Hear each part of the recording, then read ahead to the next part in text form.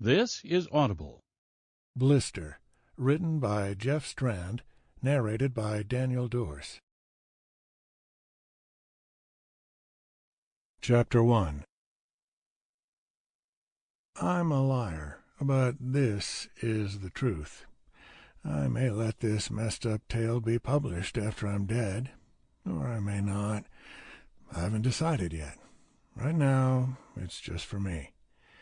If it does get published, I want to assure you that I wrote every word of this. I'm saying that because you probably assumed that they paid some ghostwriter, or that it's one of those as told to deals where I babbled into a tape recorder and someone organized my thoughts into something coherent and marketable. It's not. These are my words on the page, my blood on the keyboard. I'm Jason Trey. Yes, that Jason Trey. You may already know what happened. I'd prefer that you didn't. Preconceptions are a bitch. But no matter what you've seen, heard, or read, it's not the complete truth. This is, warts and all. If you're looking for warts, trust me, I've got some lovely witch warts for you to gape at in these pages, ladies and gentlemen. Don't worry, I promise this isn't going to be some whiny, "Oh, alas, poor, poor innocent me," string of excuses that makes you want to shove a few fingers down your throat. I'm not looking for posthumous pity. I just want to make a record of exactly what happened and why it happened. For the events themselves, we've got to rewind back to September of 1985, where my little story begins with two of the neighborhood kids, Greg and Dennis. School had started a couple of weeks ago, and one afternoon I looked out of my living room window and saw them standing outside of my backyard, rattling the metal links on the fence to rile up my schnauzer. No big deal. I'd taunted a dog or two when I was 10. I went back to work. The next day they did the same thing. Ignatz ran back and forth, barking furiously, while the kids laughed and shouted things including, but not limited to, "You can't get me, you stupid dog." Though I couldn't argue the truth of their assessment of his intelligence, Ignatz was the sweetest dog I'd ever owned, but his brain capacity was low. I decided to put a stop to this. I came out the back door and gave him a friendly smile. "Hey, I'm going to have to ask you guys not to tease my dog. People next door get upset if he barks too much." Greg gave me the finger. "Screw you, old man!" The kids ran off, laughing. Old man? Old man? I was 38, barely 38. I'd just celebrated a birthday last month. Little bastards. I played fetch with Ignatz for a few minutes, then took him inside and resumed drawing the day's installment of Off Balance, the comic strip I'd been doing for the past decade. The punchline to this particular strip involved Zep the Beetle having a stone gargoyle shoved up his nose, which was proving to be a more difficult artistic challenge than I'd anticipated. On the third day, the rotten brats threw rocks. I made it outside just in time to hear a loud yip as a rock hit Ignatz in the side. Greg and Dennis ran away. Ignatz didn't seem hurt. He licked my face happily as I scooped him into my arms. But it was time to involve the parents. If I remembered correctly, Greg's house was the red one on the corner 2 blocks down. I put Ignatz inside, walked over there, and knocked on the door. A tired-looking, heavy-set blonde woman answered. "Hi," I said. "Are you Greg's mother?" "Yes." "I'm Jason Trey. I live in the White House about the one with a graveyard in the front yard." I smiled. "Only at Halloween." She didn't smile back. "All of October, actually." "Right. Anyway, your son and his friend were throwing rocks at my dog." "Maybe they were defending themselves." "He's inside a fence." "Maybe they were worried that it was going to get out." I shook my head. If they were worried he was going to get out, they wouldn't stand there and throw rocks at him. Look, I'm not one of those, "Hey, you kids, get off my lawn" neighbors. Uh-huh. Seriously, I'm not. I just can't have your son hurting my dog, so if you could have a talk with him and let him know that it's not cool to throw things at animals, I'd appreciate it." "Why don't you keep it inside?" "The whole reason I've got a fence is so Ignatz can be outside. I'm not asking you to keep your kid indoors. I'm asking you to tell him to quit behaving like a psychopath." I cringed at my own comment, since parents tend to react poorly when you refer to their child as a psychopath. But this lady was starting to piss me off. Greg's mother barely even acknowledged my comment. She sort of nodded and sort of shrugged. I stood there for a moment, waiting for a verbal response. "Thanks," I finally said, figuring that the conversation was over. "Okay." I walked back to my house. I'd been tempted to mention that her 10-year-old son was giving the finger to adults, but I didn't want to be a whiny tattletale. As long as they weren't destroying stuff or harming pets, I was fine with kids being kids. I'd lived in this neighborhood for nearly 3 years without any problems. The next day, I was so absorbed in my work that I didn't realize what time it was until I heard Ignatz yelp in pain. I rushed out the door just as those little shits each threw another rock at him through the fence, both of which missed. They ran off, laughing. I crouched down next to Ignatz and ran my fingers through his fur. There was a small welt on his back.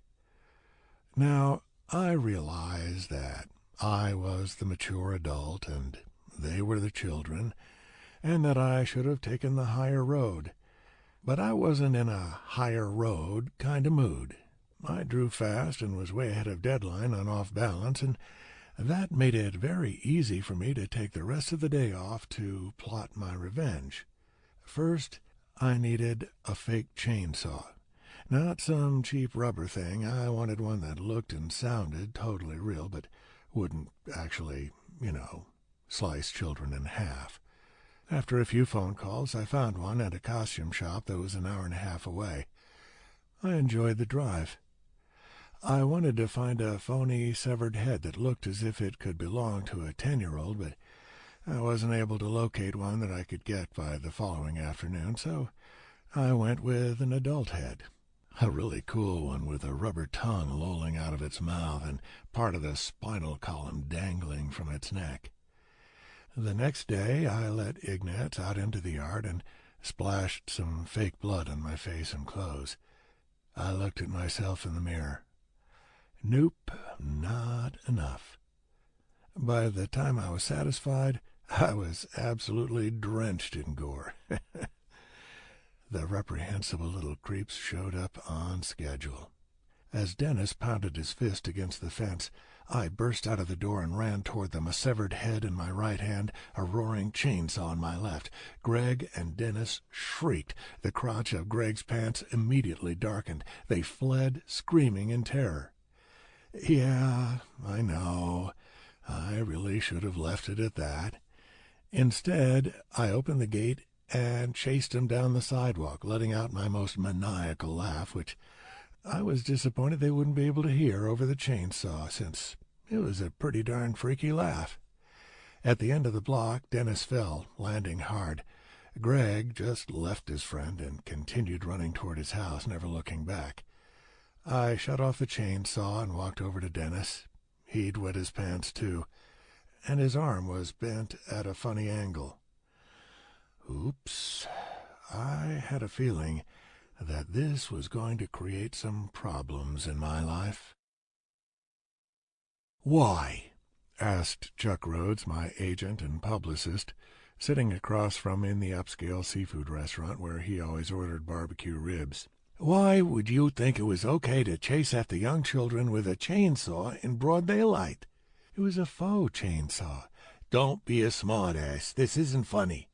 A lot of people would disagree with you. I should do a strip about it. Jason, I'm serious. Just because the parents didn't press charges doesn't mean they won't sue. This could be an absolute nightmare. You're supposed to enjoy this stuff. No, I'm not." Chuck took a big gulp of his ice water. The poor guy was in his mid-40s, but looked 10 years older. He often tried to blame those extra 10 years on me, although since he had 6 teenagers, 3 were adopted, I refused to accept responsibility for his totally gray hair and plentiful wrinkles. I already said I'm paying for his doctor's bill. I'll even draw a few cartoons on his cast. Yeah, that makes up for it. Those kids could be traumatized for life. So they go through life with a fear of lunatics carrying severed heads and chainsaws. They should be scared. My chainsaw was fake, but the next one they encounter might not be. Again, not funny. Not funny at all.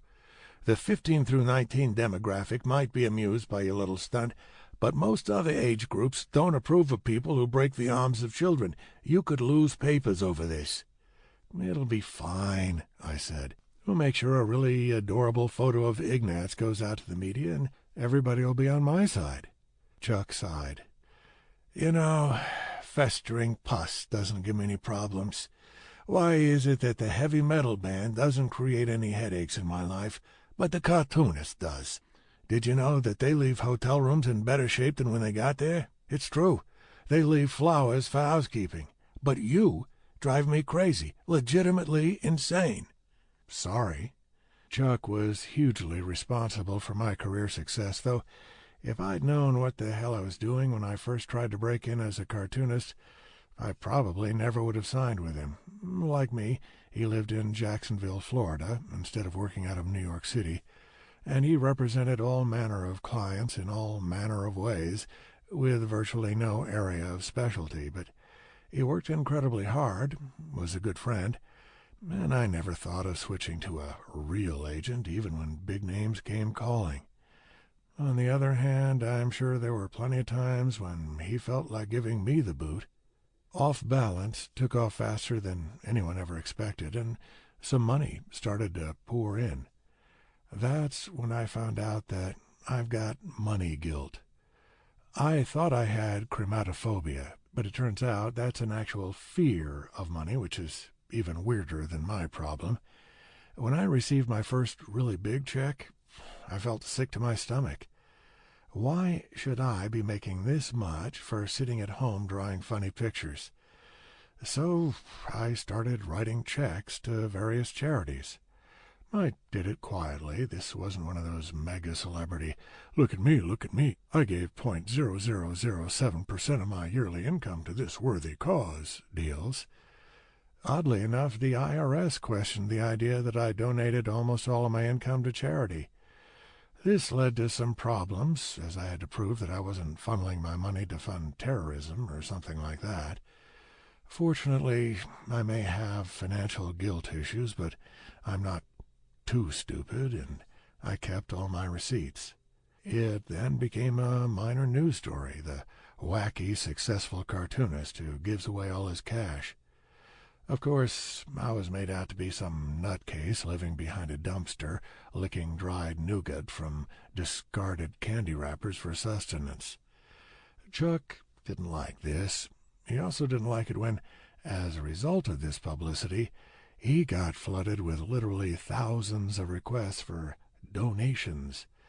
So, instead of that weirdo who's ashamed of his income, I suddenly became that stingy bastard who wouldn't give me money to remodel my home. I tried to just keep my head down and focus on my work. Until I organized a letter-writing campaign against a few newspapers that censored my week-long series of strips where Zepp thought he found God living in his goldfish aquarium. Chuck didn't like me doing that. Neither did my editor. But I thought the strips were funny and harmless. In retrospect, I really shouldn't have started the campaign, which was, I must say, quite successful. But hey, I was angry. I also threw a cherry Slurpee at a reporter who asked me if Charles Schulz's influence on the world of cartooning was overrated. That wasn't so cool, I guess. And I suppose there were other incidents, but that's not what I'm here to write about. Overall, I think the past couple of years had gone fairly smoothly, until that one time when I covered myself with fake blood and chased some kids with a chainsaw. "You need a vacation," Chuck told me. Just escape from everything for a while. The stress is getting to you." "I'm really not under that much stress," I said. "Well, I'm under stress, and it stresses me out even more to think that your dumb ass might talk to journalists. I'm sending you to my cabin." "The one in Georgia?" "No, the one in Iran. How many cabins do you think I own? I want you to drive up there and stay for a couple of weeks until all this blows over, until you get your goddamn subpoena." "I don't like cabins." "Do you know what I don't give? A shit. Stay up there and catch some fish. Just stay out of my face while I try to clean up your mess." All right, I'll go." Hanging out on a lake for a few days actually sounded like fun. It might provide the inspiration for some cabin-themed strips. Just between you and me, though, the kid breaking his arm was kind of funny, wasn't it? Chuck just glared at me. Chapter 2. It took about 2 days for cabin fever to set in. This surprised me because it wasn't as if Chuck's cabin was even a real cabin. It had a big screen television with a satellite dish, a fully stocked bar, and a pinball machine. The only inconvenience was that the hot water in the shower ran out after about 5 minutes, and if I'd known that prior to lathering up, I could have prepared accordingly. I did some fishing the first day, while Ignatz happily splashed around near the shore. I didn't know what kind of lure worked best in this lake, so I went through Chuck's tackle box and just picked the biggest one. After an hour of no bites, I switched to a flashy orange one that seemed to have 12 different moving parts. I gave up on that one after my second cast. The third lure was stolen from me by the thick underwater weeds, at which point I decided that fishing was not having the desired calming effect. Kayaking worked, though. I must have been out there for nearly 3 hours, slowly gliding along the lake's surface, enjoying the peace and solace. I peered down into the clear water and watched hundreds of fish that had avoided my attempts at capture. Oh, sure, I still chuckled to myself every time I remembered the expression on those demon kids' faces when I burst out of my back door, but the serenity of the lake made me wonder if I really had been stressed out and ready to snap and simply not realized it. The cabin had a microwave and a convection oven, but I decided to rough it and make a campfire. Dinner consisted of burnt hot dogs, burnt marshmallows, and way too many sour cream and onion-flavored potato chips. But by the evening of the second day, I started to get antsy, which is ironic, because the life of a cartoonist pretty much just involves sitting at home, being antisocial. Not a lot of human contact. Still, I felt this incredible need to get out and socialize, so I brought Ignatz inside and then drove to a small bar about 5 miles from the cabin, which had caught my eye because the real sign was covered by a handwritten banner that said, "Doug's Booze Wasteland." There were about 6 people in the bar, all guys. It was not a tidy place. "Somebody messed with your sign," I told the bartender as I sat down on a stool. He nodded. "Been that way for the past 2 years. It was a prank, but business improved after it went up, so I left it." Fair enough. I ordered a beer and looked around. 2 guys were seated at a table having an animated discussion, while 2 kids in their early 20s played pool. An old man sat alone in a booth drinking hard liquor and looking depressed. I eavesdropped on the table conversation for a moment until I realized that it was about Reagan, then took my beer and approached the billiards table. "Can I play the winner?" I asked. "Sure thing," said the first kid, who wore a baseball cap and a plain blue T-shirt. He missed a ridiculously easy shot and cursed under his breath. "I'm Jason Trey," I said, shaking both of their hands. Jason Trey. The second kid frowned. "Why does that sound familiar?" "Do you read the daily comics?" "No, the only good one's Garfield. Jason Trey. Oh, I know. You're Susan's new boyfriend, the zookeeper." "Sorry, no." A quick round of introductions and small talk. let me know that I was hanging out with Louie and Eric, both of whom worked at an auto repair shop. Eric was on the prowl for hot chicks, and Louie was unhappily engaged. I explained my romantic situation, which involved a marriage at 21 and a divorce at 29, followed by several years of occasional but never serious girlfriends. My last one was 6 months ago. Penny. I broke up with her because I thought she never seemed to have time for me, and she happily accepted the breakup because she'd been seeing at least 3 other guys the entire time we were dating. "I need another beer," said Louie, missing another easy shot. "This round's on me." I ordered a couple more beers and handed them out, winning instant friends. Louie and Eric both continued to suck at pool as they outpaced my drinking by about 3-1. An hour later they were sloshed and I was buzzed as I tried unsuccessfully to explain some of my funnier comic strips, which are never funny when I describe them.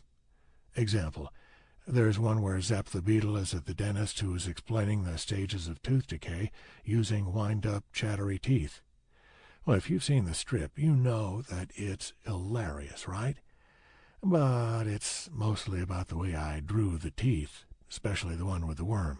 "We should do something else," said Eric. "We need to find some women." "Holly won't like that." "So? I'm not going to tell her." Eric looked at me, or at least in my general direction. "Are you going to tell her?" "I don't even know her." "See? Let's go find some skanks." Louis shook his head. "Holly doesn't like me spending time with skanks. She gets all upset and stuff.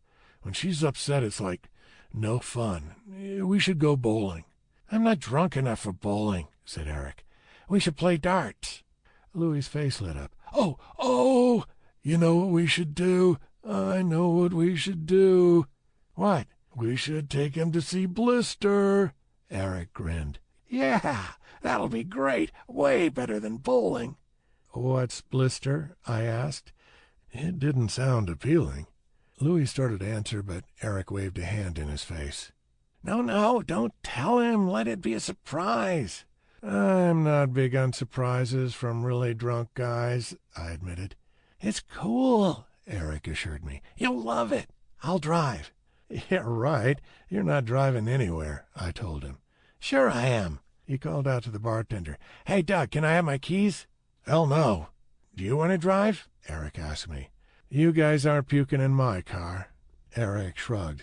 "I guess we'll walk. It's not too far." And so I found myself walking along a dirt road in the moonlight with a pair of intoxicated hooligans 15 years younger than me. I wasn't buzzed enough for this to seem like a good idea, but I had just enough alcohol in my system to go along with it with only moderate protest. Louis and Eric staggered ahead, singing various popular hits that would be forever ruined for me. "How much further?" I asked, after we had been walking for about half an hour. "Not much." "Are you lying to me?" Louis stopped walking and considered that. "I don't think so." "We should head back." "Are you scared?" "I'm scared of our stupidity," I said. "There's no way you're taking me someplace I'd want to go if I hadn't been drinking." "It'll be worth it, I promise." We resumed our walk. I really hoped that Louis and Eric weren't leading me toward anything illegal. Somehow I didn't see Chuck being cheerful about the whole situation if I got arrested. It took another hour for us to reach our destination, although that included a 15-minute detour for Eric to unsuccessfully try to prove that he could climb a tree without using his arms. Finally, we stood at the end of the driveway of a small brown house, mostly hidden by woods with no other homes in the vicinity. It was sort of run down, with no lawn, and an old silver pickup truck parked in front. A rocking chair on the front porch was missing the left runner. The windows were dark. On the far side of the house, maybe 50 feet away, there was a wooden shed, about the size of a one-car garage. "Come on," Louis whispered, tugging on my arm. I didn't move. "Whose house is this?" "It doesn't matter. Let's go see Blister." "Okay. I'm going to have to be the responsible adult here. I won't be doing any trespassing tonight. Sorry." "Suit yourself." Louis headed toward the house. Eric followed him. I stood there watching them. This whole idea was a bad idea on every conceivable level. That's why I rarely drank. It made me do dumb shit like this. My intoxicated buddies walked past the house toward the shed. Louis turned back and gestured for me to join them, at which point my still buzzed brain decided that, despite my intense reservations, I was legitimately curious about the whole Blister thing. I hurried down the driveway, mentally cursing myself with each step. The shed had a small window. A light was on inside. "Does somebody actually live in there?" I asked. Louis and Eric shushed me. We crept closer to the shed, moving with exaggerated and clumsy stealth. Eric caught the giggles for a moment, so we waited for him to get over it, and then proceeded forward. "Look in the window," Louis whispered. "Do it." Slowly, carefully, I walked over to the shed. The shed was actually in much nicer condition than the house itself. It was hard to tell in the dark, but it looked to have been recently painted. For some reason, I found this kind of creepy. Perhaps the shed was in better shape because it was where the owner of the house stored his precious tools and victims. Perhaps he liked to spend leisurely evenings with a tied-up woman and a hacksaw. Perhaps he was in there right now, cackling softly and gently kissing her forehead as he very, very slowly pulled the saw back and forth. I hoped that wasn't it. I only enjoyed phony decapitations. There was a knot in my stomach, and my mind kept saying, "Get the hell out of here." But I was only a few feet away, and a quick glimpse inside couldn't hurt. I'd satisfy my curiosity, get Louis and Eric off my back, and return to the cabin for some fishing. Maybe I'd try live bait instead of the metal lures. Yeah, that might work better. I was scared. I can't explain it. Obviously, there was the rational fear of getting caught. That made perfect sense. But there was another level of fear, the fear that what lurked inside that shed might not simply be a vision to amuse drunkards, but something awful. My hands were sweaty, and I wiped them off on my shirt. I felt like a million eyes were watching me from within the woods. I wanted to turn and run away from the shed and the house as fast as I could. But no, I was right there, and I had to see. I was being silly. There were no killers or corpses in there. I walked up to the side of the shed, then cautiously approached the window and peeked inside. Somebody did live in there. I could see a neatly made bed in the corner, a small television, and an overflowing bookshelf. The wall was covered with pictures of owls, everything from crude drawings to photorealistic paintings. The light came from an uncovered bulb dangling from the ceiling. So the rickety old shed had been converted into a guest house. Still, what exactly was I supposed to see here? I was pretty sure it wasn't the owls. Then, with a sick feeling, I realized what this must be about. No doubt the occupant of the shed liked to walk around naked. I was a frickin' peeping Tom. Oh, Chuck would love that. I could hear him shouting now. "You're not supposed to peek into people's windows after dark, you ridiculous idiot. I don't care how nice the breasts were." A face appeared. I don't know how else to describe it except that it was horrible. Burnt and scarred and, except for its long blonde hair, barely recognizable as human. A god-awful mess, a monster. I jumped back in shock. "What the fuck is that?" The thing in the shed let out a soft sob and disappeared from the window. I hurried away as Louis and Eric fell to their knees and howled with laughter. Once I made it back to the road, they stumbled after me, still laughing. I quickly walked back the way we came, hoping to get far enough from the house that I wouldn't be seen if somebody came out to investigate. Louis and Eric rushed to catch up with me. "What was that thing?" I demanded. "What thing?" Eric put a hand over his mouth to stifle a giggle. "Seriously, don't screw with me. What was that? Was that Blister?" "It sure was," said Louis. "That was fucked up. Don't do that again." Furious, I stormed back in the direction of the bar, wishing desperately that I could unsee that grotesque sight. Chapter 3. Despite not having been all that drunk, I woke up with a brain-crushing headache. At least I was in the appropriate bed and alone. I got up, took a 4-minute and 50-second shower, then got dressed and poured myself a glass of orange juice. God, what a hideous face. The best Louis and Eric could tell me was that Blister was the town freak. Then they got distracted with butchering more perfectly good songs. We parted ways back at Doug's Booze Wasteland, where Doug called them a cab, but I passed the breathalyzer test that he kept under the counter. I drove back to the cabin and went to bed. My headache faded a bit as I kayaked on the lake, though the experience wasn't as relaxing this time. Maybe I just wasn't an outdoors kind of guy.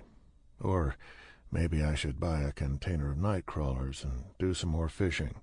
I'd promised Chuck that I'd lay low for at least a week, and I didn't want any blood vessels in his head to pop out and thrash around like cobras, so I decided to stick it out and get the worms. I drove into town, which consisted of about 6 places of business, and went into the grocery store tackle shop.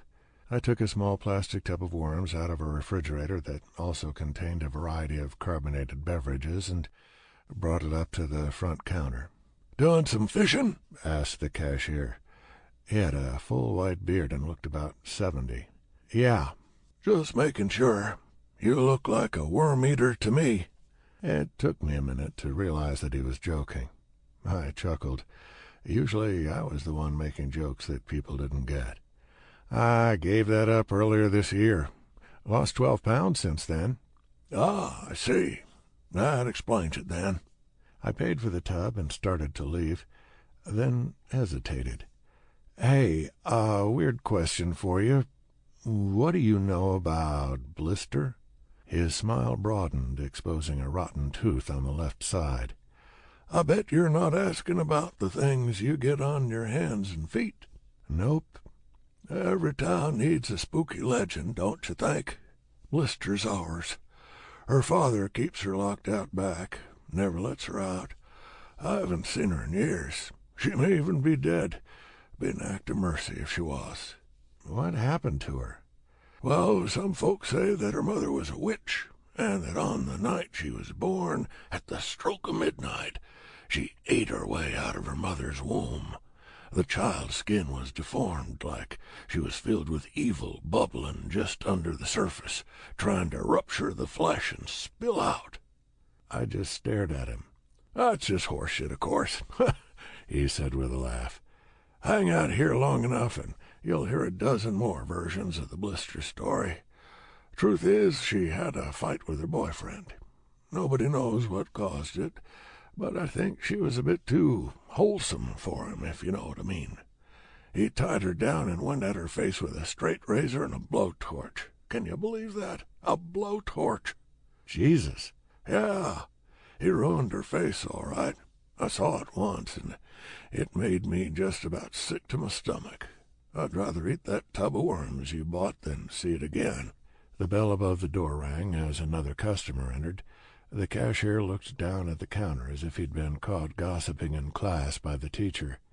I thanked him and left.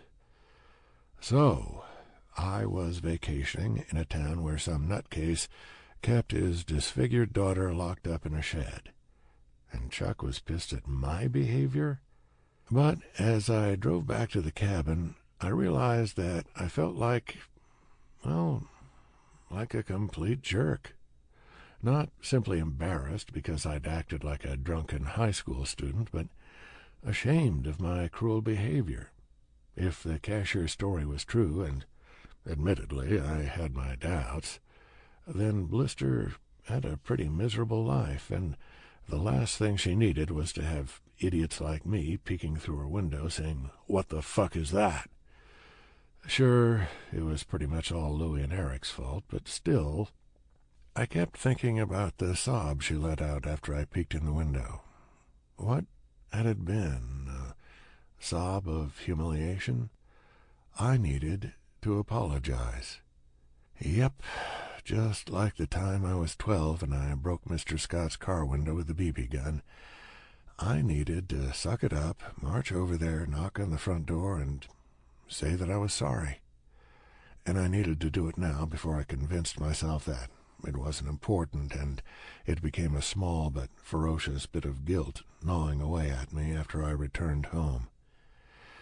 Actually, there was something I needed to do at the cabin first, but immediately after that, I was going to drive back to the brown house in the woods with the shed and apologize to Blister. A man sat on the front porch as I pulled into the driveway. He was seated in the broken rocking chair smoking a cigarette. He stared at me suspiciously as I turned off the engine and got out of my car, a rolled-up sheet of paper tucked under my arm. "Hi there," I said. He nodded, but it wasn't in a friendly manner. "Hi." I walked up onto the porch. The knot in my stomach from the previous night had returned with a vengeance. I assumed that this was the father, and I'd really hoped to avoid him. The situation was uncomfortable enough as it was. The man was probably in his 50s, had short but unkempt black hair. His jeans and white T-shirt were covered with grease and dirt. He'd probably just gotten off work. There were dark circles under his eyes, and his face had tough, sharp features. "My name's Jason," I said. He glared at me. "I already got a church." "No, that's not why I'm here. Look, I feel like a complete jackass being here, but there was an incident last night. Some friends and I had too much to drink, and I let 'em talk me into looking inside the shed." The man sat up. "You peeping at my daughter?" His angry tone concerned me a little, as if he might whip out a pocket knife and slam it into my face. "No, nothing like that. I mean, sort of like that, but we weren't spying on her or anything, just a quick glance. I didn't even know anybody was in there." "Well, now you do, and now you can mind your own goddamn business." "That's exactly what I plan to do," I said. "I'm only here so I can apologize. I really feel terrible about this. There's no excuse for it." The man took a drag from a cigarette. "So apologize." "I'm sorry." "Good. Now you can go." I stood there for a moment, feeling awkward.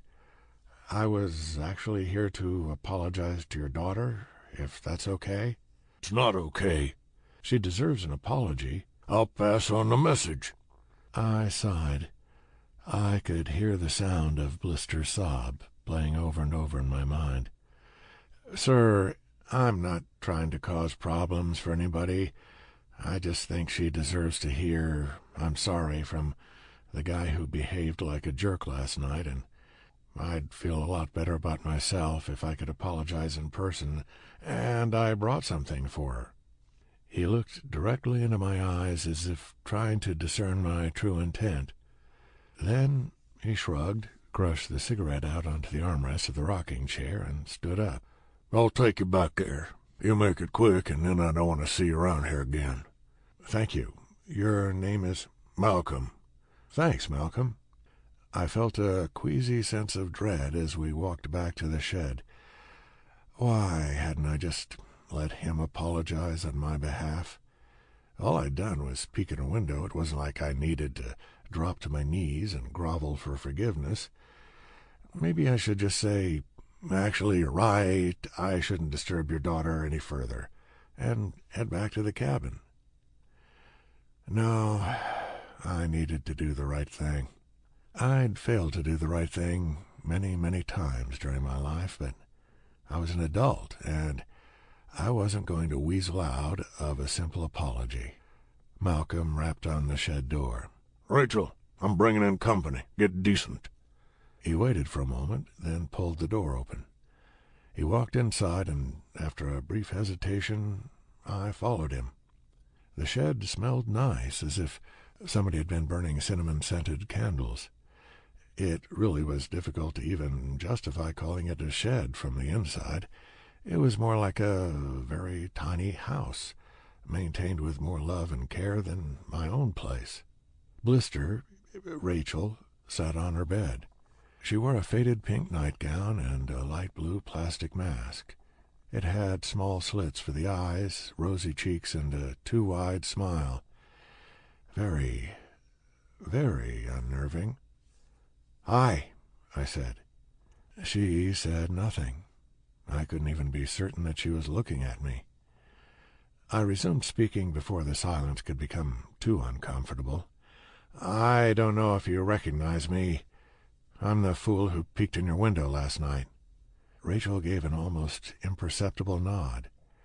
It almost looked like a doll that you're sure you only imagined moved its head.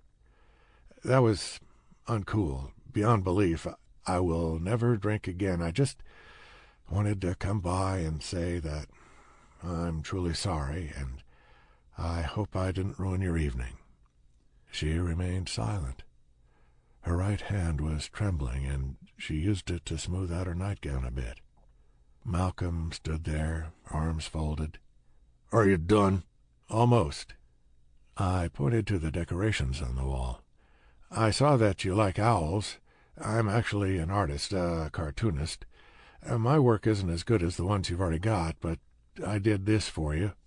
I unrolled the paper and held up the drawing I'd done of an owl. Though I wasn't that skilled at drawing birds, I thought it had turned out pretty well. She stood up so quickly that I flinched. Just a reflex, but I mentally kicked myself. Great. I was here to apologize, and I was acting like she was some horrific doll creature coming at me to eat my flesh. Rachel lowered her head a bit and slowly sat back down on the bed. I walked over to her, forcing myself not to move at a tentative, cautious pace, and handed her the drawing. She took it from me and held it in front of her mask, looking at it closely. "Thank you," she said in a soft, scared voice. "No problem." She adjusted her mask and spoke even more softly. "I like it." She had a pleasant voice, not the ghastly growl or the high-pitched cackle I would have expected. Her father cleared his throat, and she placed the drawing in her lap. "Anyway, it's just a way of saying I'm sorry." I shifted a bit, ready to leave. I could feel a trickle of sweat running down the side of my face, but I didn't want to call attention to it by wiping it away. "Thank you." "You're welcome." People aren't usually nice to me." I wasn't sure how to respond to that. "We're done here, right?" Malcolm asked. I took a step toward the doorway. "Anyway, sorry once more about last night, and enjoy the owl." "It's my favorite one. What else do you draw?" "I do a comic strip. It's called Off Balance. There aren't any owls in it. I might add some, now that I've had some practice. There aren't that many owls in comic strips, except for that Give a Hoot, Don't Pollute one. That's not a comic strip, though." I realized that I was nervously babbling and shut the hell up. "I'd like to read it someday." "Okay." I had the feeling that if I didn't leave soon, her father really was going to stab me in the face with something, so I quickly stepped out of the cabin. Malcolm followed me, pushing the door closed with more force than was probably necessary. "You happy now?" he asked. "Yeah, I just wanted to say I was sorry." "And now you have." He walked me to the front of the house, then sat back down on his rocking chair, clearly indicating that I was supposed to leave. I got back in my car and drove away. Wow, that was one of the weirdest, creepiest encounters of my life, and I'd had some weird, creepy encounters over the years. I was glad it was over. Anyway, I'd done the right thing, and I felt better about myself after paying that little visit, assuming that she hadn't already crumpled up the owl picture and asked, "Who the hell ever told that untalented hack that he could draw?" I'd made her happy. Not many people are nice to me. I didn't really owe her anything beyond my apology. It's not like I'd vandalized her home and contaminated her drinking water. A quick "I'm sorry" and a drawing of an owl, and my karmic debt was complete. Still, I had copies of all 6 off-balance collections at the cabin. If she wanted to read them, it couldn't hurt to drop some off. I sure wasn't going to spend any more quality time with her crabby dad, and I had no intention of carrying on another uncomfortable conversation with a chick in a creepy mask, but why not leave a couple of books by her door? I might get a new fan. I couldn't quite explain why I didn't simply want to erase the incident from my memory. I guess I felt sorry for her. Hard not to feel sorry for a burnt-up girl locked in a shed in the woods. Once I'd burnt my finger on a hot stove and acted like a total baby for the rest of the evening, so I couldn't even imagine the horror of having her entire face burnt and cut. Did it still hurt? So I'd leave her a couple of books, add an extra bit of reading pleasure to her life. No big deal. Chapter 4. Very early the next morning, Ignatz woke me up by pushing his food dish all over the wooden floor. It was something that dumb dog did on a regular basis, but usually I wasn't sleeping so close to the source of the noise. "Knock it off," I called out. Ignatz did not knock it off. "I'm going to nail that thing to the floor if you don't quit it," I informed him, "and I mean your nose, not the bowl." Unfortunately, my dog was both disobedient and didn't understand human English, so I finally just mumbled a few anti-canine curses and got up. I showered, got dressed, microwaved an inedible breakfast burrito, and then signed copies of my first 2 off-balance collections, That Bug Has Issues, and I Tripped Over My Own Shadow. I'd originally called it Tripping Over Shadows, but the publisher thought it might have drug connotations. I was fully prepared to fight the sheer stupidity of this until I decided that I liked I Tripped Over My Own Shadow better. I drove back to Blister's house. If there was a car in the driveway, I was going to drive right on past, since I had no particular interest in having her dad force-feed me a shotgun. If he wasn't there, I'd drop off the books and speed away, which, I had to admit, was very much the sort of immature behavior that got me into this situation to begin with, but I figured that leaving a couple of off-balance collections on her doorstep wasn't quite the same as, say, leaving a bag of burning dog crap. Some critics would disagree. There was no vehicle in her driveway.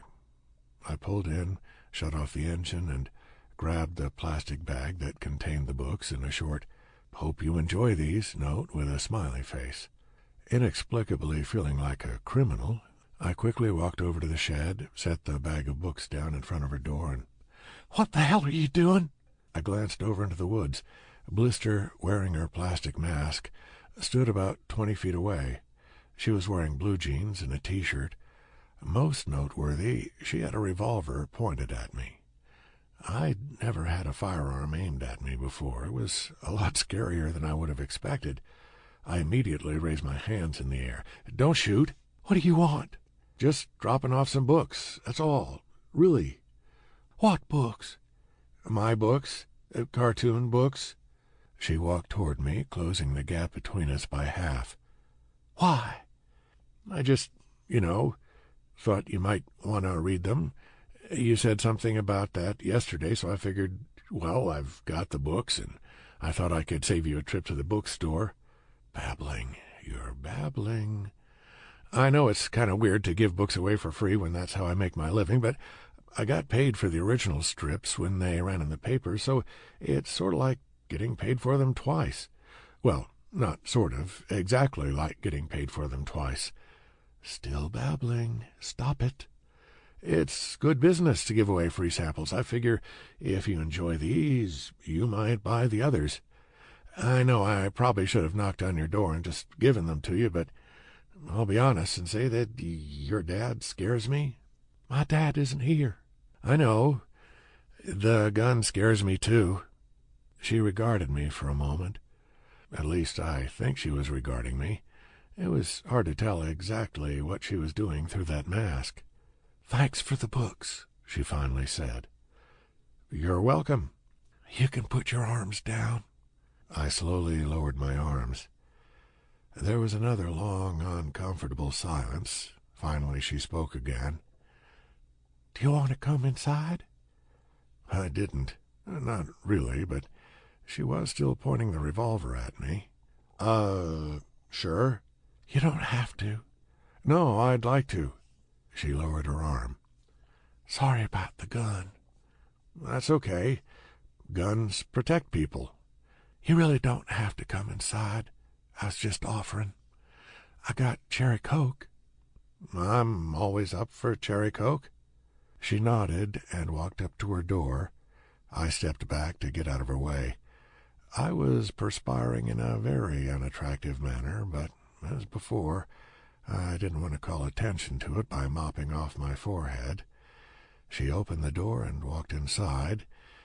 After a moment of hesitation, I followed her. "I didn't expect you to be outside," I said. It was a lame comment, I knew, but I'd made so many lame comments by this point that they all sort of blurred together. "My dad lets me walk outside. He doesn't keep me caged up like an animal." "I'm sorry, that's not what I meant." "No, it's okay. It is a pretty messed up situation." She pulled the books out of the bag and looked them over. "Thank you. I've never met a cartoonist." "No problem. I've never met a—" I wasn't quite sure how I'd intended that sentence to conclude, so I let it drift away and hoped she didn't notice. I shifted my weight awkwardly. I wasn't used to being so uncomfortable in social situations. I was typically an outgoing kind of guy, but I felt like a teenager asking for his first date. "Do you want to sit down?" I sat down on the couch. Blister, Rachel, walked over to a small portable refrigerator, opened the door, and took out 2 cherry cokes. "Do you want it in a glass with ice or just the can?" she asked. "The can's fine." She nodded and brought me the cherry coke. I popped it open and took a long gulp. The silence continued, so I took another long gulp to fill it. Rachel spoke first. "Can I ask you a question?" "Sure." She tapped her plastic chin. "This mask, it's creepy, isn't it?" I wasn't entirely certain how to respond to that. Hell yeah, it would be a poor answer if it turned out that she'd made the mask herself. I settled for a non-committal shrug.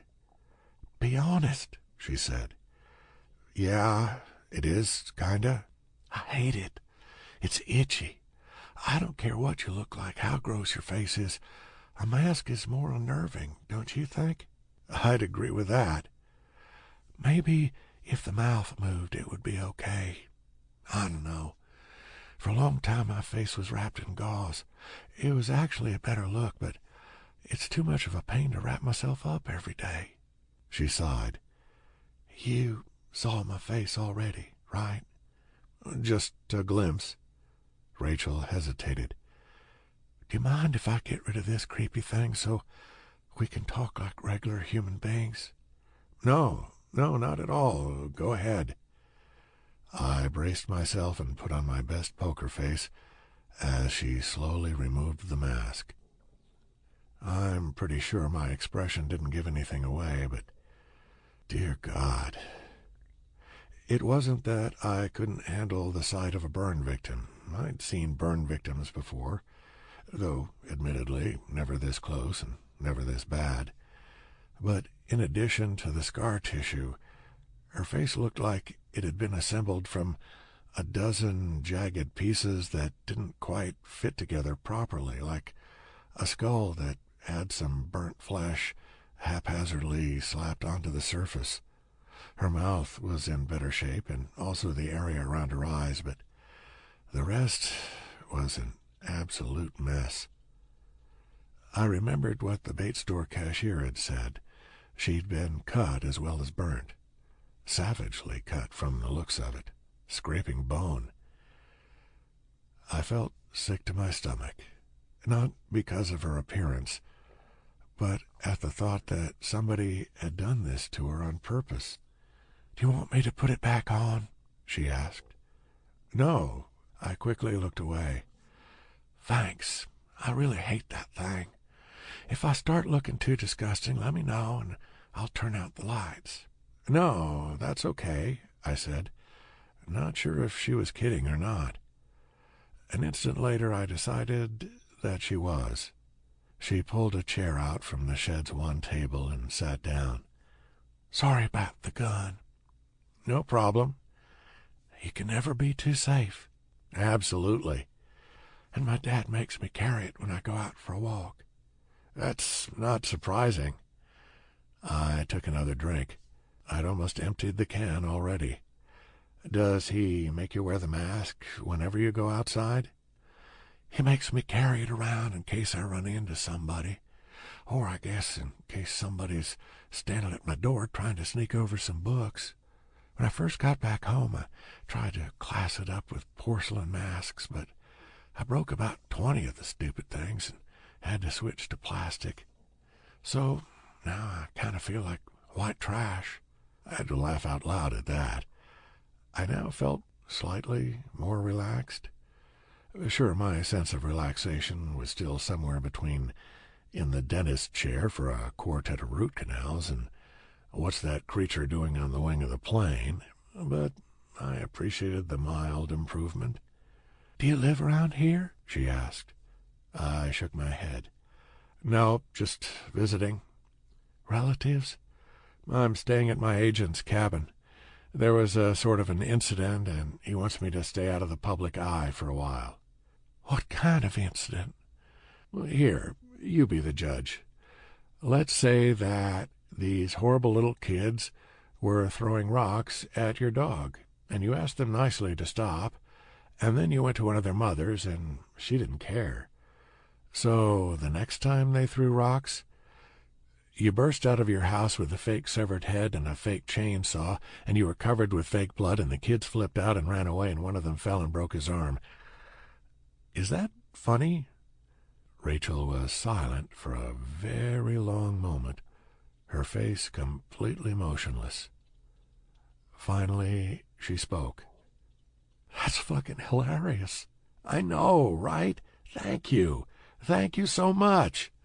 I was becoming a huge Blister fan. "Is the kid going to be okay?" "Yeah, the little piece of crap will be fine. I broke my arm on the monkey bars once. It's all part of being a kid." I finished off the cherry coke and then realized that my owl drawing was up on her wall, prominently displayed. "Glad you like the owl," I said, gesturing toward it with my empty can. "I love it." "So, do you ever get to go out and do stuff?" "Are you asking me out?" I was glad I was done with my drink, or I would have choked on it. I barely stifled a cough. No, I was just curious." "Relax, I was just kidding. Not that I—" "Chill. No, I really don't go anywhere. I don't get a lot of social invitations these days." "How long have you been—" "A disfigured freak?" I smiled. "You're very dark, you know that?" "I know. I try to be sunshiny, but the whole grotesque monster part gets in the way." "You're not a grotesque monster." "Would you sleep with my picture by your bedside?" she asked. "Hey, when I was a kid, I slept with a Frankenstein figure by my pillow," I told her. A couple of seconds later, I decided that my comment was in extremely poor taste. Not that I'm saying you look like Frankenstein. I apologize. I didn't mean that. Jason, if you say that I have bad breath or body odor, you'll hurt my feelings. Otherwise, it's cool. I'm not an attractive woman. When did it happen? 5 years ago. Which version of the story did you hear? Boyfriends? Blowtorch? Rachel nodded. Oh, then you heard the true one. That's unusual. So did he really... is this something you want to talk about? I don't mind talking about it. Is this something you actually want to hear? I nodded. She leaned a bit closer. Before I tell you this story, I have to ask, are you scared of clowns? No, they terrify me. Chapter 5. Dad made the cake himself. It didn't turn out right, even using mix from a box, and she's pretty sure it's because he forgot the eggs, but Rachel doesn't mind. It's the best cake she's ever had. 18 years old, Dad says, looking at her from across the table. Jesus Christ, I'm doomed. She laughs and blushes. She takes another bite of cake, being careful not to drop any crumbs on her new green dress. The doorbell rings. Rachel is simultaneously excited and nervous because she knows who it is, and she knows what they're planning to do. Dad smiles and nods. Go on, leave your dad all alone on your birthday. She gets up from the table and goes over to give him a kiss on the cheek. I'll be home early. Yeah, you will. 7:30. She laughs. Okay, midnight. And I'll still be up, so don't go letting your coach turn into a pumpkin.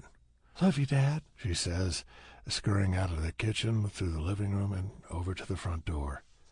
Brandon is there, not quite as dressed up as her, but definitely upgraded from his usual attire. He tells her happy birthday and hands her a wrapped present. Excited, she tears the present open, purposely shredding the wrapping paper as much as possible. She's not into the idea of opening gifts with restraint. Then removes the lid of the box. Inside is a tiny clown figurine. She sighs. You creep. Like it? Yeah, right. She playfully punches Brandon in the arm as he laughs and makes scary noises with it. They'd skipped the movie, just as they'd planned, and now they're parked in his car, kissing. Brandon grabs her breast, and she pushes his hand away. What? He asks. It's not a squeeze toy. We're going to have sex, and I'm not allowed to touch your boob. Be gentle, she grins. Mostly gentle. I can work with that. You're lucky you get anything, fucking clown. It was a joke. No, jokes are things that are funny. That was just mean. That's not a birthday present. Okay, he says. I got your birthday present in my pocket. I'm sure you do. No, seriously. He reaches into his pocket and takes out a small jewelry box. Rachel's anger vanishes as he hands it to her. She opens the box. Inside is a beautiful silver necklace. The charm is a clown face. You asshole! Brandon howls with laughter. Do you really think you're getting laid tonight? She asks. Maybe there's something in my other pocket.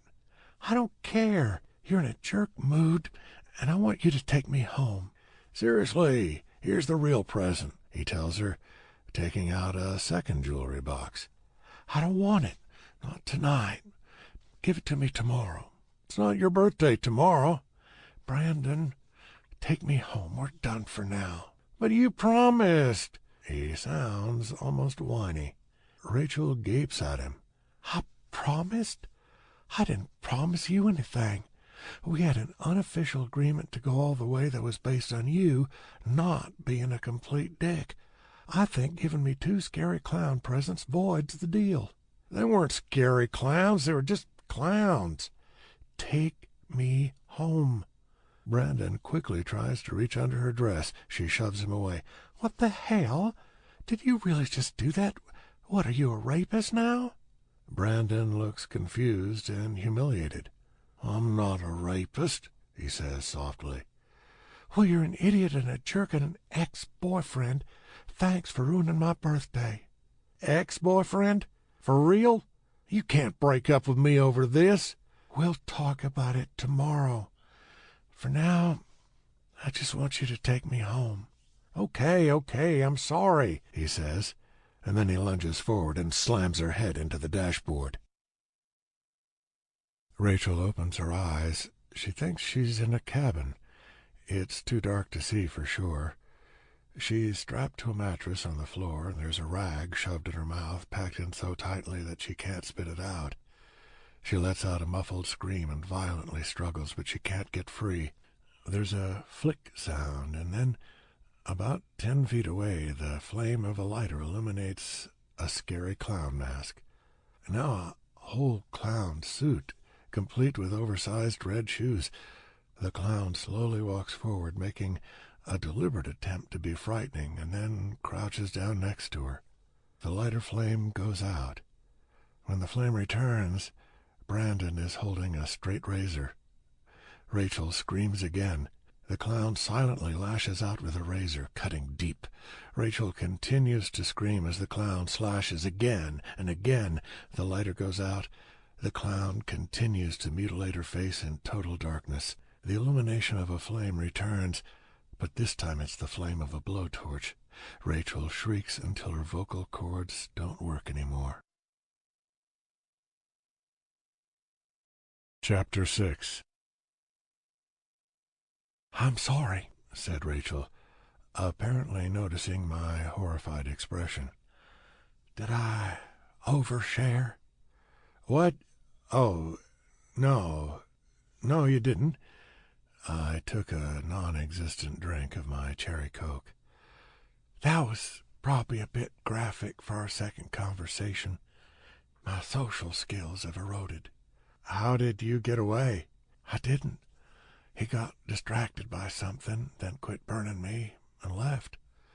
I eventually got loose, and then it was hospital time. They can do miraculous things these days, apparently, but not so much for me. I guess it wasn't a very good hospital." "Jesus." "People call me Blister. I called myself Gauze Girl the day they unwrapped me for the first time. Not my best." "Brandon's in jail, right?" Rachel shook her head. "Nobody ever saw him again." "Are you scared he'll come back?" 5 years later? Not really. If I were a betting woman, I'd say that he ran out deep into the woods, put a bullet in his own brain, and became a nice meal for the local wildlife." "Wouldn't bones and stuff have turned up?" Rachel laughed. "This isn't one of your big city razor-cutting and blowtorch burnings. They looked for him, but there weren't a lot of forensics involved." "So he could still be at large," I said. "Yeah, I knew that sounded really corny." "See, now you sound like my dad," said Rachel. "He won't let me leave. I'm lucky he lets me have this shed to myself. If it were up to him, I'd stay in the house. At least this way I can pretend I got my own place." "Would you leave if you could?" "Maybe. Probably not. I think about it all the time, but I could scare kids even without a fake chainsaw. There aren't a lot of opportunities out there for me." "There's got to be something better than hiding away like this." "You think so? Didn't you and your buddies come over here to gape at the monster?" "Ouch. They weren't my buddies. Hey, do you want to go out on a paddle boat?" "Excuse me?" "I've got a paddle boat back of the cabin. We could go out on the lake." "Oh, no, there's no way." "Why not?" "My dad would go berserk." "But he'd be mostly mad at me, right? I'm willing to take the risk if you are." "I don't know." "We'll be sneaky," I insisted. "He'll never find out." "Sneaky? On a paddle boat? In of a lake. Clearly I needed to sweeten the deal. "I've got ice cream bars in the freezer." We sat next to each other on the paddle boat in the middle of the lake. Rachel had agreed to come with me, but not without a mask, so she currently was wearing the likeness of Marilyn Monroe. She slipped the ice cream bar under the mask as we worked the pedals. "What do you want to talk about that's more cheerful than the details of my disfigurement?" she asked. "What's your favorite movie?" "Scarface." "Are you joking?" "Yes." I smiled. "You need to hold up a sign or something."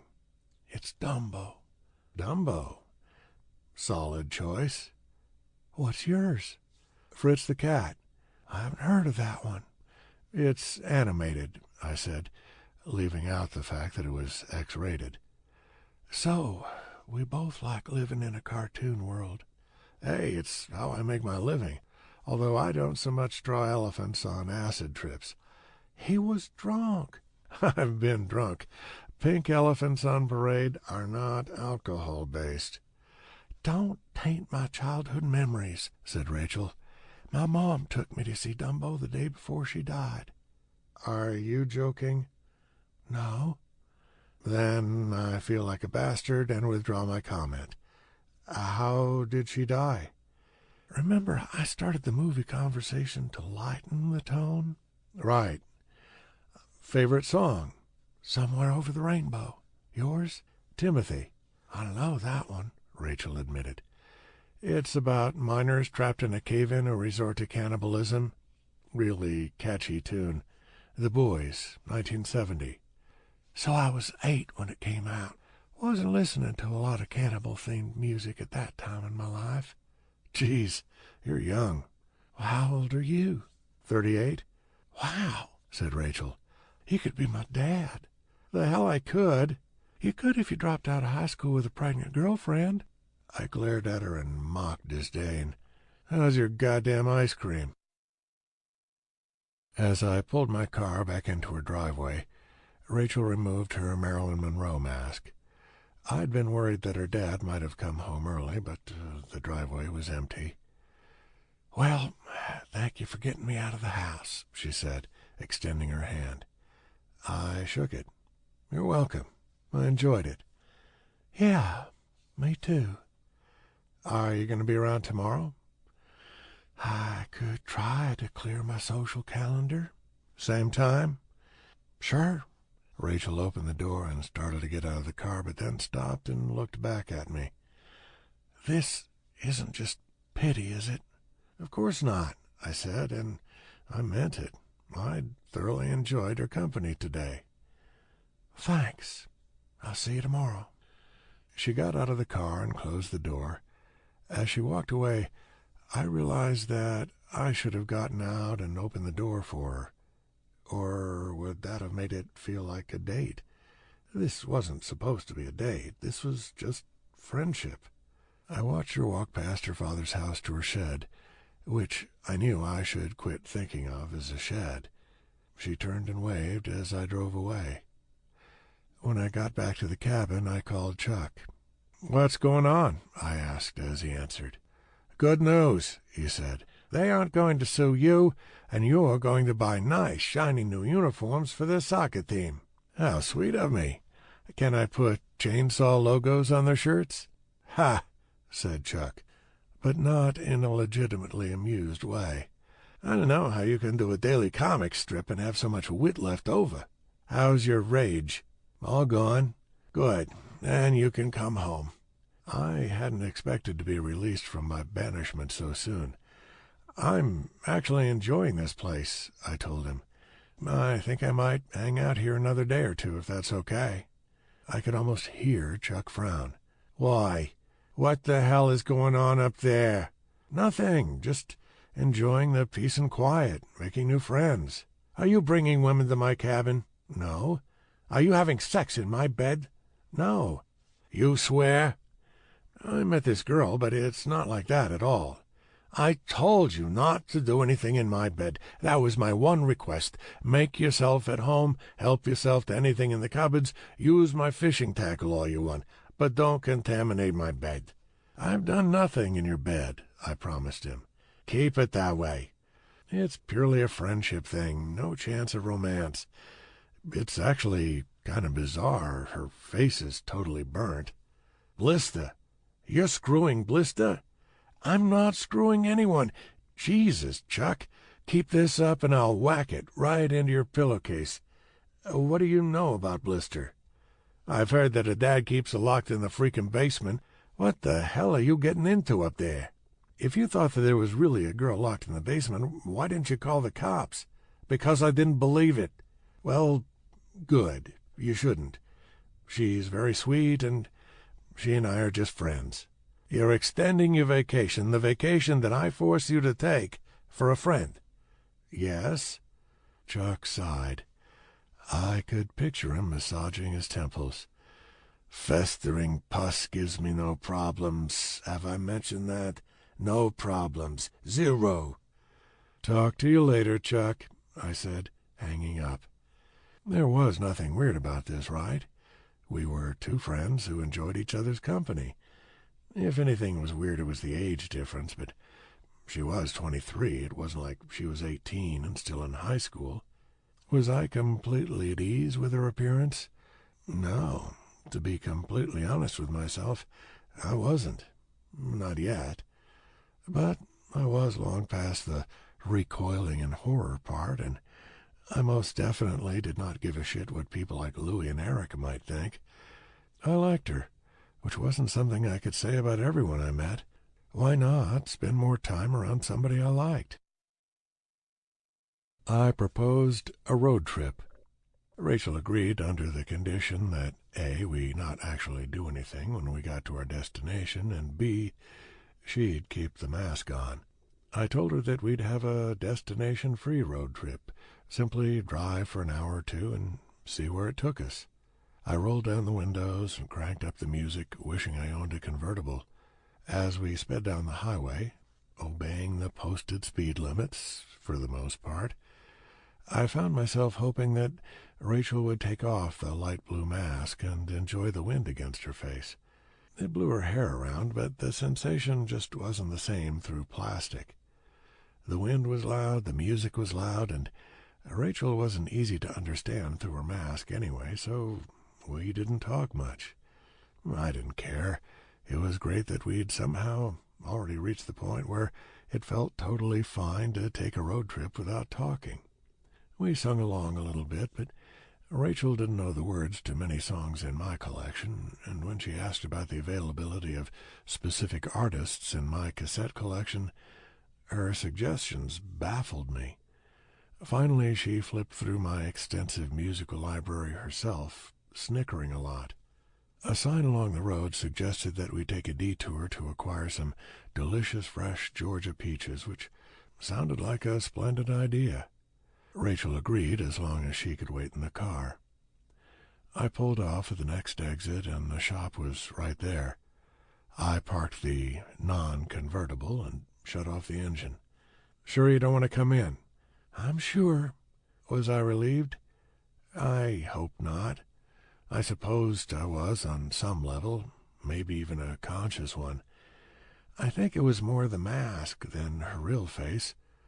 If you walk to a fruit stand with a disfigured girl and people stare, you can express moral outrage at their rude behavior. If you walk into a shop with a chick in a creepy plastic mask, well, you couldn't really blame them. I'd be staring too. "Any requests? I'm not sure what they'll have." "String cheese." "Anything else?" "If they got cheese with bits of habanero peppers in it, I'd like some of that."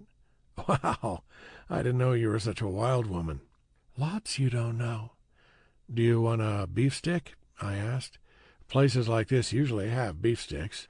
"Is that innuendo?" "Oh, yeah.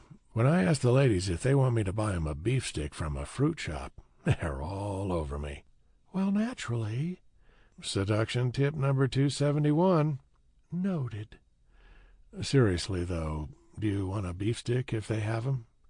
"No, thank you." The fruit shop did indeed have beefsteaks, though, sadly, no string cheese. Rachel pushed her mask forward so that she could eat her peach, but didn't take it off.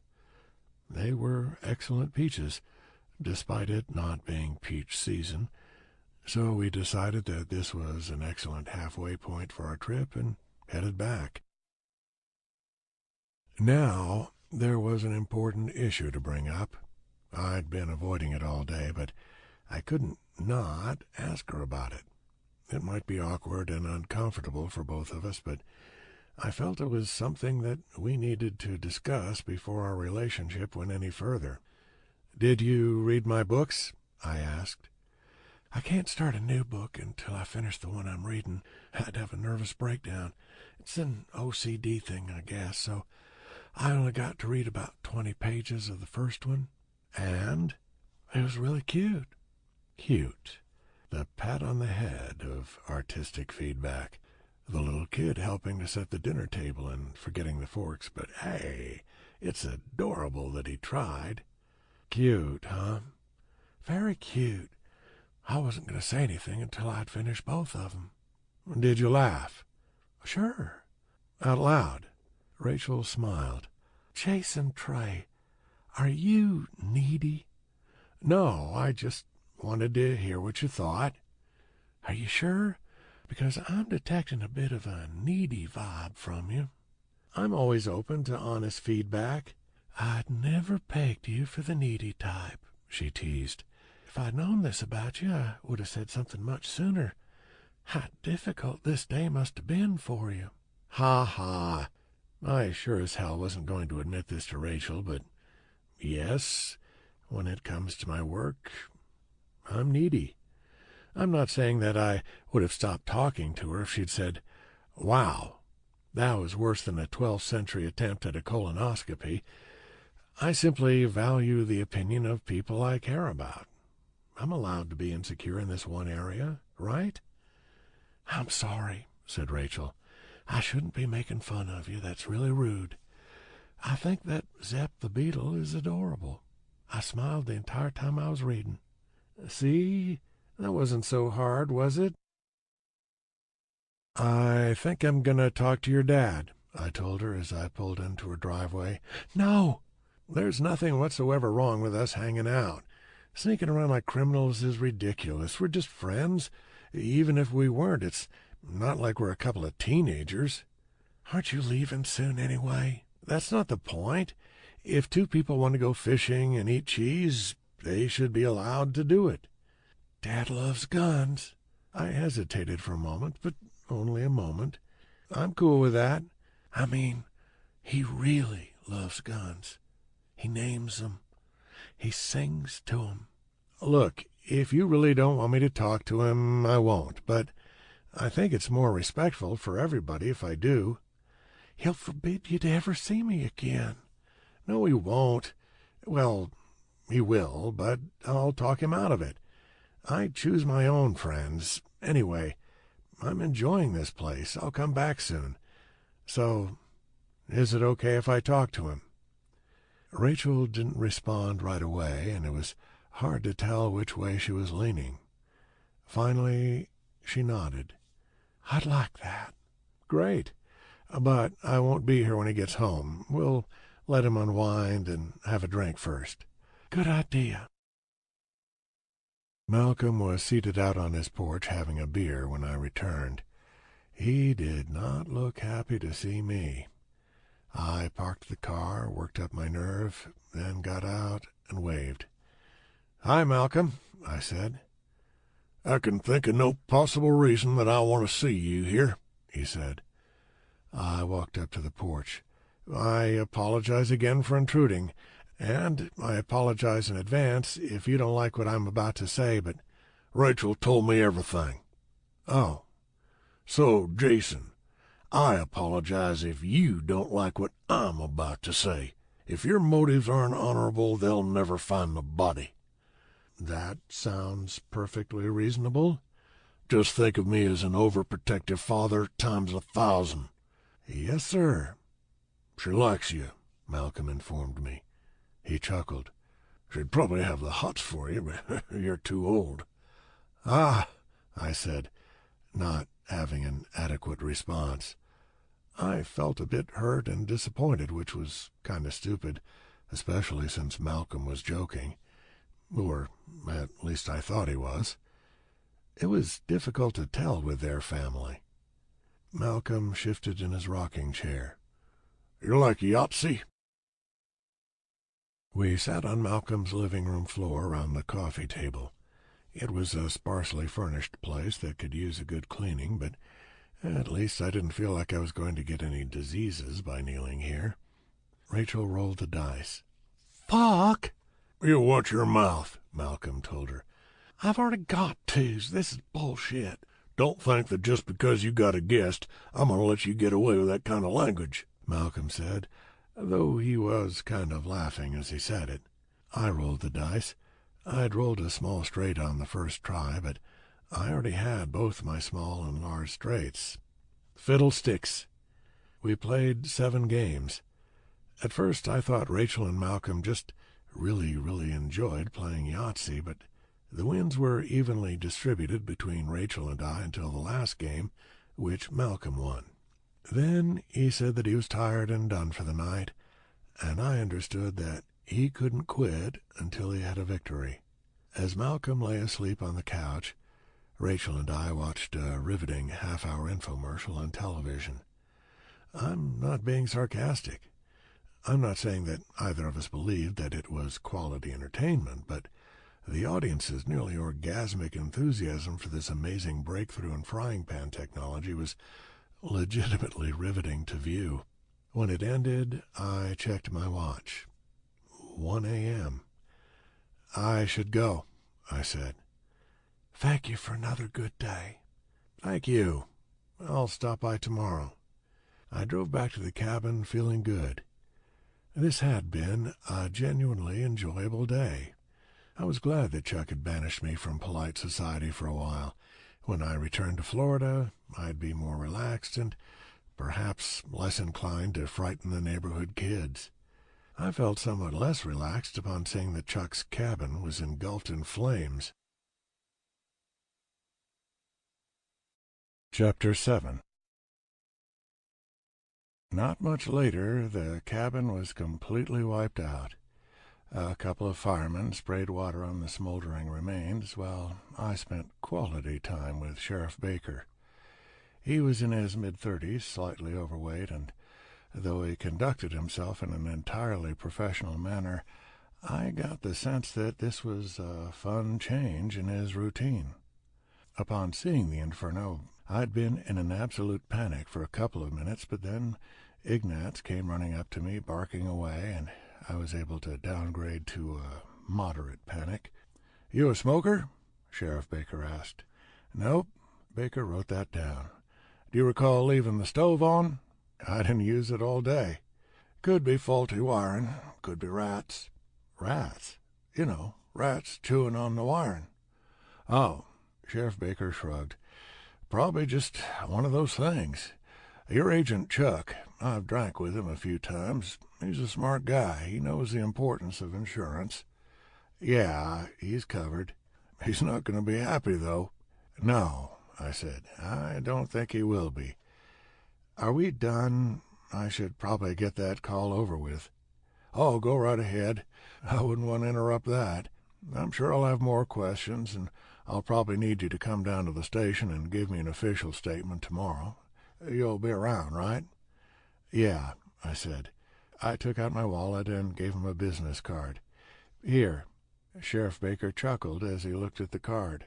"Zep the Beetle. I love that guy." "Thanks. Maybe you can do a strip where Zep's house burns down." "Gotta take inspiration where you can get it." I realized Malcolm was coming toward me. He looked about as unhappy as it was physically possible for a human being to look. Oh, yeah, this was going to be an ugly conversation. Malcolm walked right up to me, getting in my face. "You stay away from my daughter." I gestured to the cabin rubble. "Why? Because of this? I have no idea how it happened." "Well, I do." "So what are you saying? It was arson?" "I'm saying for you to stay away from her." Malcolm turned and began to leave. "Hey, whoa! If you think people are burning down cabins over this, I need more information." I didn't say this loud enough for Baker or the fireman to hear, but I was sure that Malcolm heard. He hesitated for a split second, then ignored me and continued walking. I hurried after him and grabbed his shoulder. Malcolm spun around looking just a tad homicidal. "Don't touch me." "Who do you think it was?" I asked. "Her boyfriend?" "Don't be stupid." "How does that make me stupid? You're worried about him coming back, right?" "No, I'm not worried about some maniac coming back for vengeance. It's not about that. I love my daughter, and I like you, but the shitty reality is that some people in this town don't approve of the kind of thing you're doing." "I'm not doing anything." "If they're coming after you, they could come after her next. I won't have Rachel's life put in danger. Stay away." "Hey, if you know who did this, you need to tell the sheriff." "I don't know who did it." Malcolm walked away. I let him go. As much as I wanted to check on Rachel, I knew it was a bad idea. I felt like I could smooth things over with Malcolm once he calmed down, but if I went straight back to see his daughter against his will, he'd kick my ass, call the cops to get me arrested for trespassing, and I'd never be welcome there again. Rachel could take care of herself even without her overprotective dad keeping watch. She'd be fine. I found a motel that allowed dogs. From the condition of the carpet and wallpaper, it also allowed Tasmanian devils. Ignatz went from stain to stain, sniffing away, but at least the room wasn't on fire. Tomorrow I'd have to buy new clothes and other essentials. I called Chuck. He did not like to be disturbed after 10 p.m., and he also probably did not like to be disturbed to be told that his cabin had burned to the ground, so this was going to be a highly unpleasant call. I'd rather have waited until tomorrow, but I didn't want him to hear about it from somebody else. "Chuck, hi, Jason." Chuck asked me if I knew what time it was. I assured him that, yes, I did. I apologized for waking him. He accepted my apology and asked what was wrong. I said, "Remember that whole thing with the kid and the broken arm?" "Yes." "I may have trumped it." "You son of a bitch, what did you do? Did you kill somebody this time? God damn it, Jason. Do I need to chain you to the wall to keep you out of trouble? What did you do? What Jason Trey mess do I need to clean up now?" "Is Sarah with you?" "Of course Sarah's with me. She's my wife, and it's 2 in the morning. What the hell do you think?" "You know what? Put Sarah on, and I'll tell her and let her tell you." "Tell me what you did, Jason." "I didn't do anything, but your cabin burned down." "Excuse me?"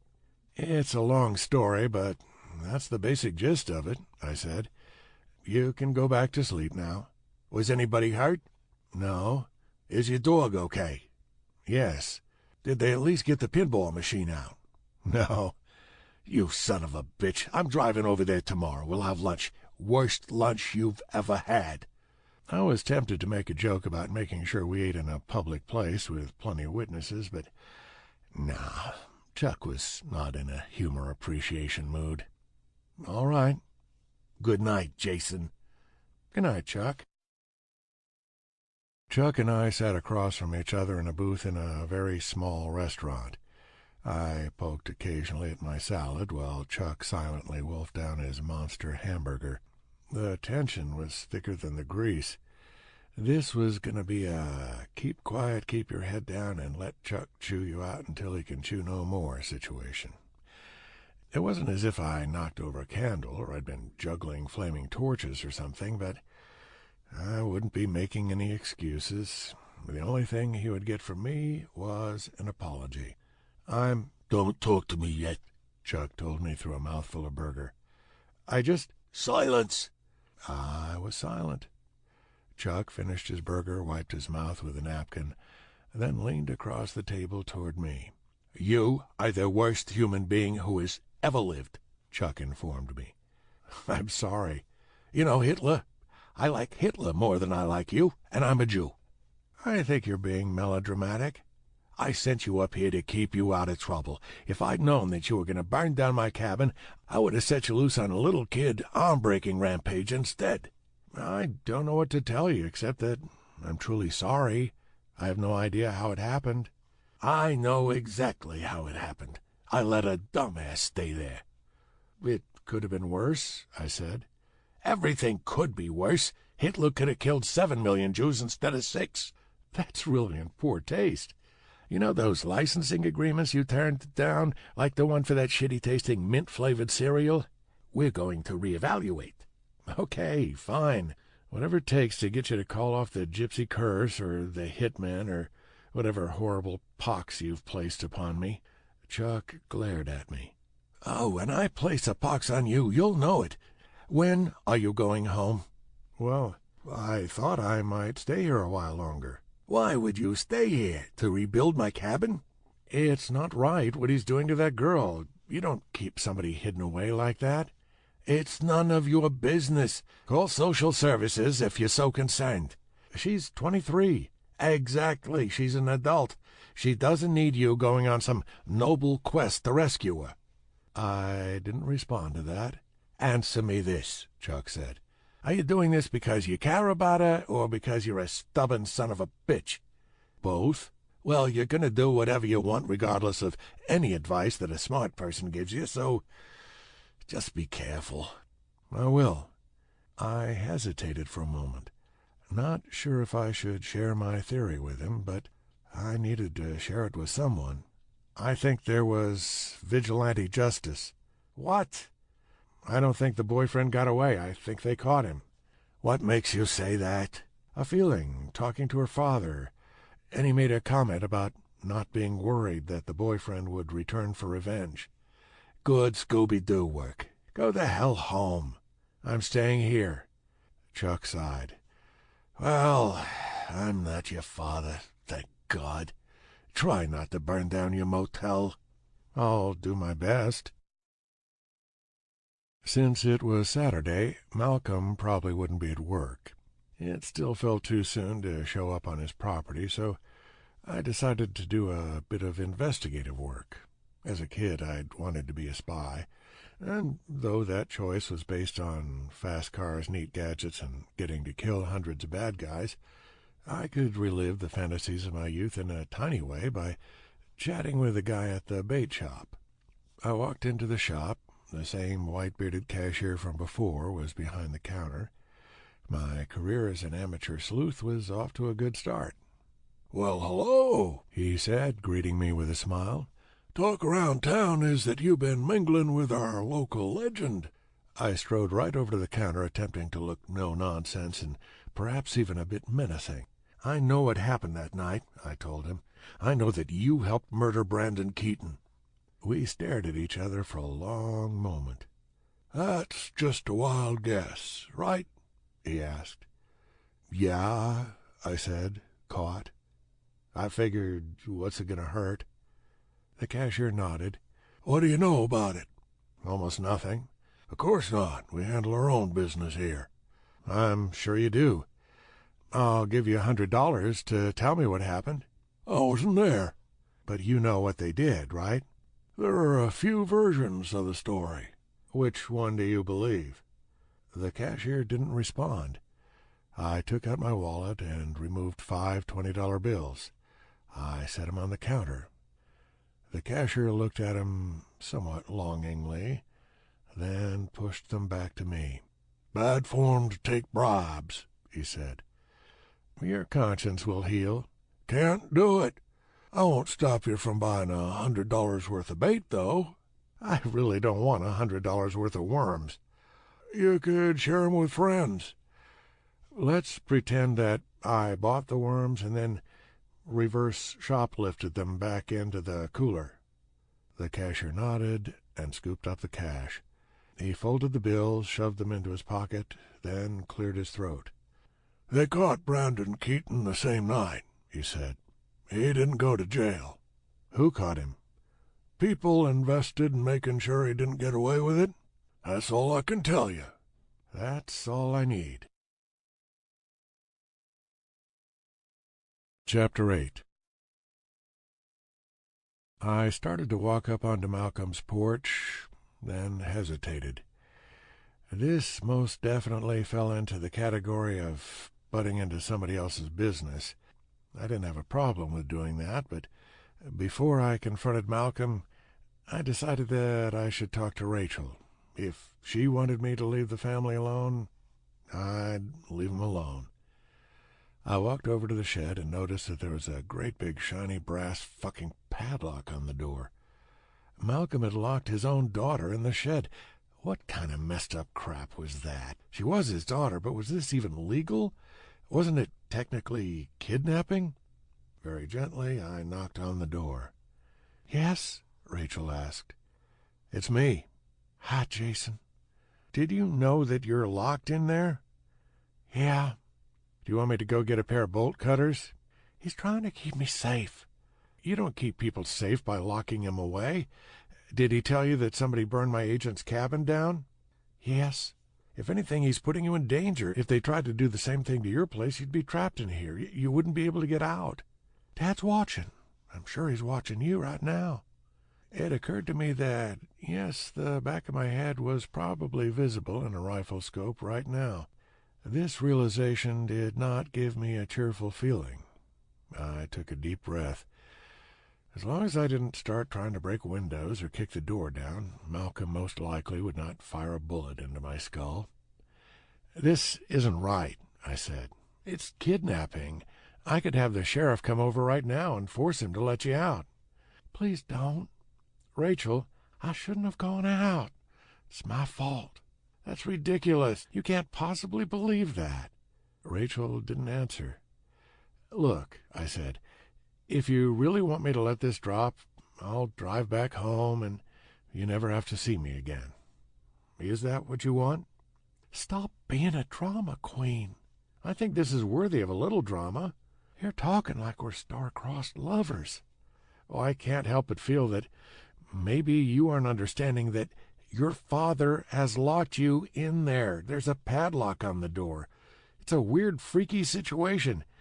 I know you're not a world traveler, but surely you've got to realize that when a dad locks his daughter in her tiny little house, it's not how things usually work." "I'm not normal. You saw me, right?" "You were the victim of an awful crime." "What do you want me to do? Go out and get a job as a fashion model?" "There's a pretty big middle ground between hidden from society and fashion model." "I guess so."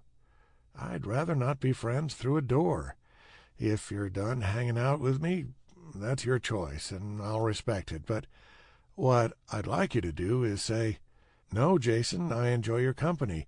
Please go tell my dad what an insane idea this is.'" "He won't care what you say." "I think I can persuade him. I don't want to rush you into a decision, but I'm also starting to get worried about his trigger finger. I should probably wrap this up." She didn't answer. "Rachel?" "Nothing." "You still there?" "Yes, I'm still here," she finally said. I couldn't actually hear her sigh through the door, but the silence felt like it contained a sigh. "Okay, talk to him if you want. It won't work, but if it'll make you feel better, that's fine." "Thank you," I said. "I apologize for distracting you from reading my books." "They're really funny." I walked up onto Malcolm's front porch and knocked on the door. When he answered, he didn't look at all surprised to see me, and I assumed he'd been watching me through a window, but he still said, "Are you kidding me?" "I think we should talk." "Leave my family alone." "I know what you did to Brandon Keaton. I'm not judging you for it. I would have been right there cheering you on." "Go away or I'm calling the sheriff." "You won't call anybody. I'm staying here until you talk to me." Malcolm slammed the door. I sat down on his rocking chair, prepared to wait him out and call his bluff. 10 minutes later, the sheriff's car pulled into the driveway. Damn. I stood up as Sheriff Baker got out of the car. "Don't you have a cabin to rebuild?" he asked me. "I just want to talk to him." Sheriff Baker walked on to the front porch. Now, I can't have this kind of thing going on in my town. You're trespassing, and I need you to leave. He's got Rachel locked in the shed. A man has a right to protect his daughter. Protect his daughter by locking her up? That's sick. Well, I'll note your objection. Sir, I'm not a superstar mega celebrity, but I have an audience. I have media contacts. Baker stiffened. I hope to God that I didn't just hear an attempt to blackmail me. No, you heard an extremely formal invitation to chat. Look, I'm not trying to create problems or dig up prior events, but there's a very sweet girl named Rachel who's going through life as a freak named Blister, and it's not fair. I'm just trying to be her friend. Some people think you're writing a book. I shook my head. I only write 4-panel stories, 10 on Sunday. I want to be her friend. That's all. Without taking his eyes off me, Baker knocked on the door. Malcolm, open up. The door opened. Malcolm glared at me. Why is he still on my property? Malcolm asked Baker. He wants to talk. So? So, maybe it's a conversation you should have. This is my house. I'll decide who I talk to. I'm not going to be pushed around by some punk who draws cartoons for a living. How about I break your fingers? How'll you draw funny pictures with both of your hands at a cast? Come on, Malcolm, said Baker. Don't threaten him with physical violence while I'm standing right here. Then do your job and remove him from my front porch. I'll leave, I said, but I'll find out the truth someplace else. I've got resources and lots of free time. Let me say this again. I'm on your side. Hell, I'm Rachel's only friend. I'm not looking to have the FBI tear this town apart to find out what really happened to Brandon. I don't want justice for that piece of shit if he's dead. I just need to know what happened. Why? Asked Malcolm. Because somebody, apparently, is mad at me. I want to be sure it's not him, and though I could wash my hands of the whole situation and just go home, I'm more likely to be a yappy little dog that keeps snarling and biting your feet no matter how many times you kick him away. Malcolm scratched the back of his head, looking utterly exasperated. Why can't you just let this go? You killed Brandon, right? I said. Are you going to let him accuse me of murder? Malcolm asked Baker. I swear to God, I'm not here to cause problems for you or anybody else involved, I said. Just tell me what happened. He already knows, more or less, said Baker. Best to go ahead and tell him. Are you out of your damn mind? He's right. We don't want journalists and feds swarming around here. This could bite us in the ass, but I'd rather take that risk and trust him at his word than have him blab to the rest of the world that there's some big dark secret at Lake Gladys. You're a lot more trusting than I am, said Malcolm. I just know when I'm backed into a corner. Malcolm closed his eyes and massaged his temples with his thumbs. I was doing a remarkable job of irritating people lately. Come on inside, he said. We went in. Sheriff Baker and I sat down on the couch while Malcolm plopped down on the recliner. He did not offer us any cookies or tea. You burn me on this, I'm burning you back, said Malcolm. Baker shifted uncomfortably. Again, I wish you wouldn't threaten him while I'm sitting right here. Fine, said Malcolm. After Rachel told us what happened, we tracked down that piece of garbage Brandon Keaton, caught him before he fled town. I broke his jaw with a baseball bat and told him that if we ever saw him again, I'd kill him. We never saw him again. I stared at Malcolm for a moment. That's it? That's it. Bullshit. Are you calling me a... Okay. Yeah, it's bullshit. Malcolm sighed. If you're that damn nosy, I guess I got no choice but to tell you how it went down. Chapter 9. Brandon is easy to find. There's a park about a block from his house, and as they drive by, Norman points out the window of the pickup truck. Hi, is that him? Malcolm slows down. I think so. Yep, I'll be damned. The kid is sitting there on a swing. Malcolm thought they were going to have to pound on his front door and force his parents to give him up or drive around Gladys Lake all night searching for him, but he's right there. Malcolm pulls the truck into a parking spot. Brandon looks in their direction, but makes no effort to run. He just sits there. "You guys stay here," Malcolm says to Norman and Jean. "Be ready to chase him if he tries to run for it." "Sure we shouldn't call the police?" asked Jean. "That a joke?" "I'm just saying you're pretty upset." "Shouldn't I be?" "Hey, if it were my daughter, I'd run the son of a bitch over with my car, so I'd want guys like you and Norman here to talk some sense into me before I did something I might regret." "I don't want anyone to talk sense into me," says Malcolm. "You knew what we were doing here." "I didn't think you actually meant it." "You out?" Jean looks over at Brandon, who's still sitting on the swing. "Norman can stay here and make sure the little monster doesn't go anywhere before the cops get here. I'll come with you back to the hospital. Rachel needs you." "Rachel's not coming out of surgery for hours. I can sit there helplessly in a waiting room and try to send goddamn brainwaves of support through the wall to her, or I can make sure there's justice. You out?" "I don't know." "You out?"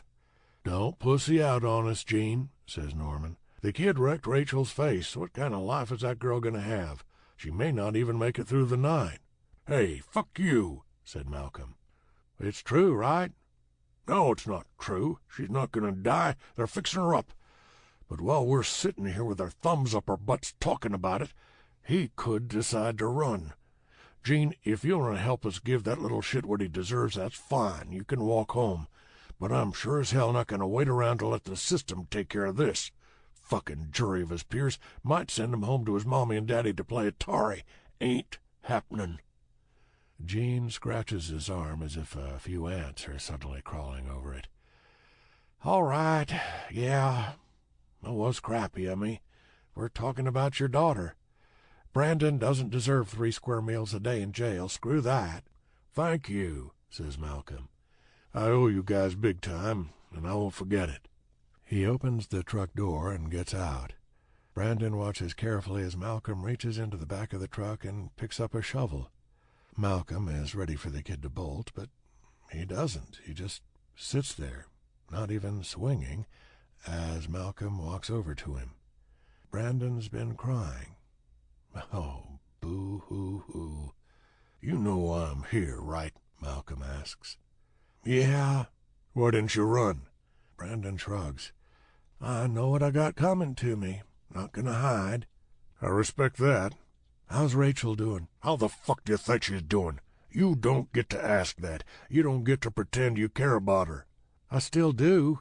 Malcolm wants to split his head open with a shovel blade right now. "Don't sit there on a swing like a 3-year-old. Stand up. Talk to me like a man." Brandon stands up. "Did you call the sheriff?" "He's been notified." "Is he on his way?" "I hope not." Brandon frowns. He looks at the shovel in Malcolm's hand as if seeing it for the first time. "Mr. Kramer, I did something terrible, and I'm going to accept my punishment, but you need to take me to the sheriff's department."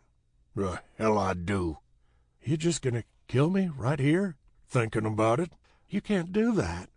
"You hurt my little girl." "I know I did. I hurt her, and I can never take it back, and I'm sorry as hell." Brandon is definitely going to make a run for it. Malcolm doesn't look away from him, but he gestures with his free hand. The truck door opens. "Help!" Brandon shouts. "Help me, somebody!" Malcolm smacks the shovel blade against the side of his head, and the kid drops to the ground. He shuts up for a couple of seconds, then clutches at the bleeding wound and groans in pain. "Oh, my God!" says Jean, as he and Norman hurry over to the swing set. "I didn't think he'd really do it." "We need to get out of here," says Norman, kneeling down and stuffing a towel into Brandon's mouth before putting a cloth sack over his head. "I can't believe somebody hasn't driven by already." The plan was to tie him up and throw him in the back of the truck. Jean's got the rope in his hand, but that'll take too long. There's not much traffic in this area, but Norman is right. They can't linger in the middle of a park. If he's not tied up, he'll jump out of the truck. Unless his legs don't work. Malcolm bashes the shovel against Brandon's left knee. The kid's muffled scream might be loud enough to draw attention if there happens to be a pedestrian walking nearby, but none of the neighbors will hear it from their homes. Then he shatters Brandon's right knee. "Take this," he says, handing the shovel to Jean. To Norman he says, "You take his arms, I'll take his legs." Malcolm wants to take his broken legs because he doesn't plan to be gentle when they carry him to the truck. They pick him up. Brandon struggles, but is easy to manage. They toss him into the back of the truck and then get back inside. Malcolm has been meaning to get a new muffler. He's glad now that he didn't. The sound of his noisy-ass truck will cover Brandon's muted efforts to call for help. They don't drive long. Then they carry him deep into the woods. Malcolm plans to make it last, but when Norman yanks off the sack and Malcolm gazes at this pathetic, sobbing piece of crap, he decides that he just wants this over with. He hoists the shovel over his head like a mallet at a test-your-strength game and brings it down upon Brandon's face. It's very obvious to all three of the men that this hit did what it was supposed to do. Malcolm hits him again just to be sure. He uses that same shovel to dig a hole. They bury the body. Then they walk back to the truck, not speaking. They don't speak during the entire drive to the hospital. There is a witness. A guy's out for an evening stroll, listening to music on his Walkman, when he sees three men bash somebody's legs with a shovel, throw him into the back of their truck, and drive away. He hurries home and calls the sheriff's department, identifying the man with the shovel as Malcolm Kramer. When the news breaks about the horrific attack on Rachel Kramer, whose assailant has gone missing, the witness calls Sheriff Baker to say that he must have been mistaken. He'd seen nothing at the park. Sorry for the inconvenience. "What the hell is the matter with you?" Sheriff Baker asks. "Nothing at all," Malcolm tells him. "I know you're responsible for Brandon Keaton's disappearance. Why didn't you let me handle it?" "You're going to arrest me?" "I'll probably have to. Seriously, Malcolm, why would you do this? Your daughter will need you more than she's ever needed you before, and you could end up in prison. What would Gabby say?" "Leave Gabby out of this." "No, I will not, God rest her soul. You think she's looking down at you and approving of what she sees? You swore to that woman on her deathbed that you'd take care of your daughter. You swore it. I was there. You think you did what's best for Rachel right now? Is that what you think? Because, from my perspective, rotting away in a prison cell isn't exactly taking care of her." "He tried to rape her. Then he cut up her face, then he burned her. Do you think I'm taking care of Rachel by letting him go free?" "He wouldn't have gone free, you moron. You said he wasn't even trying to deny it. God damn it, Malcolm. I can't believe how badly you screwed up. And you're bringing two fine men down with you. Norman and Jean have to live with that now. That kind of shit haunts you forever." "I don't know what you want me to say." "I don't want you to say anything. I don't want to hear your idiot voice." Sheriff Baker rubs his eyes. They sit in silence for a full minute. The boy gets rebuked, and his balls are so blue that he just snaps. Hell, maybe he would have done it anyway. We'll never know. What happened isn't in dispute. If I was Brandon Keaton and I'd done this and I knew I wasn't going to get away with it, I might just run away. If he's never seen again, well, the lucky bastard might have made it to Mexico." "Yeah," says Malcolm. "He sure might have. So what might save your dumb ass is that it makes perfect sense for him to disappear, even if his skull wasn't caved in with a shovel. Folks around here will demand that we look for him to bring him to justice, but they won't be demanding that we search the woods for a shallow grave." "And they shouldn't." "No, they should, because you're a murderer. Don't start thinking that I'm conceding moral ground here, and don't start breathing any sighs of relief, because that boy has a mother and a father, and they might start demanding that we look for shallow graves." Malcolm nods. "But I'm not under arrest." "Not right now." Brandon's parents visit Rachel every day in intensive care. They help pay for her medical bills. They cry a lot. They plead for forgiveness. They do not ask the police to search for their son. Chapter 10. When somebody has just confessed to beating somebody else to death with a shovel, and the sheriff is sitting right there, it's best to choose your words carefully. "Thank you for telling me," I said, since that seemed like a good start. "So where does this leave us?" Malcolm asked. I wasn't entirely sure. It wasn't as if I wanted to jump to my feet and offer a high five for what he'd done to Brandon, but I couldn't help but think, good. Fuck that guy. He got what he deserved. I'd like to think that if I'd been in the park with him on that fateful night, I would have put forth a passionate defense against murdering Brandon. I can't say with complete honesty that I would have gone as far as trying to wrestle the shovel out of Malcolm's hands, but I'm almost positive that I would have used the mighty power of speech to make it clear that this was perhaps not the best way to handle this particular situation. With Brandon dead and buried for 5 years, I don't know. I was kind of glad they did it. I'm not sure what that says about me as a human being. You're not supposed to approve of bashing an 18-year-old boy in the skull with a shovel, regardless of what crime he committed. I was most definitely not ready to shout, "The truth must be told. The world must know the facts behind the disappearance of Brandon Keaton." Nope, I wasn't going to say a damn thing. "Your secret is 100% safe with me," I said. "I needed to know what happened, and now I do, so as far as I'm concerned, we don't need to bring it up again." Malcolm narrowed his eyes as if he didn't believe me. "I'm serious," I assured him. "Even if I thought you were completely in the wrong, I wouldn't say anything. I'd never put Rachel through that." Now Malcolm was staring at me as if trying to unlock psychic abilities. Then he glanced over at Sheriff Baker, looked back at me, and seemed to relax. "Well, thank you," he said. "I appreciate that." He stood up and held out his hand. I stood up and shook it. Yes, we'd just shaken hands on me not telling anybody about that one time he murdered an 18-year-old boy. This was an odd vacation. Rachel doesn't know about this, right? That's what I've been assuming, but I guess I could be wrong. "No, she does not. As far as she knows, her boyfriend ran away and never came back." "I'll never tell her," I said.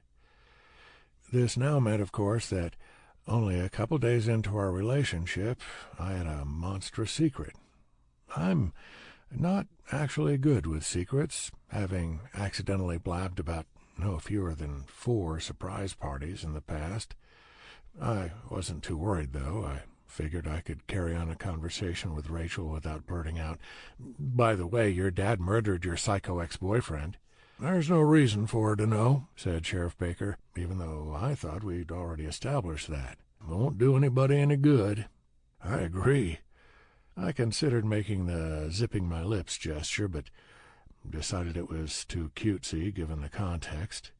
But now that we've established that I'm cool with vigilante justice, we still have to talk about Rachel. "What about her?" Malcolm asked. "You know what I mean. I won't have people making fun of my daughter, and I won't put her in danger. She doesn't need to be walking around town having people whisper about her. It's not right. If you were a father, you'd understand how I feel." "I don't think I would." "Your cabin went up in flames after you started associating with Rachel. Now, maybe somebody was trying to send you a message, and maybe you just weren't careful with a space heater, but either way, my daughter might be in danger." "Might," I said. "Might be." "Might's enough." "If it is somebody who doesn't approve of your daughter having a social life, why let them win? Why on earth would you let them push you and Rachel around like that? You fucked up the last guy who messed with her. You shouldn't hide her away like a, and I apologize for my word choice, freak. She's not a freak. She's a great person. Let her try to have a normal life." "She doesn't want one." "That can't be true." "And how long have you known her? What exactly makes you an expert on what my daughter wants?" "I'm a friend. I'm not trying to criticize your parenting skills, but I think I can read people well enough to decide if they're the type of person who wants to be locked in a shed for the rest of their life. For some kids, give them a video game system and they're fine. I don't put Rachel into that category. This isn't right, Malcolm. I'm never one to pry into family matters, said Sheriff Baker, but I do have to admit, locking her in there is a trifle extreme. I didn't ask for your opinion, said Malcolm. Well, you didn't ask for his opinion either, and I figured that if unsolicited opinions are being thrown around, I might as well offer mine. Shut up. Come on, Malcolm, we're friends and all, but when I'm in uniform, you can't go telling me to shut up. We're veering off the subject, I said. Listen, Jason, I appreciate your concern for my daughter, said Malcolm. I really do, but it's easy for you to tell me how and how not to protect her because you don't have to deal with any of the fallout. You're just here on vacation. Any day now you'll be heading back home to work on the funny pages, and whatever happens to Rachel won't be any of your concern. That's not true. Are you moving here? No, I admitted. Are you taking her back with you? No. So you see my point. Yes. No. I see your point, but I don't agree with it. I needed a better angle for my argument. There's this thing the Amish do. I don't remember what it's called. It's some sort of Amish name. But basically, when the kids reach a certain age, they go off into the world for a while and experience life outside of their own society so they can decide for themselves if they want to come back and be Amish forever. And don't quote me on this, but I think most of them decide, yeah, sin is overrated. It's the Amish life for me. You want Rachel to become Amish? Asked Malcolm. No, not my point at all. What I'm saying is, let her go out and get a burger at a restaurant. Yeah, people will stare. Maybe they'll say some shit. So what? If Rachel decides that being locked in a shed is the way to go, fine, but it should be her decision, not yours. Don't be ruled by fear. Someone who bashes a teenage psychopath to death with a shovel should not be ruled by fear. Malcolm just sat there for a while, staring at me. It was unclear from his expression if he was considering the wisdom of my idea or if he was trying to remember where he'd left his shovel. I agree with him, said Sheriff Baker. Malcolm glared at him. Did I ask you? Seriously, Malcolm, you can't keep lipping off to me like that. Not while I'm on duty. It's disrespectful. Malcolm ignored him and looked at me. I like you, Jason. Even though you don't have a real job, I think you're all right. So I'm going to take your advice. And if my daughter gets hurt, he trailed off, leaving me to decide for myself what might occur if his daughter were to get hurt. I could think of one pretty obvious possibility right away, and several more occurred to me quickly after that, none of which involved me remaining in a state of good health. She won't, I promised. Malcolm reached into his pocket, took out a key, and tossed it to me. I caught it, which was good, because it would have ended this whole conversation on a really lame note to have the key clatter to the floor. I thanked him and walked out of the house. Why the hell had I promised him that Rachel wouldn't get hurt? This whole thing had started because a couple of drunken hooligans had taken me out to peep at the town legend, so of course she'd take some crap if she tried to just wander around town as if there was nothing unusual about her. That was no reason for her not to try to have a normal life, though. She was a charming, witty person. Once people got to know her, they'd say, "Wow, we should have started hanging out with Rachel Kramer long ago." What about her old friends? Surely they hadn't all purposely abandoned her. Malcolm had probably just scared them off. Or they moved away from home, which I suppose is what kids tended to do after high school, especially if they lived in a small town like this. If Rachel gave me some names, I'd try to track them down. Sure, it probably wasn't my place to barge into town and tell Malcolm and Rachel how to live their lives, but I didn't care. If Rachel truly wanted to stay hidden away from the rest of the world, fine. I couldn't grab her by the leg and drag her kicking and screaming into society, mostly because she'd break free and then kick my ass. But talking to Malcolm had set the foundation for fixing a really screwed-up situation, and maybe they just needed an outsider's perspective. I walked over to the shed and knocked on the door. Dad? Asked Rachel. Nope, it's me. I'm glad he didn't shoot you. Me too. Did you come back to say goodbye? Nope. I reached out and rattled the padlock with my index finger. I've got the key. You stole it? No, he gave it to me willingly. Are you serious? Yes, indeed. Are you a Jedi? I'm just persuasive. Is it okay if I unlock it? Yes, of course. I unlocked the padlock and removed it. I wanted to fling it into the woods, but decided that was a little too extreme. Rachel opened the door, not wearing her mask. Are you sure you haven't come to burn my place down? No, got that out of my system. Then please come in. I followed her inside, and we both sat down at her table. I'm sorry about all of this, said Rachel. I know it's weird. I hope you don't think less of my dad for locking me in here. He's just trying to keep me safe. In the spirit of true honesty, yeah, I do kind of think less of him. Locking you in here is a dick move. He knows that if I really wanted to, I could bash the door down. It's not a high-tech security system. I set the padlock on the table. You should throw this away. Just fling it as far as you can. He could buy another one pretty easily. Lots of places sell padlocks. They're not an obscure item. I know, but it's symbolic. Jason, though you're being very sweet, I think you're making this into a bigger deal than it is. I shrugged.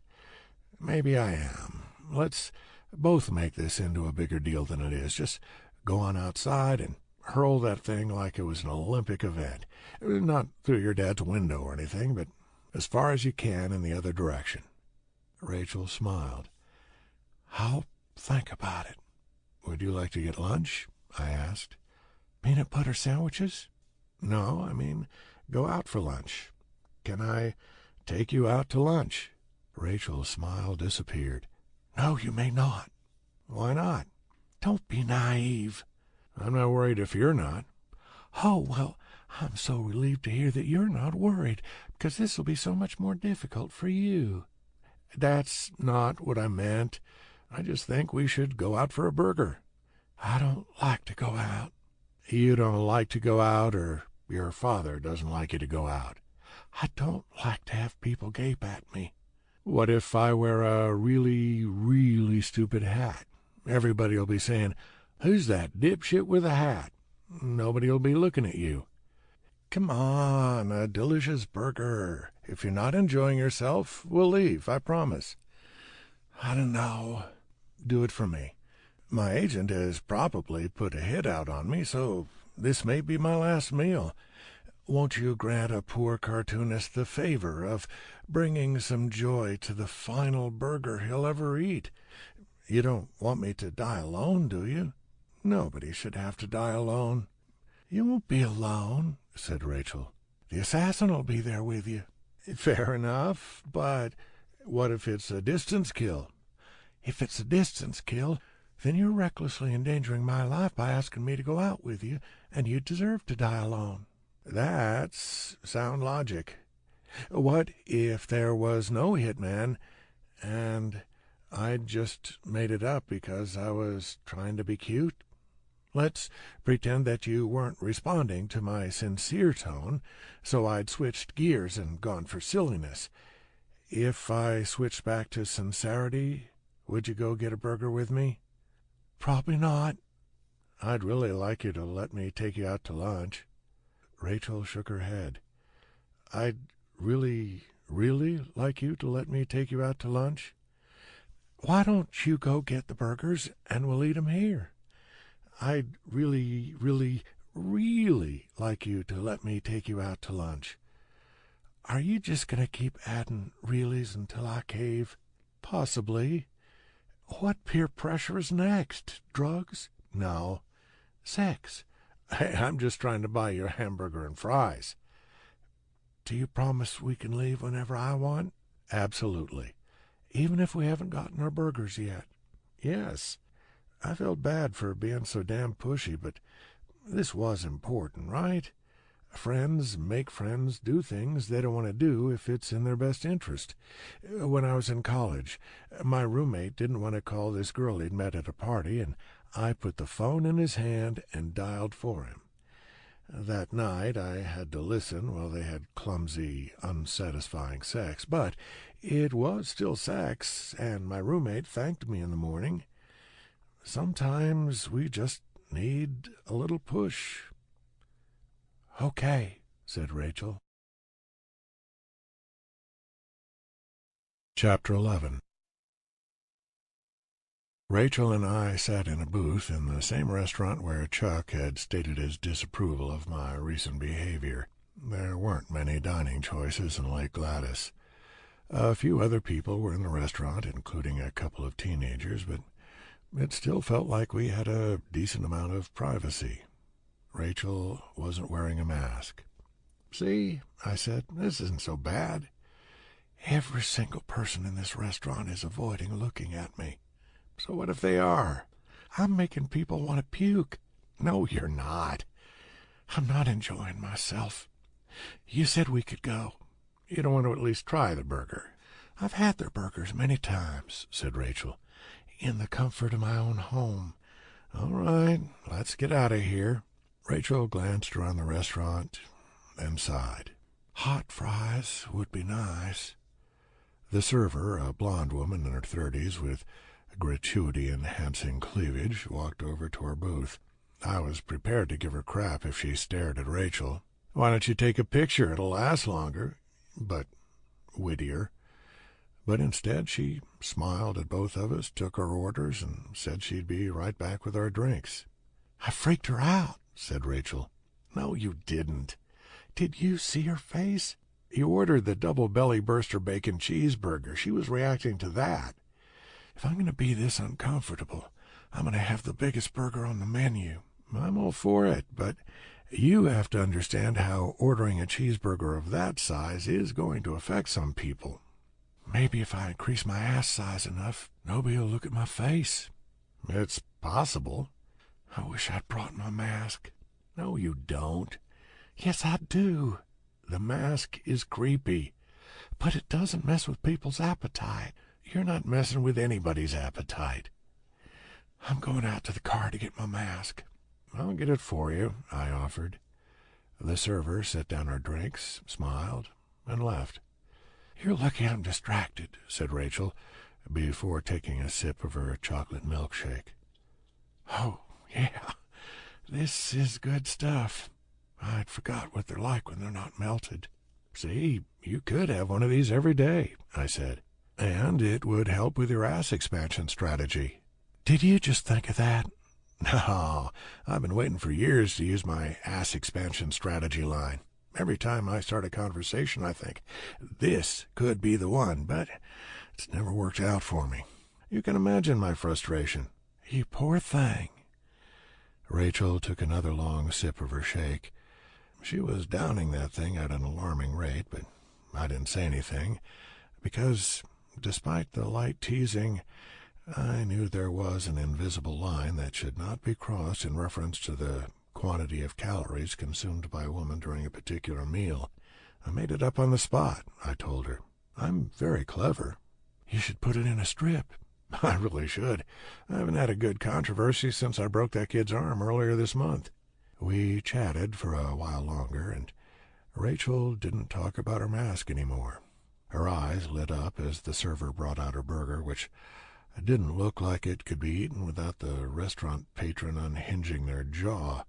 We told the server that no, we didn't eat anything else. Everything looked wonderful, and Then we took our first bites, chewing silently in bliss.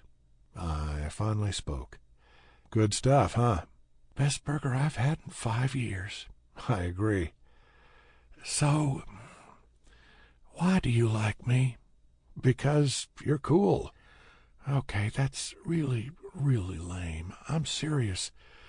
I don't feel like this is just a pity party." "It's not." "Then what is it?" "Friends going out for a burger. That's what friends do." "Let's say we're in your hometown, where everybody knows you.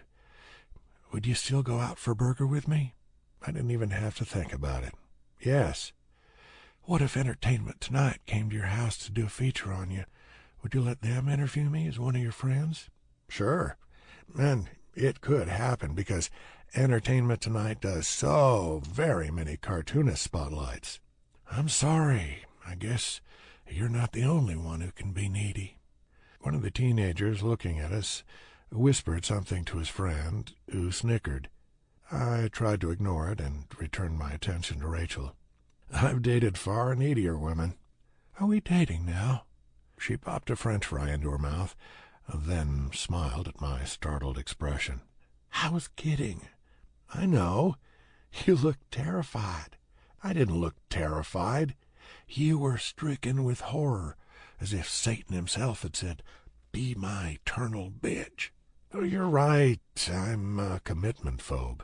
My last 12 relationships ended with me jumping out of third-story windows to escape." "Does it spook you out when I joke about us having a relationship? I'll stop doing it if it does." "No, doesn't spook me out." "Liar." "I'm serious." "It's not some kind of, I don't know, burn victim fetish or anything, is it?" "Does that fetish even exist?" "If it does, you can send it my way." "You are a weird, weird person," I informed her. "I've developed a lot of defense mechanisms." "Well, all I have to say is stop questioning my motives, or you're paying for your own burger." Rachel smiled. "Okay, I'll stop.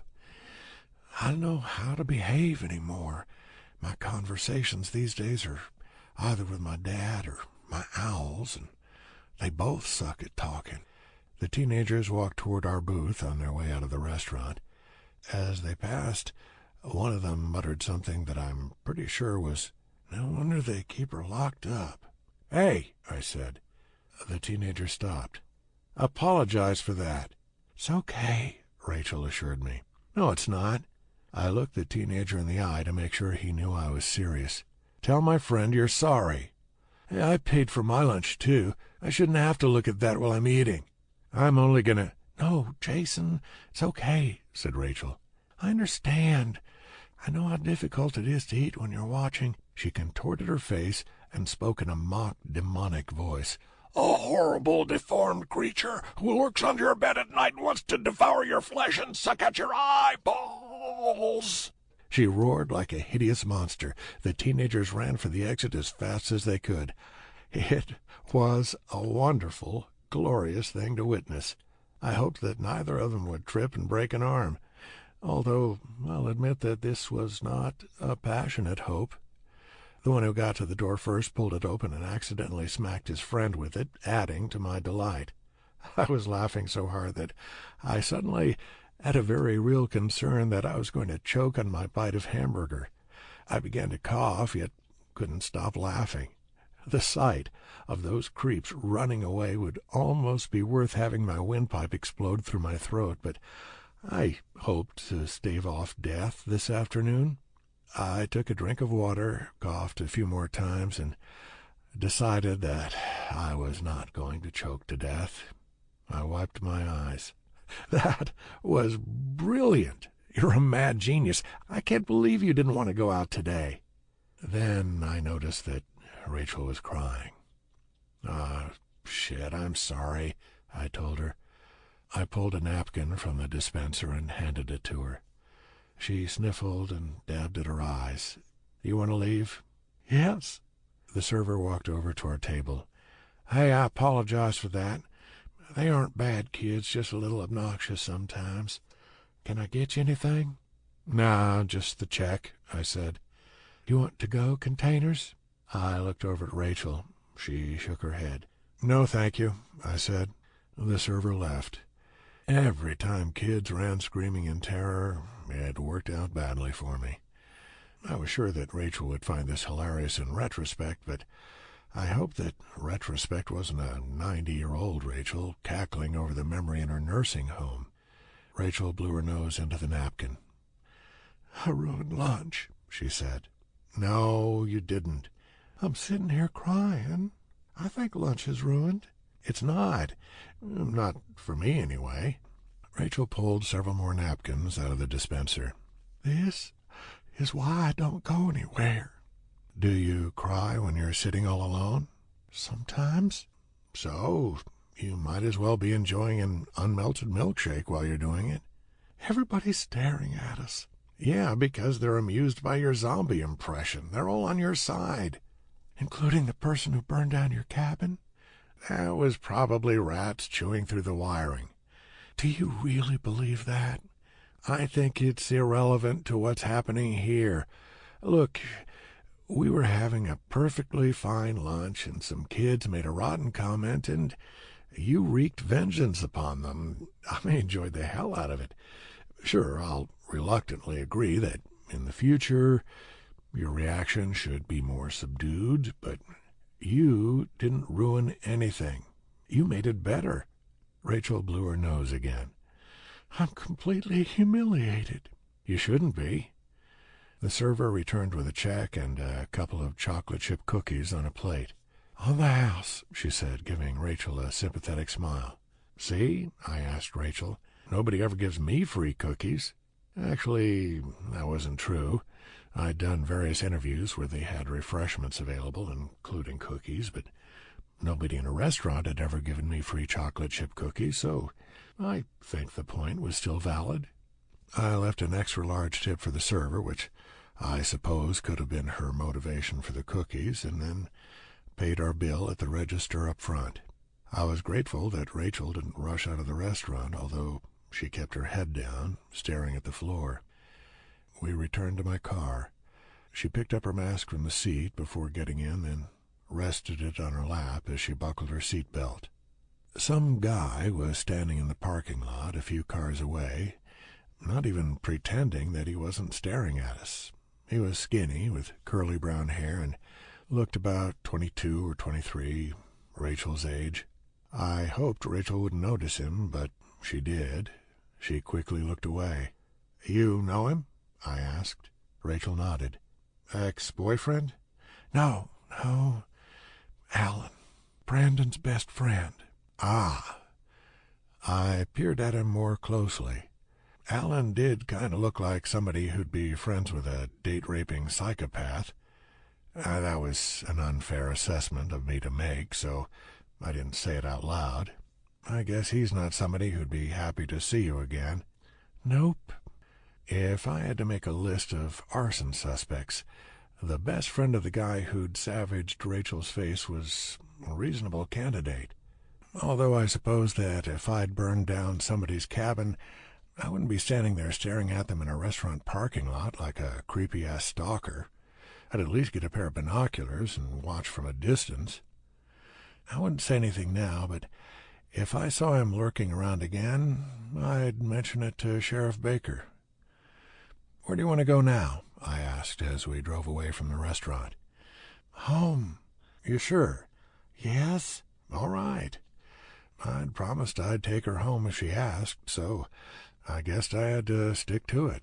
I was relieved that she didn't put the mask on, but as we drove back to her place, we didn't say much of anything. Chapter 12. As I turned onto a road, Rachel said, "You know what? That was stupid of me." "What?" "Getting so upset. I should have ignored those idiots." "That's no big deal." "At the very least, I should have let the waitress give us a to-go box. You were nice and took me out to lunch, and I wasted most of that delicious burger. I'm sorry." "Don't apologize." "No, I'm really sorry. You were brave enough to be seen in public having lunch with Blister, and I screwed it all up. I acted like a baby. I swear to you, it's okay. No problem at all. I'd be self-conscious, too. Shit. Was that a horrible thing to say? Had my mouth just outpaced my brain? Fortunately, Rachel didn't seem to notice. "Don't pull into my driveway just yet," she said. Okay. I stopped the car. "I know I'm unpleasant to look at." You're not. Please don't deny that. I'm hideous. I have a lot of good qualities, but please don't make things up that you think I want to hear. What I'm saying is that I know I'm unpleasant to look at, and ever since I came home from the hospital, it's been easier to hide away than deal with the staring and the whispering. Yeah, my dad forbade me to go out in public, but he couldn't have stopped me if I really wanted to leave. I could have done whatever the hell I wanted, and what I wanted to do was sit in a goddamn shed with a bunch of owl pictures. She paused as if waiting for me to comment, but I couldn't think of anything to say except that I liked her owl pictures, which would have been a dumb thing to say, so I remained silent. Finally, she turned toward me. "I'm not going to keep apologizing for ruining your meal. I want to say that I really, truly appreciate how nice you've been to me, and I'd very much like to have lunch with you again, this time without me threatening to eat anybody's eyeballs." It's a deal. I couldn't quite interpret the look she gave me. Then I realized that she was leaning toward me, and my sudden reaction was, oh shit, what's she doing? I didn't pull away, exactly, but I think she could see in my eyes that I really wasn't expecting this, because she immediately sat up straight again. "Okay," she said. "We can go into my driveway now." "Rachel, wait. The driveway's good." I don't think your dad is ready for this to be anything more than friends having lunch. I think his head would explode." Rachel nodded. "I understand. He's a scary man. I think you're great. I just think that it was difficult enough to gain his trust up to this point, and we should stick to baby steps." "Do you need baby steps, or do you think my dad needs baby steps?" I didn't have an immediate response. "It's fine," she said. "I 100% get it. Can we move past the awkwardness and pretend this never happened? I slipped. I tipped over a bit in my seat. Very clumsy of me." "I just don't want to piss your dad off." "I said I completely understand. His opinion is what's important." "Now, Rachel, let's be fair. 1 hour ago, I was trying to talk your dad out of keeping a padlock on your door. I'm an adult and you're an adult, but it's not a stretch to think that he'd go absolutely batshit homicidal insane if he thought I was taking advantage of you, right?" "Yes, you're right. You're completely right." Rachel didn't sound like she was being sarcastic. "I know what I was thinking. I'm not good at picking up on social cues. I'm sorry." "Don't apologize." "Can we pretend this never happened?" "We don't have to pretend it never happened," I said. "I'd like to, though." "It's totally fine. This changes nothing. Don't worry about it." "You're sweating." "So?" "Just an observation." Yeah, I was sweating, because I felt like this conversation could easily veer into her asking me if I would have kissed her if her father's intense disapproval weren't an issue. Would I? Or would I have flinched? I probably would have flinched. Had she looked like a supermodel, I still would have avoided the kiss, because the whole Malcolm issue was a genuinely good reason to take things more slowly. I wasn't using that as an excuse, but hypothetically, in a world where Malcolm was a jovial guy who was trying to marry his daughter off in exchange for a couple of cows, what would I have done? I'm not superficial about looks, but I'm also not blind. There's a point where you have to ask, am I cool with the idea of waking up next to that every morning? As much as I liked Rachel, I wasn't attracted to her. We all have a type. Maybe disfigured girls just weren't mine. Look, Rachel, if you say, Rachel, you're a very nice girl, I'll rip your dick off. That's not what I was going to say. If you say a variation on it, I'll rip your dick off. Please don't. Then don't say it. Don't say anything patronizing. There's a difference between patronizing and reassuring. You lose a dick either way. Okay, well, I don't want that to happen. But it would be easier to move past this if we talk about it. I understand that. I'm not feeling very rational right now. What would help me move past this is if we pulled into my driveway. Now, it kind of sounded like she was mad at me. That was always tricky territory with women, and it was worse with Rachel because her face didn't convey the subtle expressions that would serve as a cue that I'd entered the danger zone. I decided that my best bet was to drop her off. We pulled into her driveway. Malcolm was sitting on his porch, and I was relieved that he didn't have a shotgun in his lap. We couldn't continue our conversation with him sitting there watching us, so I supposed this was the end for now. I really did have a good time, I told her. Me too, said Rachel unconvincingly. Lunch tomorrow? I don't think so. We don't have to go anywhere. I'll bring something. I don't know. Probably. We'll see. Rachel opened her door. She tried to get out, but hadn't unfastened her seatbelt. You need to, I started to say. I know. She released the seatbelt and got out. I'll talk to you tomorrow, she said. Sounds good. I waved to Malcolm, who didn't wave back, then backed out of the driveway and drove away. Okay, well, that sucked. I wasn't sure what I'd been expecting. It wasn't as if Rachel was going to say, Goodness, the world is a magical place full of smiling faces and whimsy. Thank you for unlocking its potential. I just didn't think it would be a complete disaster. I felt bad for leading Rachel on. Usually it was the guys who were surprised to just be friends. I'd probably been a little flirty, and that was wrong. She'd been trapped in a frickin' shed for 5 years. It wasn't okay to mess with her emotions like that. Yep, the handsome cartoonist should have made it easier for the young woman to resist his charms. How irresponsible of me. Being attracted to her would be insane. I was open-minded, but there were limits. Friends, yes. Lovers, nope. Some things are too weird.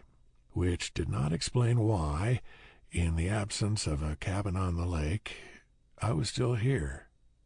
Why was I staying here instead of just going home?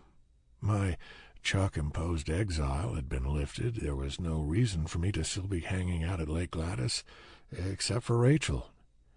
I couldn't name any other friends where I'd be willing to stay in a cheap motel just so I could meet them for burgers. With anybody else, it would have been, sorry, arsonist took out the cabin. Got to cancel our lunch plans. Sure, there was the whole element of swooping in there like some big hero who rescued the damsel from her overprotective father, but I was 38 years old and had not thus far been predisposed toward putting my personal safety at risk for people I'd just met. Why was I still here? Pity?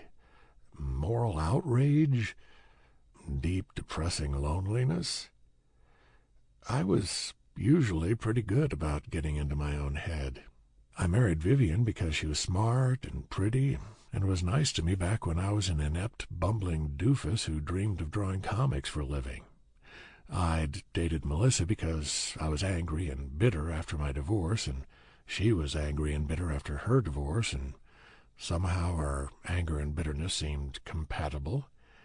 I'd dated Jennifer because she had a spectacular ass, and by that point I'd reached a level of success where I could attract women with spectacular asses. Pretty much every relationship after that was based on the level of hotness, which probably explained why they were all short-lived. I'd never sat around and wondered why I was behaving in such a way. My motives were always pretty transparent. It made absolutely no sense that I didn't just get in the car and drive back home. There was no reason for me to stay in this bizarre situation. Why didn't I return to my normal life? I should. I really should. This was ridiculous. The vacation was over as soon as the cabin went inferno. I went back to the motel and packed my suitcase. I checked out at the front desk, put Ignatz into the car, and drove away. Wait, was I really going to drive away without saying goodbye to Rachel? That was some romantic comedy bullshit. I'd at least have to explain to her that my vacation was over. Of course, if I went back there so soon, it would look like I was fleeing. I should wait until this evening before I sped out of Lake Gladys, just so I didn't hurt her feelings. So, what? I was going to hang out here for a few more hours to make it seem like our disappointing lunch and my departure weren't related? Who did that sort of thing? What was the matter with me? I should just go. I could look up Malcolm's number tomorrow and call to let Rachel know there'd been a cartooning emergency and I had to leave. She'd understand. That sounded kind of cowardly, but somehow less mean than driving over there and saying, "See ya." This was a weirdly difficult decision. The most appealing option was just to return to the motel, stay another night, and have lunch with Rachel tomorrow as planned, but that was also the deranged option. "Sorry, Rach, I'm totally not into you, but I'm still here." No, it's not creepy at all." What to do? What to do? What to do? Okay. I definitely was not going to head back to her place and say goodbye because it would make her feel terrible, like she'd driven me away. I also definitely was not going to bide my time in Lake Gladys all afternoon just to spare her feelings, because that was lame, which meant that the only option was to leave. No, that was a terrible option. This was making me nuts. What I needed was a legitimate reason to stay in Lake Gladys for another night, something that actually made sense, like perhaps a restaurant that served fantastic steaks, the kind that people traveled long distances to enjoy. "What'd you do on your vacation, Jason?" "Oh, man, I had this amazing steak dinner." "Wow, sounds like a great vacation. Wish I'd been there." Yes, somehow I'd reached the point of mental instability where I was making up excuses to justify my actions to my own brain. Lake Gladys was not good for me. I was leaving. I drove for about an hour, feeling at peace with my decision. Then I turned around and drove back. Chapter 13. Though the cabin was history, the lake itself had not been consumed in an inferno, so I decided to go out on the paddle boat for a while. When I parked in front of the rubble, Sheriff Baker and a man in a white dress shirt and tie were there. I rolled the windows down so Ignatz could have fresh air, then got out of the car. Sheriff Baker smiled and waved at me. "How's it going?" "Not bad," I said. "Figured I'd enjoy the lake while I'm still in town." "Oh, sure. This gentleman is just checking things out for the insurance company. Making sure nobody burned down the place to collect some cash." The man nodded politely at me. "Does it look like arson?" I asked. Sheriff Baker shrugged. It would have been nice if they left a can of gasoline around or something. There are ways to tell, burn patterns and so on, but that's really more of a big city thing. We can tell, said the man. He didn't seem like somebody you'd want to invite to a party, unless you'd already given up on it. Well, I'll leave you to it, I said. Let me know if you need anything. I went out to the dock, got in the paddle boat, and paddled out to the center of the lake. Then I just floated for a while, enjoying the sunshine and the silence. After about 15 minutes, Sheriff Baker and the insurance guy got in their separate cars and drove away. It was so nice out here, so peaceful. This is why I was still here. The lake. Nothing else. I closed my eyes. I nodded off. I opened my eyes again when a family in a motorboat sped past me. I wasn't sure how long I'd been asleep, but my arms had acquired a delightfully attractive sunburn. You'd think that with Rachel's burnt face and the fate of the cabin, I'd be more aware of the need for sunscreen, but nope. My bright red skin was proof that I was a moron. Oh, well. Somebody was standing on Chuck's dock. I was too far away to say for certain, but I was pretty sure it was the guy who'd been watching us in the parking lot. Brandon's buddy. Adam? No, Alan. He was using the same modus operandi of just standing there staring like a creepy bastard. Didn't he realize that being all spooky could make him an arson suspect? As I paddled back in, he stayed where he was. Even as I paddled right up to the dock, he didn't move. He just kept watching me. "Hi there," I said. "Hello." I paddled until the boat scraped against the bottom of the lake, then got out and dragged it onto the shore. "Can I help you with something?" Ellen shrugged. "Just figured you'd stand there and gaze upon my beauty?" I asked. "Something like that?" I stepped out onto the dock. "I saw you before. Whatever you're doing isn't as endearing as you think it is." "Why are you here?" he asked. "I'm on vacation." "But why here?" "Because this is where my agent sent me for some downtime after I acted out. You have a fine little town here, interesting people, clear water. So now let's circle this conversation back to my original question. Can I help you with something?" "People are tired of you being here." "Are they?" "Yeah." "Well, if you talk to people, tell them I said hi." Alan narrowed his eyes. "Are you making fun of me?" "No, I'm a professional humorist. When I make fun of you, you'll know it. I'd do it now, but I don't work for free." Alan's eyes narrowed even further, as if he still wasn't sure if he was being made fun of or not. "We're ready for you to leave," he said. "Let's put everything out in the open," I said. "You're mad because I'm spending time with Rachel Kramer, right?" "That's right." "Well, it's none of your business, so if you want to fuck off, that'd be appreciated. Go on, just fuck right off back to wherever you came from." I used my index and middle fingers to mimic a pair of legs walking away. "I'm not going anywhere." "You're trespassing. This is my agent's property." "Are you going to call the sheriff?" "If you make me." Alan didn't move. "She's disgusting." "Why? Because her face got burned up?" "She doesn't have an infectious disease. If somebody did that to you, would you want people to call you disgusting?" "How can you even look at her?" "I can look at her fine. When I look at you, not gonna lie, I get a little queasy. My stomach is churning just a bit. I'm not sure how to explain it.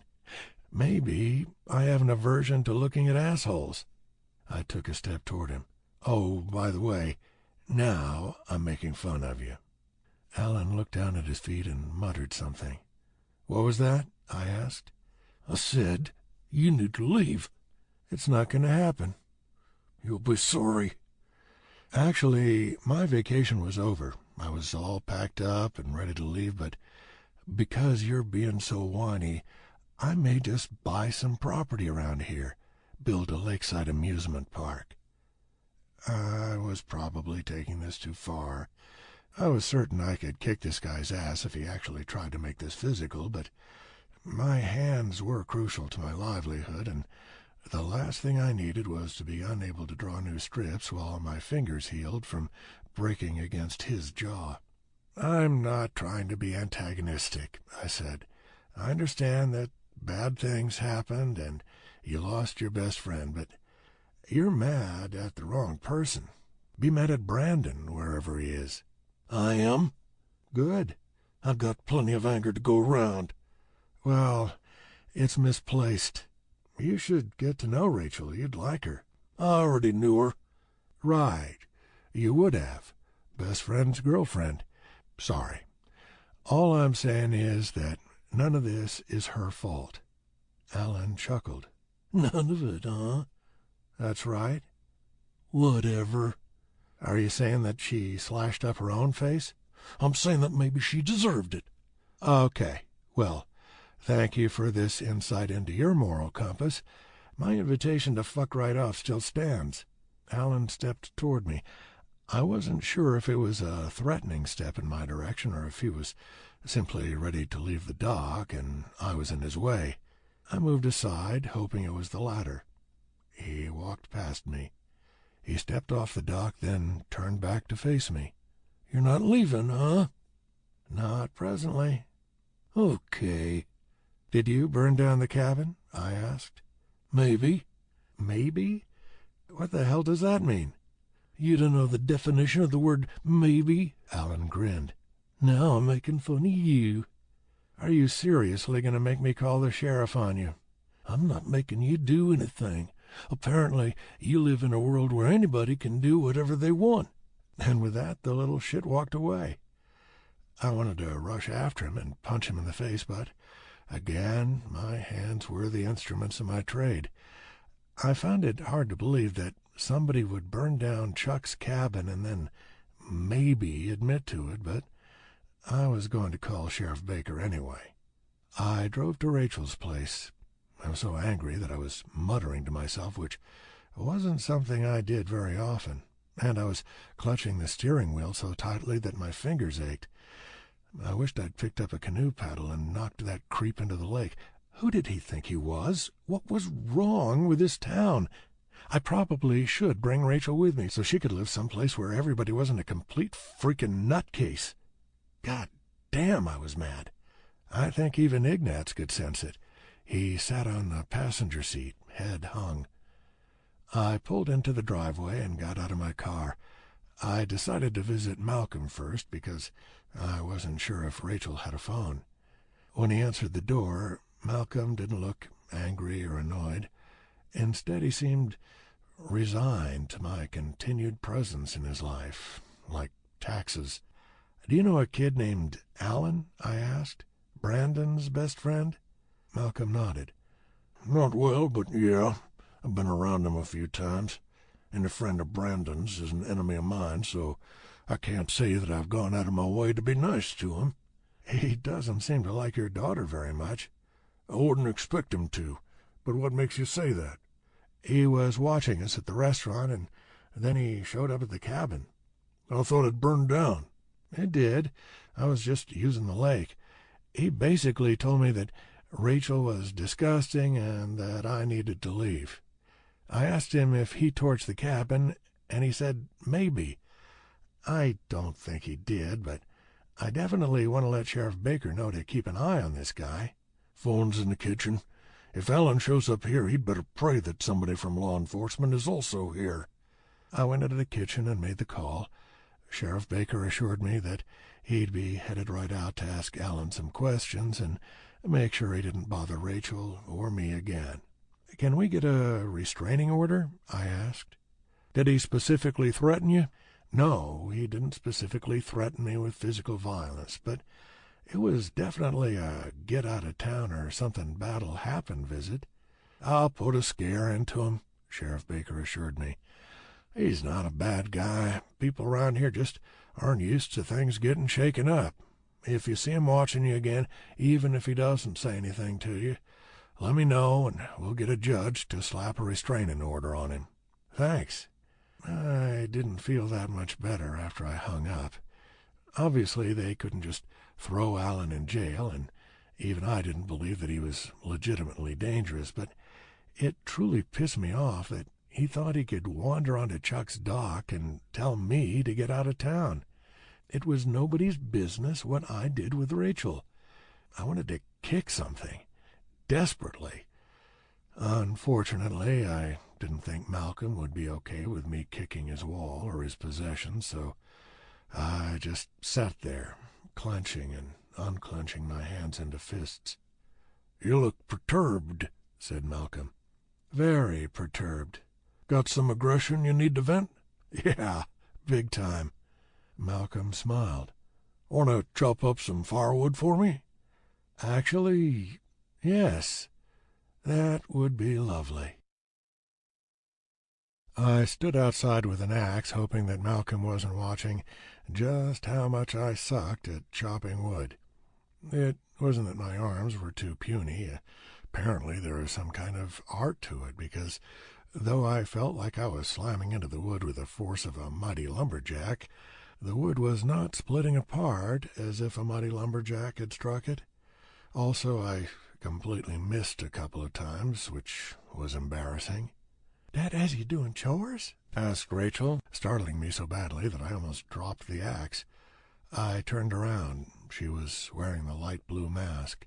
"No," I said, "blowing off some steam." "Have you read The Wonderful Wizard of Oz?" she asked. "No, I've only seen the movie."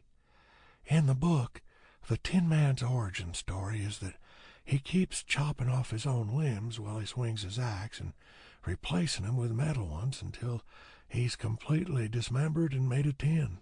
"Are you saying that my axe-swinging skills are going to take me in that direction?" "Just an observation." I swung the axe again, hoping for an impressive hit that would split a log completely in half. The blade made it about a quarter of the way through, but at least I didn't miss. I lifted the axe, taking the log with it, and slammed it against the tree stump again. 3 more hits later, and the log was halved. Rachel applauded. "Thank you," I said. "Seriously, why are you chopping firewood?" "Because I can either slam this axe into a log and be productive, or I can slam it into Alan's skull, which would be even more productive, but also illegal." "What happened?" "He tried to be all menacing. I'm over it now, though." I set down the axe. "You don't look over it.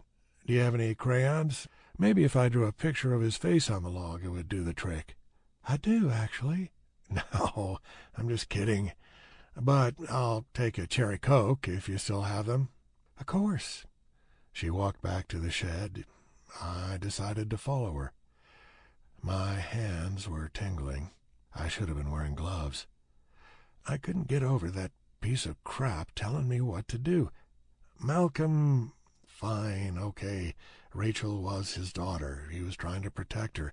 It was severely misguided, but you could understand his rationale.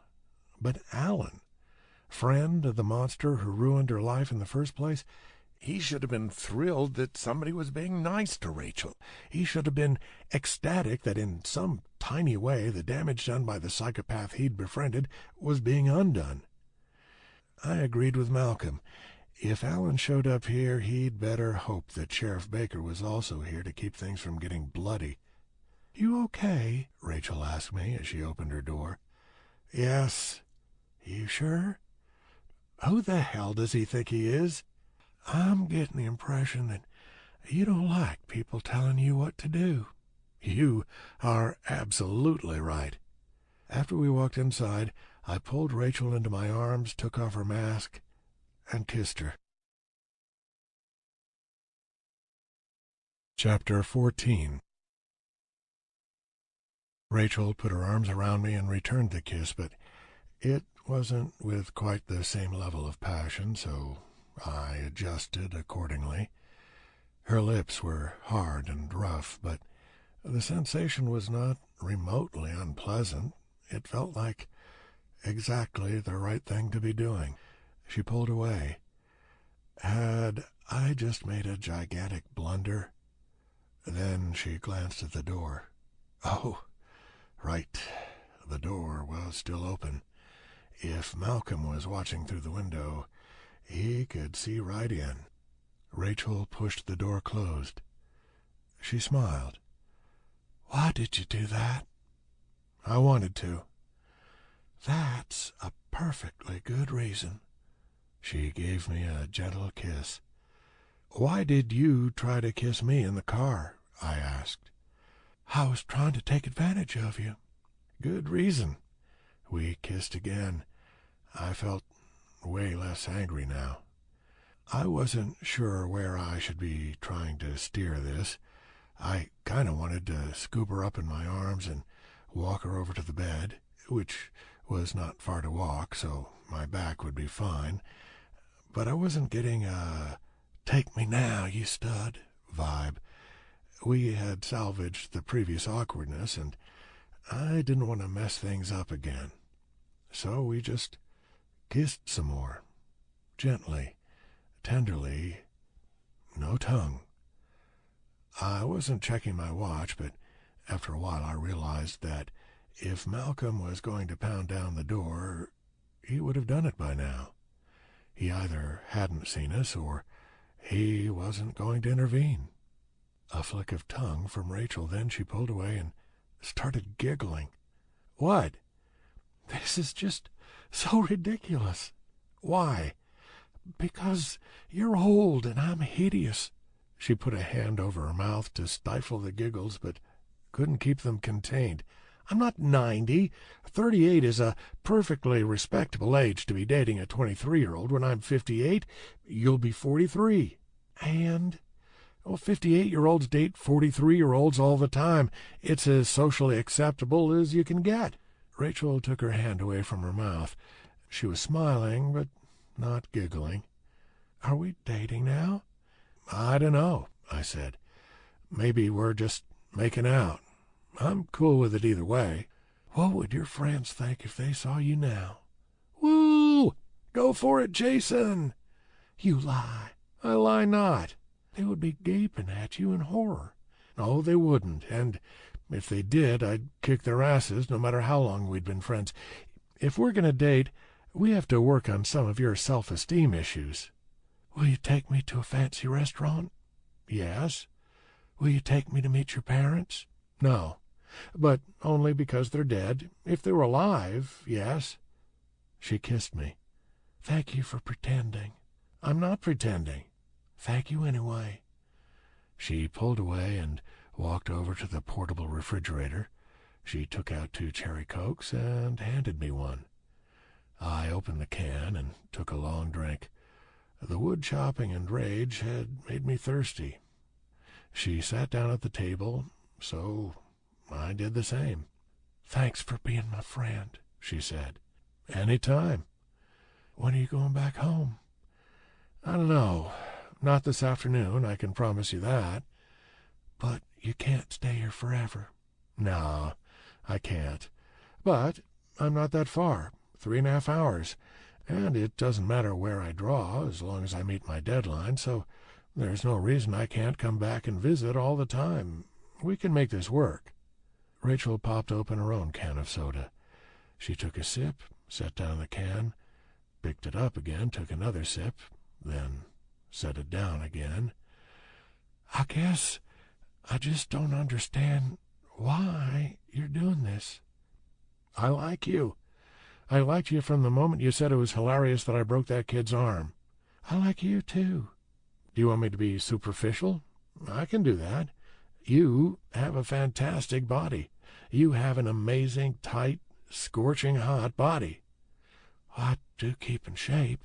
"Do you want the full truth?" "Yes." "When I saw your face in the window that first night, it scared the shit out of me. I thought I was watching a real-live horror movie. And when I came over to apologize and you took off your mask, I understood why you wore it." Rachel's eyes glistened with tears. "Don't cry," I said. "That's the bad stuff that leads to the good stuff." "Okay." "So, to recap, Yes, when I see a girl whose face has been slashed up with a straight razor and burnt with a blowtorch, my initial reaction is shock and unease. That's just the way it works. Then I got to know you, and you're incredible, and your appearance doesn't matter anymore. Since I did not expect to get laid this afternoon, I realized, but did not share with Rachel, that I wasn't saying this to get laid. I truly believed it. Her looks didn't matter anymore. Was there also an element of screw you world, and especially you, Alan, I'll do what I want involved? Probably. So what? Rachel didn't say anything, so I forged onward. If you were a filthy, dirty pig, I might not be able to get past that, but I'd be an awful person if I couldn't look past what happened to you. What if we'd been together and then you were attacked? Would I have abandoned you? Not a chance in hell. I'd be proud to call you my girlfriend. It was hard to tell, but Rachel seemed to be practically beaming. Okay, she said. You can call me that then. We leaned across the table and kissed. That works better in the movies. My dad may or may not be all right with this, said Rachel. By being my boyfriend, you're accepting the risk. Write up the waiver and I'll sign it. And we have to take things slow. Slower than you're probably used to. I'm fine with that. Rachel took another drink to gather her courage. I'm a virgin. I assumed that. Are you one too? Me? I'm kidding. You told me you'd been married. Yes, I was, although that particular marriage wasn't that much different from the virgin lifestyle. I assume you've been with a lot of women. Well, I wouldn't say. I don't want to know how many, Rachel said. If you start to tell me, I'll put my hands over my ears and go, la, la, la, la, la. That's reasonable. I mean it. Never tell me, even if I ask. I don't really want to know. But I won't ask, so it doesn't matter. What I'm saying is that I'm sure you have plenty of experience, and I have zero experience, and it might be a long road for me to get to that point. I wanted to put that out there in case you're just after this hot bod. Noted. We can kiss as much as you want. You just can't touch my boobs or my butt. Well, you can touch my butt a little. We kissed. I kept my hands to myself. When we were done kissing, which didn't happen soon, she walked me to the door. If you're sure you want to do this, I'm going to tell my dad. Do you want me to tell him? I asked. Rachel shook her head. I'll do it. Should we tell him together? No, you should leave. I'll tell you how it went. Is it because you think he'll kill me? Rachel smiled. He was never really going to kill you. If he got truly mad about this, the worst he'd do is yell at you. He'd yell and scream, and the vein in his forehead would bulge out, and you'd think your life was in danger, but it wouldn't be. But I'm not trying to save you from getting yelled at. I just think this is something I should do by myself. He might respect it more coming from you. I don't care. It's important to me that I have this conversation on my terms and let him know that it is 100% something I want. Well, I can't argue with that, I said. Are you sure I shouldn't just hang out here? I'm sure this might take a while, and if you're here, he'll want to talk to you instead. Come back in an hour. No, hour and a half. All right. Sounds good. We kissed one last time, then she opened the door. I was ready for a steel-toed boot belonging to Malcolm to kick my teeth out, but I didn't even see Malcolm through his window. Oh, not to bring us down, I said before stepping outside. But please don't walk outside by yourself until the Allen situation is resolved. I won't. She walked over to Malcolm's house, and I walked over to my car. I still kind of felt like I should stick around, but no. Right now, anything I might say to Malcolm was irrelevant. I wasn't auditioning to be Rachel's guardian. I wanted to be her boyfriend. She needed to make her father understand that this was her decision, and she needed to do it alone. In the spirit of pure honesty, I'll admit that when I heard the door close, I picked up my pace. Chapter 15. I was going to go not so silently crazy if I had to be alone with my thoughts right now. With Ignatz in the car, I could pretend that I wasn't talking to myself. But until I knew how Rachel's talk with Malcolm went, I was going to be a mess. I needed human interaction to distract myself. I supposed that I could call Chuck. Nah, he was unlikely to lend a sympathetic ear. It was Sunday afternoon. There might be somebody at Doug's Booze Wasteland where this whole adventure started. A game of billiards would relax me. "What do you think, Ignatz?" I asked. "Am I crazy?" Ignatz offered no opinion on the matter. I decided not to talk out loud to my dog. But was I crazy?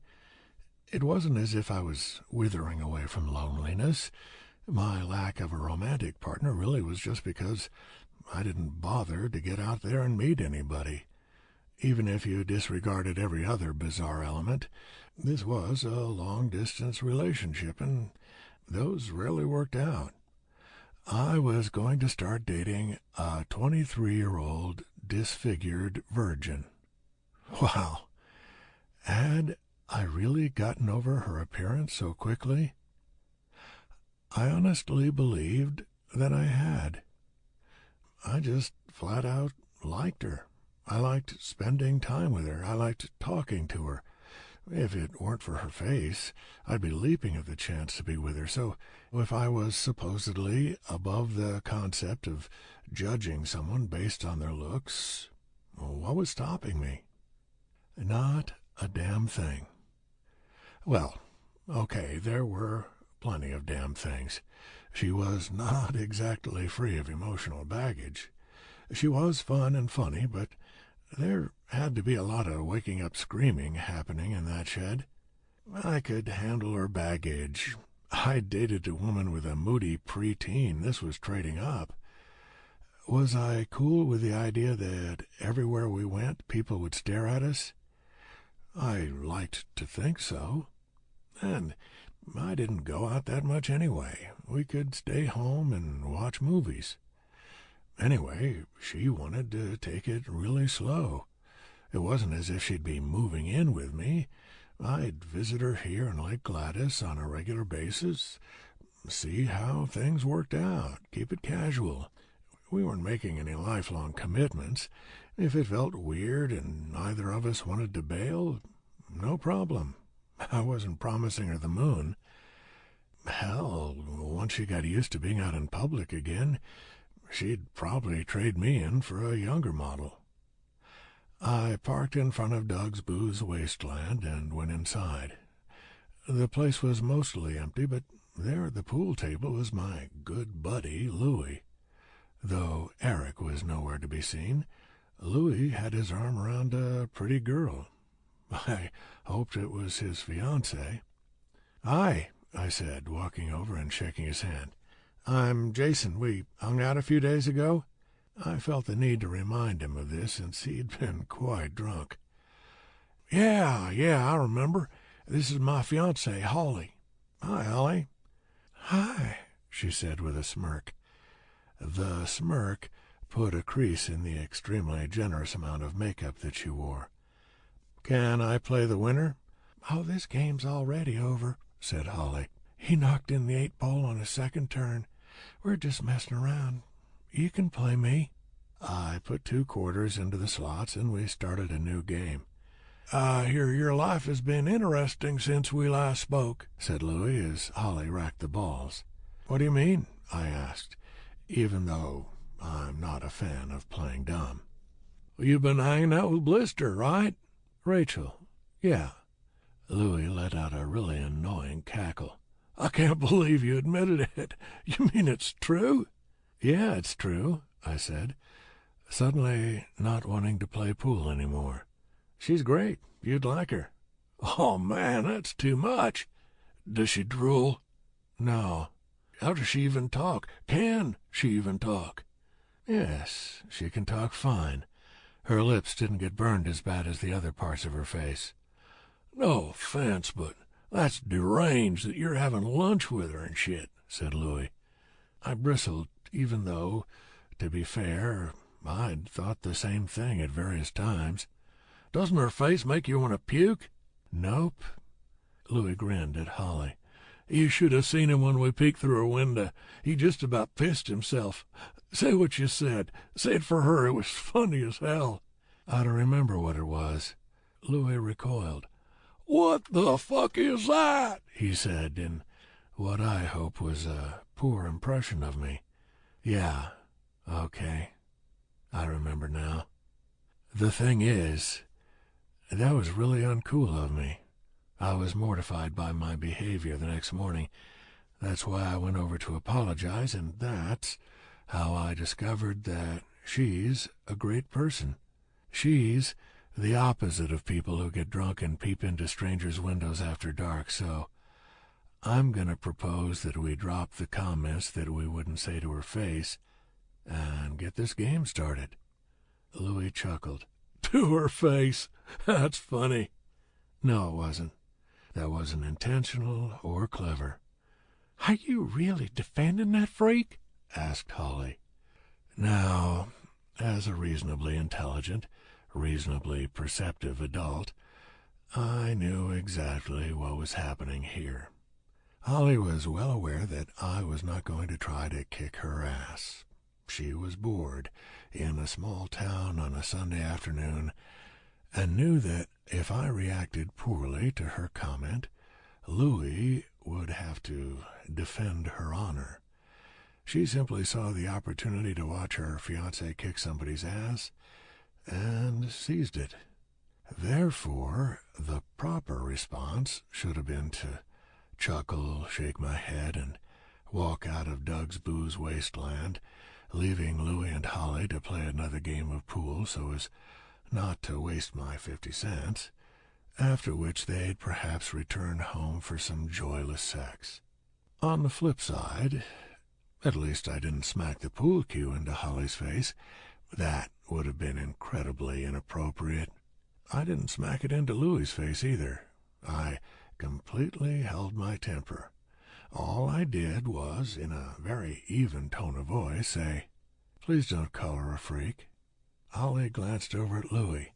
Are you going to let him talk to me like that? Louis looked a bit surprised, since my request hadn't been the slightest bit rude. Then I think he immediately got where this was supposed to be headed, because he stood up straight, puffed out his chest, and said, I'd like you to apologize to my fiancée. I don't know.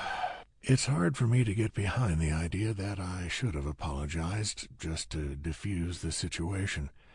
Sometimes you have to say, I'm sorry, for something that requires no apology, and sometimes, as I did, you have to say, go fuck yourself.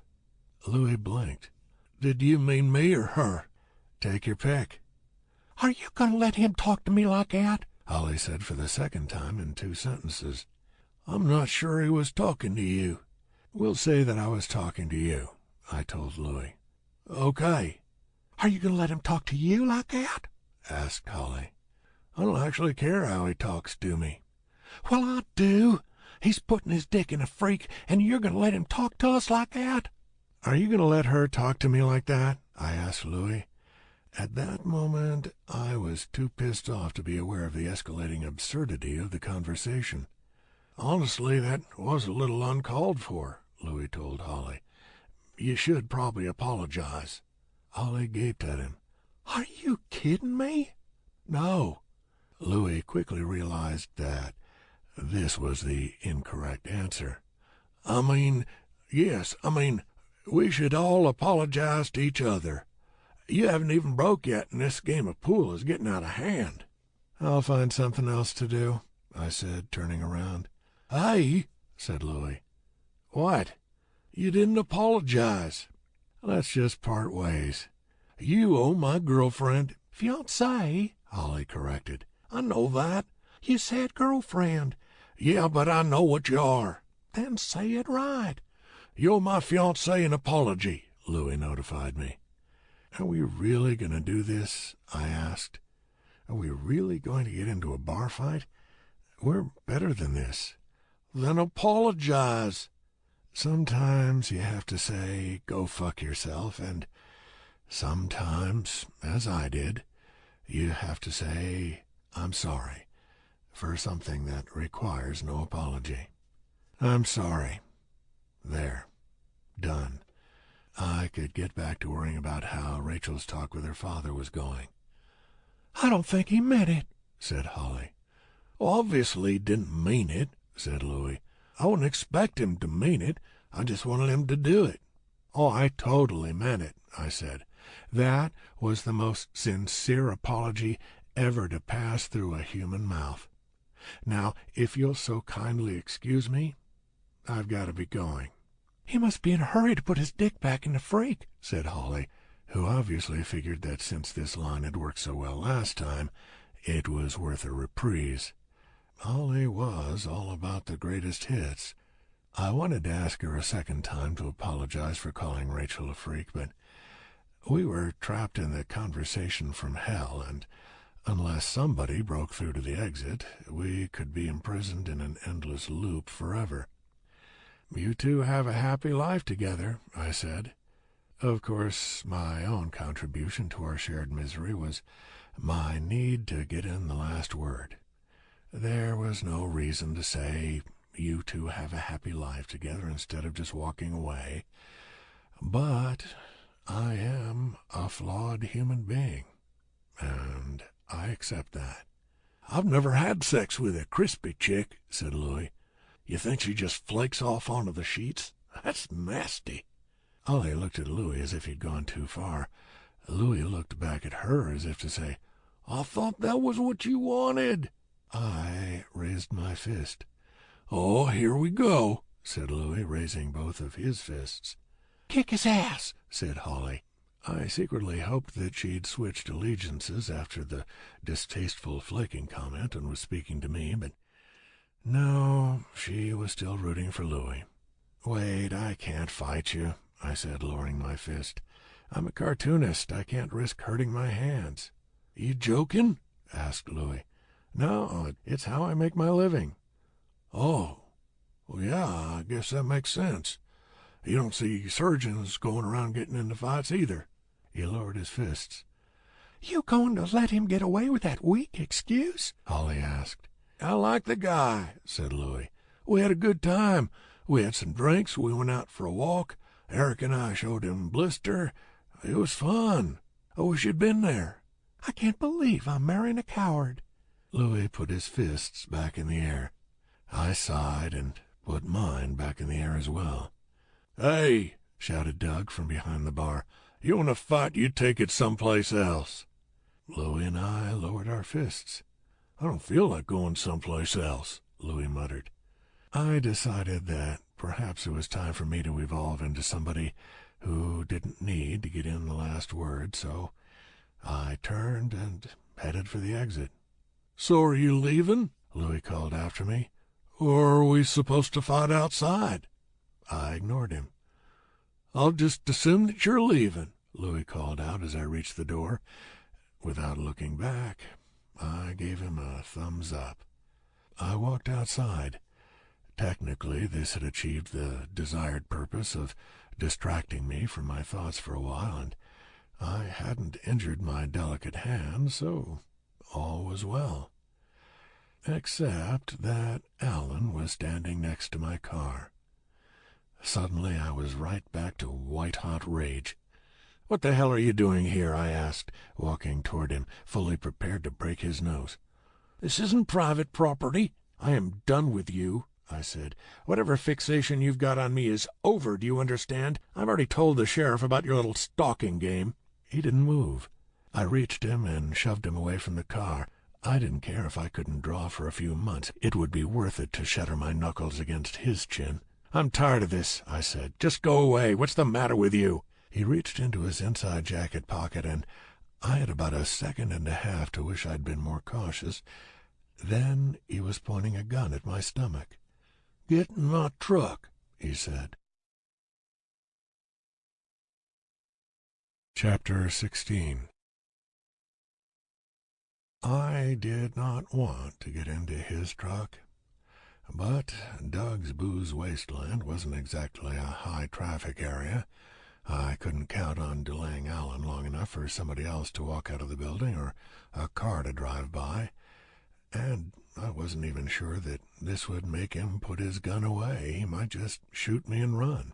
I opened my mouth to say something and couldn't think of a single thing, not even "please don't." Alan took a couple of steps forward, closing the gap from when I'd shoved him, and pressed the barrel of the gun against my stomach. "I'll do it," he said.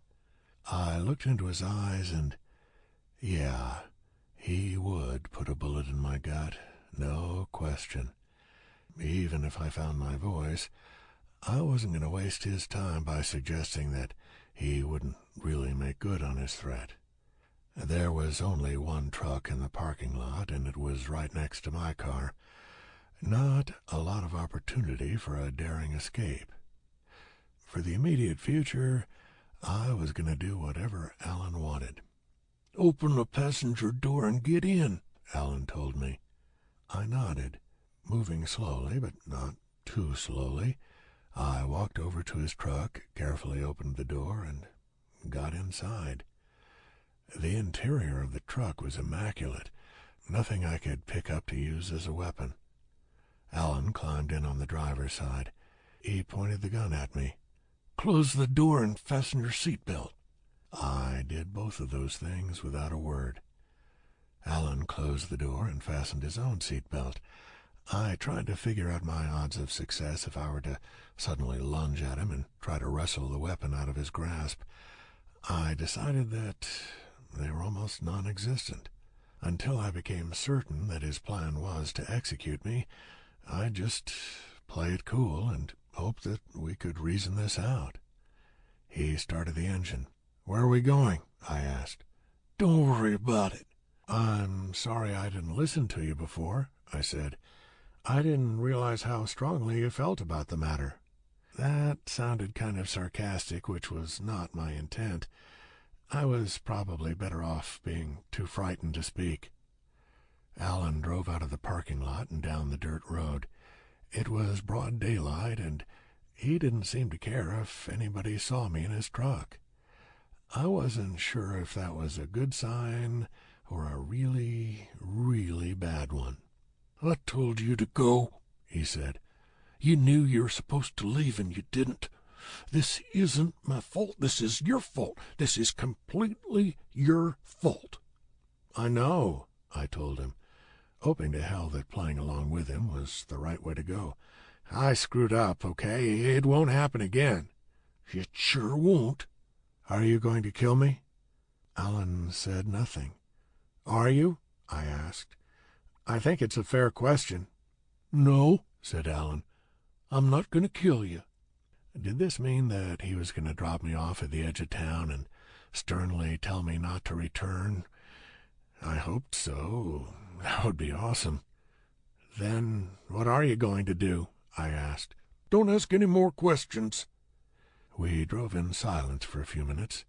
A couple of cars passed us going the opposite direction, but Alan didn't order me to duck out of sight.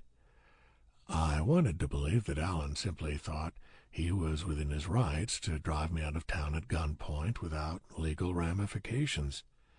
He turned onto a narrower dirt road without a street sign. "Why did you have to mess things up for everybody?" he asked. "Things were fine. Everybody had moved on. Why restart it all? None of this is any of your business. Why not leave things the way they were?" "Things weren't okay for Rachel," I said. She was fine. She was getting better than she deserved. Why, because she's unpleasant to look at?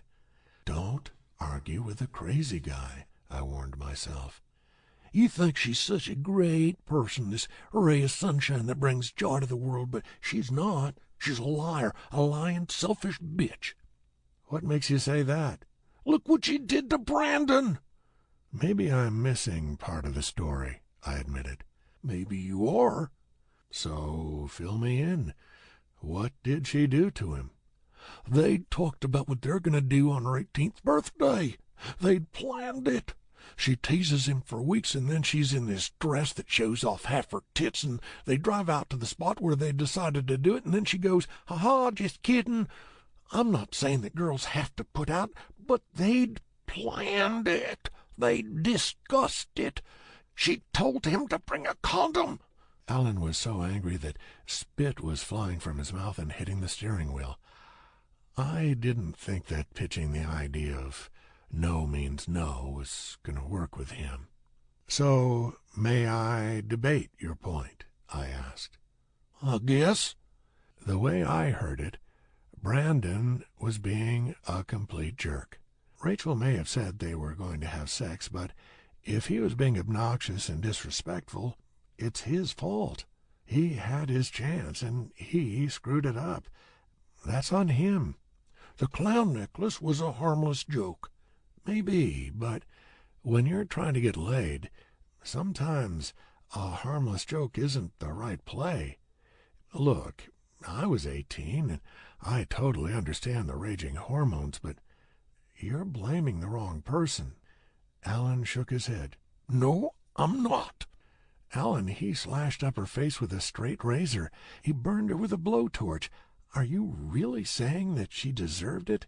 There is no level of blue balls where what he did was right. I'm not saying she deserved everything, but she ruined his life. How long were you and Brandon friends? Since 2nd grade. So you'd been best friends for about 10 years. I completely understand why you'd take his side. People do god-awful things sometimes, and that doesn't mean their family and friends abandon them. I admire your devotion to Brandon, I really do. He had big plans, said Alan. He was going to get out of this shithole town. He would have taken her, too, would have married her. Right now they'd be rich and happy and have 2 or 3 kids, and she destroyed that life they could have had. We're starting to veer back into blaming the victim. I'll never stop blaming her. Then I'll quit trying to change your mind. You've said your piece, I've said mine, and I think we understand each other a little better now. So how about you stop the truck, let me out, and we'll go our separate ways? I'll never see you around here again? Alan asked. Never. I don't mean a year from now, I mean never. You will never lay eyes on me again. And you won't call the sheriff on me? That's right. Then what I'm hearing from you right now, at this moment, is that you think I'm stupid. No, I said. I just want to go home and pretend this never happened. I want to put this whole trip behind me. It was all a mistake. You're right. This is none of my business. You're saying what you think I want to hear. I'm not saying that I want to leave. I'm saying that you've convinced me that it's in my best interest to leave. The gun and kidnapping thing worked. A job well done. A job well done. You put enough of a scare into me that I don't want anything more to do with this place. Stop the truck, let me out, and it's over. Alan did not stop the truck. It would be nice if it were that easy, wouldn't it? He asked. Why can't it be? As soon as you brought her out there, reminded everybody about her, you unburied shit that's not going to go back in the grave. If you had listened to me the first time, if you just left, things would have been okay, but I know damn well that you're only promising not to tell anybody because I got a gun pointed at you. As soon as you're safe, you'll tell. How can I convince you that I won't? You can't. Then we're at an impasse. No, we're not. You're acting like I care what promises you make. I don't. Your fate is already sealed, Jason Trey. And let me tell you, You are fucked." "And now I don't believe you," I said. "There's no reason we can't talk this out. It's ridiculous to let it go any further." "Is it? How about I raise the stakes? I burned down your cabin. I was smart about it, but if they do a thorough investigation, I'm sure they'll figure out that it was done on purpose. See what I just did? I confessed to a crime. If I let you go, you'll tell somebody. Don't pretend you won't."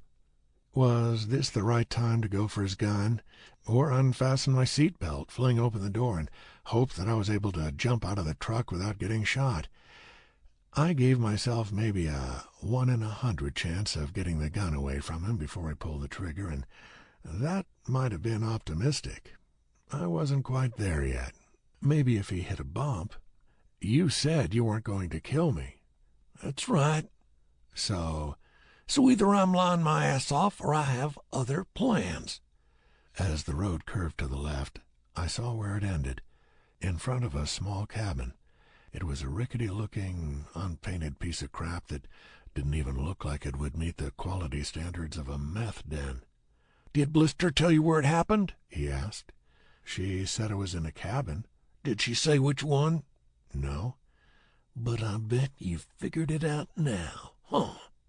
Alan stopped in front of the cabin. He put the truck into park and turned off the engine.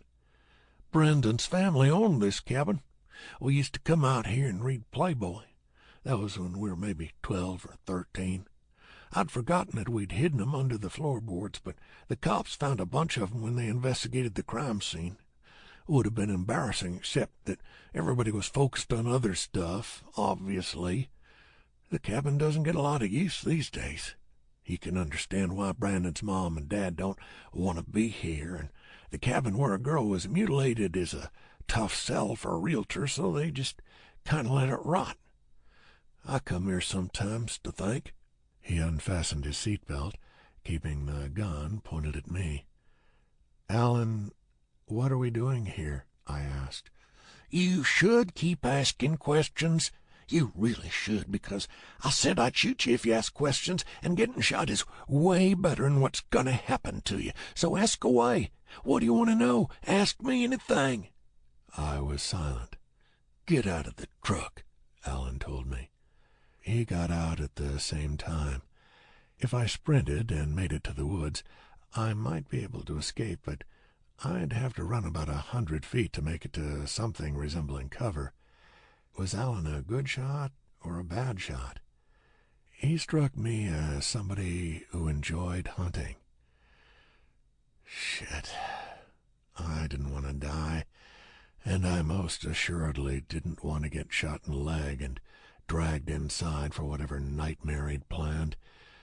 What the hell was I going to do? By the time I decided it was too risky to flee, it was too late anyway. Alan was right next to me. "Walk over to the door," he told me. I walked over to it. Maybe one of the drivers who'd passed us had been suspicious. Maybe Sheriff Baker was on his way at this very moment, and if I could keep Alan occupied for a few extra minutes, he'd arrive and save my ass. Yeah, right. Nobody was going to save me. I suddenly realized that I was very close to dropping to my knees and begging for mercy. I desperately hoped that I could keep myself from doing that. I didn't want to go out that way. I wanted to keep my dignity. Why hadn't I taken him more seriously? Why hadn't I gone back inside the bar and called the sheriff? I stood in front of the door. There was a pretty big gap between two of the boards, but it was too dark inside for me to see anything. "Don't open it quite yet," said Alan. "First, I'm going to raise the stakes again. I got a story to tell." Chapter 17. Brandon is sobbing. "I can't believe I did it." He said this over and over, at least 10 times now. Alan isn't good at consoling people in their time of need, and he can't figure out what he should be doing to help. "It'll be okay," he says. "No, it won't. Are you even listening to me?" He wipes his nose on the sleeve of his suit. "I'm going to go to jail." "We won't let that happen," Alan assures him. I just lost control of myself. Like somebody else took over my body. It was like I wasn't even there when it happened." "At least you know you didn't get her pregnant," says Alan, in a failed attempt to lighten the mood.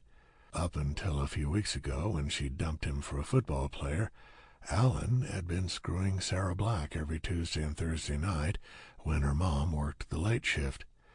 It was great fun, but he'd lost a lot of sleep thinking about the possibility that he might accidentally knock her up. This was supposed to be an incredible night for his buddy. There were plenty of other girls at school who'd have spread their legs for Brandon, or at least blown him, but no, Mr. Lame-ass Romantic had to be with a prude like Rachel. They'd been together for over a year, and she'd backed out on him.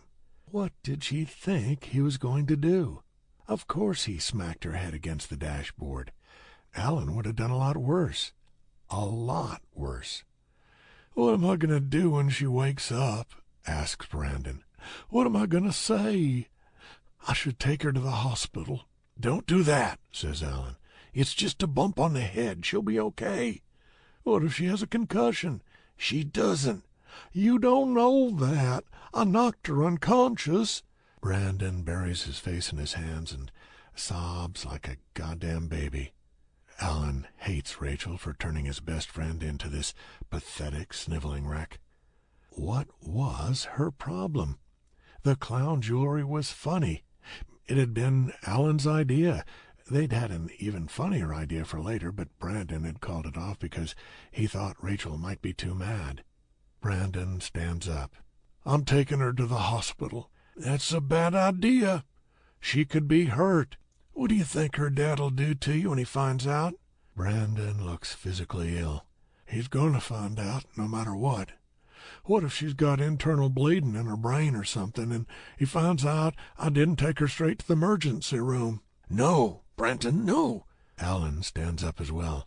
"Rachel needs to understand that you weren't in your right mind. It's her fault. If she talks to a nurse or her dad or anybody else, they'll completely turn her against you. Even if she wants to forgive you, they won't let her." Brandon nods.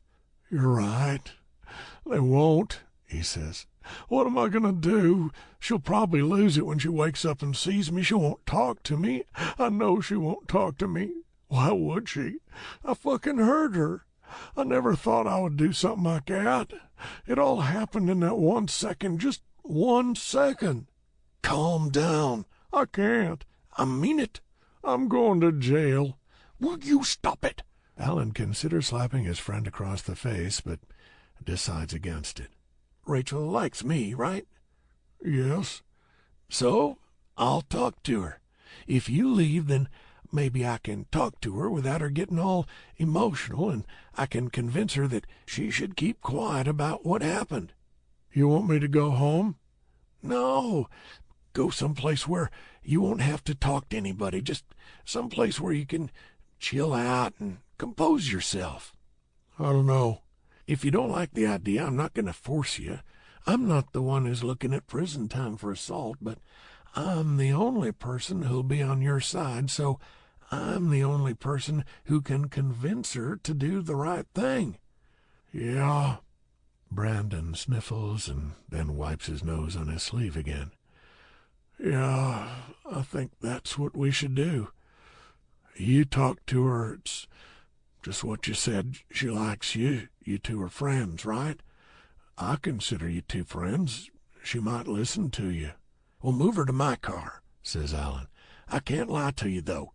If she asks me to take her to the hospital, I'm going to, no questions asked. I can't become an accessory." Yeah, that's okay. I get that." Brandon nods rapidly, jiggling a line of snot that's dangling from his nose. "That might work. It really might work." Together they put Rachel in the front seat of Alan's car. There's a pretty awful red bump on her forehead that'll have to be explained, but she can say that she bonked her head getting into the car. Alan has seen her be clumsy before. Brandon throws his arms around Alan. "Thank you so much," he says. Alan doesn't like to be hugged even by women, but he tolerates it. "Go," he says. "Get out of here. I'll call you when I know what's going on." "How will you call me? I won't be home." "Just go, all right? She could wake up any minute." Brandon gets in his car and drives away from the clearing in the woods where he was supposed to be getting laid for the first time. He should have left this place worrying about premature ejaculation, not prison time. Alan gets into his own car and looks at Rachel. It's kind of concerning that she hasn't woken up yet. Maybe she won't wake up at all. Maybe that would be better for Brandon. Alan doesn't believe for 1 second that he can talk Rachel out of telling anybody. She's not the kind of girl who'll say, "Yes, my boyfriend physically assaulted me, but he was really horny, so I'll cut him some slack." He doesn't know what kind of prison sentence this crime might carry. Maybe none at all. Maybe just community service. But it's certainly something that will destroy Brandon's future. Rachel likes Alan, as far as he knows, but he's always hated her. Stuck-up bitch. It won't be any great loss if she disappears. It'll be a great gain for Alan if she suffers. He's always wanted to do something like this. When would he ever get this opportunity? Never, right? It was hard enough to find stray cats. Brandon's cabin was only about 10 minutes away. It would have been a nice private place to screw Rachel, but she thought the cabin was disgusting, which, to be fair, it was. Alan wouldn't screw her. He'd never screw his best friend's girlfriend, even if she was definitely an ex-girlfriend now. But he'd make good use of the privacy. The clown suit feels perfect. He wants to speak, wants to taunt her, but he also wants Rachel to die thinking that her agony is coming from somebody she loves. Also, from a more practical standpoint, he can't guarantee that nobody will hear Rachel. If somebody shows up, he'll be glad his identity was hidden. So many taunts. So many things he wants to say to her as he slashes at her face, but he forces himself to remain silent and simply enjoy her reaction. The razor looks so much better slicing across her face than it ever did with the cat's. No fur to hide the wounds. Most of her face is red. He'd love to cut her eyes, but if she's blind, she can't see the scary clown. And what fun is that? Brandon is missing out. He sets the razor aside and picks up the blowtorch. Oh, the cats hated the blowtorch. Rachel probably wouldn't be too keen on it either. Alan can't stop himself from giggling as he burns her flesh, but she can't hear him over the hiss of the blowtorch and the sound of her own muffled shrieks. He hopes she doesn't choke on the rag he shoved into her mouth. He'd tested the rag on himself, seeing if he could pack it in his mouth tightly enough that he couldn't get it out without using his hands. He could have just taped it in, but there'd be less available surface area to burn. Her face is totally ruined. It won't matter that she's unwilling to put out. Nobody'll want to have sex with her ever again. What was that? Alan turns off the blowtorch and walks over to the window. He thought he'd heard a car, but he doesn't see any headlights. Now he's panicked. What the hell is he doing? How's he going to get away with this? How did he ever think he'd get away with this? I'm insane, he thinks. I'm really, truly, genuinely insane. He curses under the mask. He missed a couple of spots on Rachel's face, but the moment is over. The mood is destroyed. He needs to slash open her throat and get out of here. No, wait. He doesn't need to kill her. He'll let Brandon take the blame. His subconscious mind had already worked it out. That's why Alan was wearing the costume in the first place. It would be really shitty to do this to his friend, but things will never be the same between them anyway. Brandon made his own choice. Yeah, he let Brandon take the fall. Brandon will tell everybody that Alan did it, of course, but if he leaves Rachel alive, her testimony will sink Brandon. Alan knows that he can hold up under interrogation, no problem.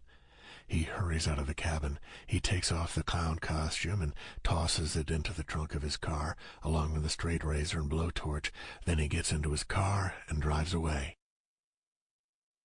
Idiot! Idiot! Fucking idiot! Alan cannot believe his own stupidity. His mind is so rattled that he's making mistake after mistake. He deserves to get caught.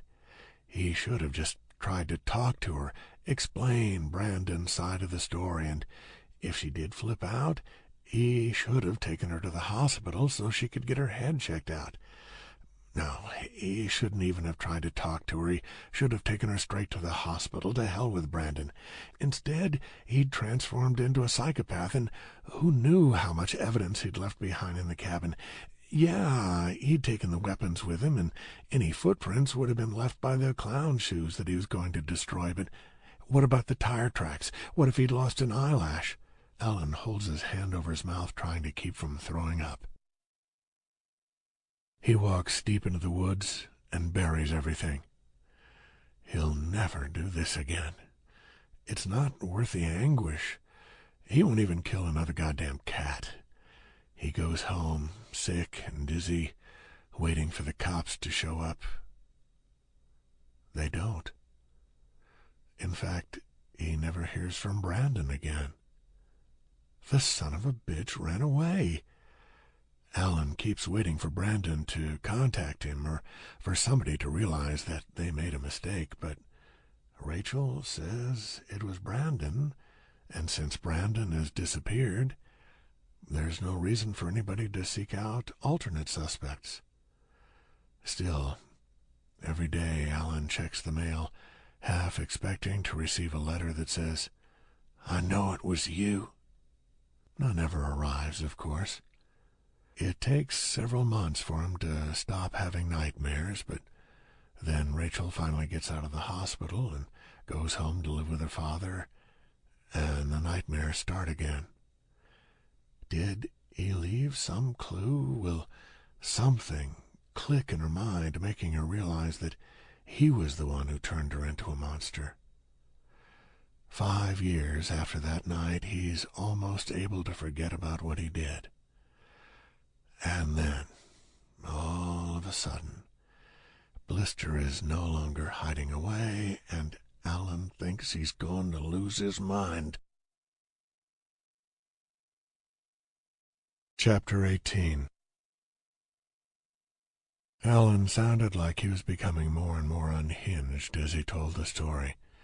He seemed to be simultaneously repulsed by his own words and ecstatic to be finally sharing the experience with somebody. I didn't know what to say. It was bad enough when I thought he was just an angry gun-toting guy who wanted me to leave town. Now that I knew he was a full-fledged lunatic, I couldn't think of a way to reason with him. How could I explain to somebody who'd mutilated an innocent girl that arming me would be a poor decision?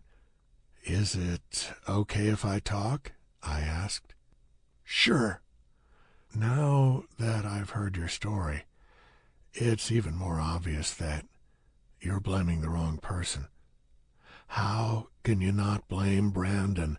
He's the one who put you in that situation, and then he ran away. He left you to clean up the mess yourself. None of this is Rachel's fault." "I guess we'll have to agree to disagree. Open the door." "I'll make you a deal. If you let me go, I'll leave town, and I'll take Rachel with me. You'll never see either of us again." "You're going to kidnap her?" "No. She'd go willingly. I'm sure of it." Alan narrowed his eyes. "Why would you be sure of that? What's happening between you two?" This, ladies and gentlemen, was an example of saying the exact wrong thing. The madman holding you at gunpoint loathes Rachel? Tell him that you two were close enough that she'd run away with you. Well, done, sir. It's not about me," I said, hoping he couldn't see the desperation on my face as I tried to come up with a new angle. "Rachel hates Lake Gladys, hates everything about it. I mean, she spends her time in a shed, so why wouldn't she hate it? She asked me to bring her to Jacksonville, and I said no, of course, because we barely know each other, and I figured she was just trying to use me to get out of here, but I can tell her I changed my mind. You won't have to worry about either one of us." Said Alan. "If I thought I could trust you, maybe that would work. But I know I can't." "You can," I insisted. "You've made it very clear, crystal clear, that you're not someone to mess with. If I'd known that before, I never would have—" "Shut up," Alan told me. I decided to shut up. Babbling and begging was not going to save my life. I knew that the second he let me go, I'd be on my way to alert the authorities, and he knew that too, so there was no reason to continue to insult his intelligence by pretending otherwise. "Open the door," he said. I pulled open the door. I'm not sure what I expected to see inside. Okay, that's not true. I expected to see a complete horror show. But I didn't know whether it would be a pile of severed heads in the corner horror show, or an intestines hanging from the ceiling like party banners horror show, or a good old-fashioned floor soaked with blood horror show. It was none of them. The cabin was mostly empty. There was a stained, torn, rat-feces-covered mattress on the floor next to the far wall, and a wooden chair in the center. Some bungee cords were in a pile next to the chair. There was also a small coffee table. Unlike everything else in the room, this had been recently dusted. Upon the table, propped up against a folded white cloth to display them more prominently, were a straight razor and a blowtorch. I decided not to worry if I got shot. I spun around, hoping to grab Alan's arm and give it a really violent twist. I'm pretty sure he was anticipating my reaction, because he punched me in the stomach with his free hand, and then when I doubled over, he bashed me on the back of the head with a gun. I fell to my knees. I cringed, waiting for him to shoot me in the head, even though the razor and the blowtorch were a pretty clear indicator that he had far worse plans for me. I reached for his foot, thinking I might grab his ankle and yank him off balance. Instead, he stomped on my hand. I howled with pain. He pushed down harder with his foot, grinding my fingers beneath the bottom of his shoe in the wooden floor. Then he hurried over to the corner. There was a small cloth sack lying there that I'd noticed before. I couldn't tell if any of my fingers were broken. They certainly felt like they were, but none of them were bent backwards, and there were no protruding bones. This was presumably my opportunity to get the hell out of there, but after a punch to the stomach and a blow to the skull, I wasn't feeling particularly mobile. Alan set down the gun and quickly picked up a small clear bottle and unscrewed the lid. He poured some liquid from the bottle onto a rag as he rushed back to me. I tried to fend him off, but he got the rag over my nose and mouth. I don't know what chloroform smelled like, if anything, but this wasn't it. This smelled like nail polish remover, which Alan must have decided would work just as well. He may have been right. My nostrils burned and I couldn't breathe. I tried to cough, but he had the rag pressed too tightly against my mouth. My eyes watered. He splashed some more liquid onto the rag, and I thought I was going to choke to death. Finally, he removed the rag. I tried to crawl away, but I couldn't get my bearings. Everything was a blur. I was gasping for breath and then coughing and thinking about how I needed to force myself to stand up and run, but I couldn't even manage to crawl. Alan clubbed me again with a gun. I remained conscious but useless. He grabbed me by my injured hand and dragged me across the floor.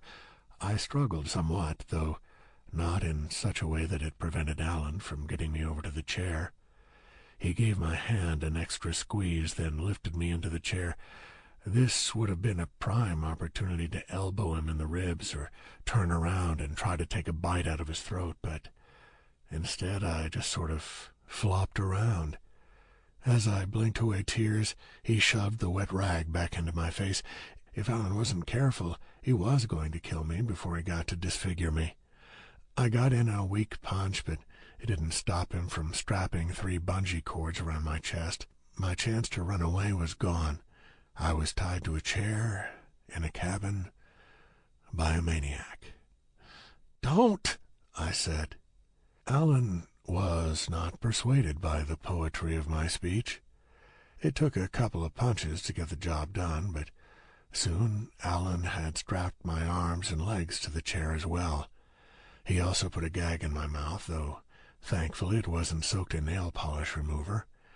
Apparently his extra planning time allowed him to do better than just stuffing a rag all the way into my mouth.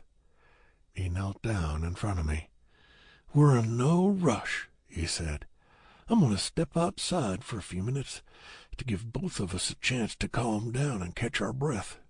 I'll be right there, so if you try to get away, I'll hear you." I wasn't sure exactly what punishment was implied by this warning. Was he going to do something even worse? Alan stood up, walked toward the door, then stopped and turned back around to face me. He looked like he wanted to punch himself. He squeezed his eyes shut for a few seconds, then opened them again. "I can't do it. I can't leave you alone in here, not even if you're tied up and I'm right outside." It wouldn't have mattered to me. I had no plan for escape.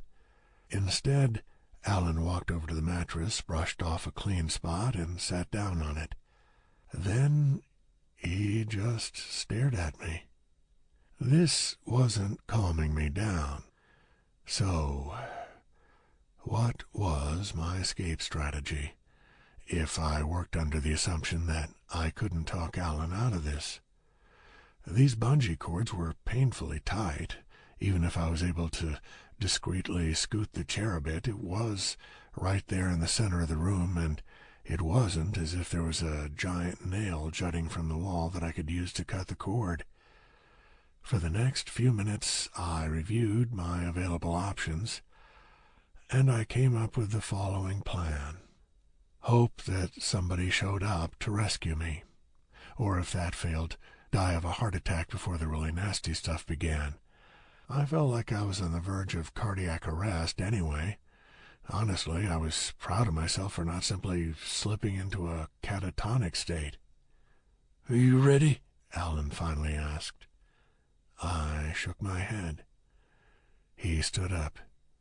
"This is going to be horrible for you," he said. "Well, I'm doing it. I want you to remember that you brought this on yourself. You had a way out." He walked over to the coffee table and pointed his index finger back and forth between the straight razor and the blowtorch, as if trying to decide which one to select. It looked like something he'd practiced in the mirror, right down to the quizzical facial expression. Then he picked up the razor. "I couldn't talk when I did this to Blister, and it stole a lot of the fun away," he said. "But now I can talk all I want, and nobody's going to come looking for you here, so I can bide my time. I can watch you sweat, watch you squirm. Are you thinking about how it's going to feel when I cut your face open, or are you already thinking ahead and worrying about the blowtorch?" He walked over to me slowly. Too slowly. It was almost comical. He was trying way too hard to be menacing. I'm not suggesting for an instant that he wasn't being successful at it, but if I were an uninvolved spectator, I'd be laughing at his effort. "You like Blister, huh? Think she's fun? Think she's neat? Maybe you should be more like her. What do you think about that? Maybe you should be more like the person you admire so very much." He held the razor up to my cheek and pretended to consider what to do next. "Wait a minute. I got it. Maybe you should look like her." Alan said this as if it were a great big shock, even though I'd figured out where this was headed long ago. I wished I weren't the one about to be mutilated so I could scoff at his technique. He placed the corner of the blade against my right temple. Muffled by the gag, I begged him not to do this. Alan grinned, and very slowly slid the blade down the side of my face. It wasn't that deep of a cut, as far as I could tell, but it definitely hurt, and I could feel the blood trickling down my cheek. He cut all the way to the bottom of my jaw. He held up the bloody blade for my inspection, then licked it. That is, he pretended to lick it. I'm not sure if he didn't want to taste the blood or if he didn't want to cut his tongue, but either way, he didn't quite lick the blade. Again, it would have been amusing if I didn't have blood running down my face. "Another cut?" he asked. I vigorously shook my head. "I agree. Let's mix it up. When I did Blister, it was cut, cut, cut, burn, burn, burn, but it's more interesting to go back and forth, don't you think?" He placed the razor back on the coffee table, then picked up the blowtorch. I screamed and struggled against the cords, but it wasn't doing a bit of good. If Alan wanted to mangle and burn me beyond recognition, that's what was going to happen. He held the blowtorch up to me. "Maybe you'll luck out," he said. "Maybe it won't have any fuel. Maybe I didn't bother to make sure it was in working order before I dragged you all the way out here." Alan turned it on. He looked at the small blue flame and smiled. "Oh, well, at least you had those few seconds to fantasize about a better outcome, right?" I'm not ashamed to admit that by now I was crying. Not a stoic single tear, but terrified, panicked, "Please, God, don't let this happen to me," sobbing. I wasn't sure how Rachel had made it through this experience with her sanity intact, and I hadn't even felt any of the true agony yet.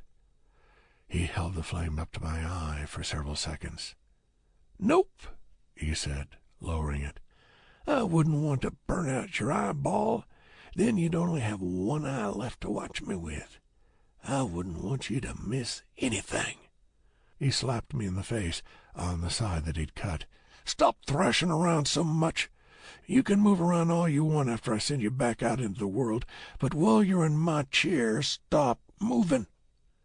I stopped moving. Alan wiped up some blood with his thumb. "Sorry to have aggravated your wound. You know, when Rachel was in your situation, I thought of this thing where I wanted to tell her how considerate I was because I was going to cauterize her wounds for her. Just a special little service I could offer. I'm really excited that I finally get to use this line 5 years later. So, Jason Trey, because I am a friendly and considerate host, I am going to cauterize your wound free of charge." He placed his free hand tightly over my neck to hold my head in place. Then he held the blowtorch up to the top end of the cut and pressed the flame to my skin. I'd been burned before, of course, but it was always touch hot stove, recoil, apply ice. Sustained burning was simply not something I'd ever experienced. Though I wasn't a strong believer in the afterlife, I could suddenly understand why the fear of an eternity of hellfire influenced some people's daily choices. I'm sure there was worse pain in the world, but at the moment I couldn't think of anything more unbearable than what I was experiencing right then. Alan giggled as he moved the flame down the entire length of my cut. Chapter 19. When he finished cauterizing the wound, Alan turned off the blowtorch. He was no longer giggling or even smiling. He stepped away and let the blowtorch fall to the floor. "This isn't how it was supposed to be," he said, almost pouting. "This isn't fun. There's nothing fun about this. Shit! He kicked the blowtorch. It spun across the floor and struck the wall. I should have felt relieved, but the pain blinded me to any other emotion. Alan began to pace. It's not fair. This isn't working right. Why didn't you just leave? I asked you to leave. Why didn't you do it? Now look at us. Look what you did to us. He walked over to the cabin door, and now I could focus enough to hope that he might walk out and leave me there. Instead, he stared at the door for a moment, fist clenched, as if considering punching it in frustration. I hoped he did, and shattered his hand. He didn't. He continued pacing. Why couldn't this have worked out? Why can't anything ever go right for me? Why does everything get fucked up every single fucking time? I had no answer for that, and not merely because I was gagged. Alan sat down on the mattress. For a moment, I thought he was actually weeping, but he didn't go quite that far. Was he going to simply quit torturing me? That level of good fortune seemed unimaginable. Raging psychopaths didn't just wuss out, did they? I tried to spit out the gag, because maybe this would be my actual opportunity to talk some sense into him, but it was on too tight. Now Alan was whispering something to himself. I couldn't tell what he was saying, but it didn't sound motivational. He began to chew on the end of his index finger. Not just the nail, the actual finger. He stood up, took a couple of steps toward me, then changed his mind and sat back down on the mattress. Shit, he said. Alan closed his eyes and took several deep breaths as if he were trying to psych himself up. Finally, he opened them again and looked over at me. He let out a sheepish laugh. What the hell was that, huh? He asked. That is seriously humiliating. I don't know what happened. I just lost it there for a minute.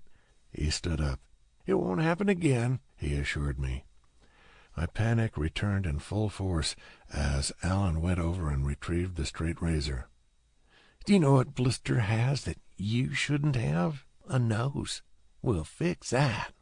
It was another line that sounded rehearsed, but that didn't make it any less frightening. He walked over to me, waving the razor back and forth in a menacing manner, but still looking completely freaked out.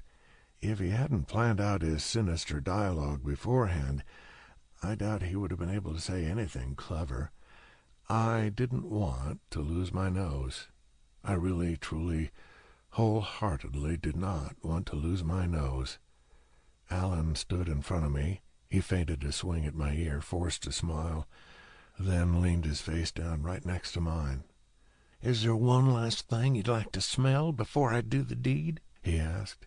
There were probably a lot of amusing answers I could have given him, but I wasn't in the right mindset for quipping. I did realize that in Alan's anguish, he'd made one pretty big mistake.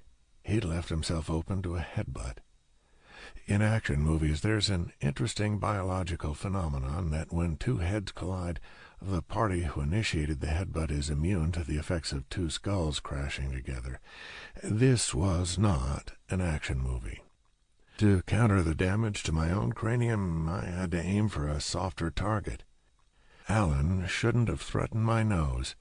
My forehead smashed into his face, and the crack was as satisfying as the sound of popping open a can of beer on a hot summer day.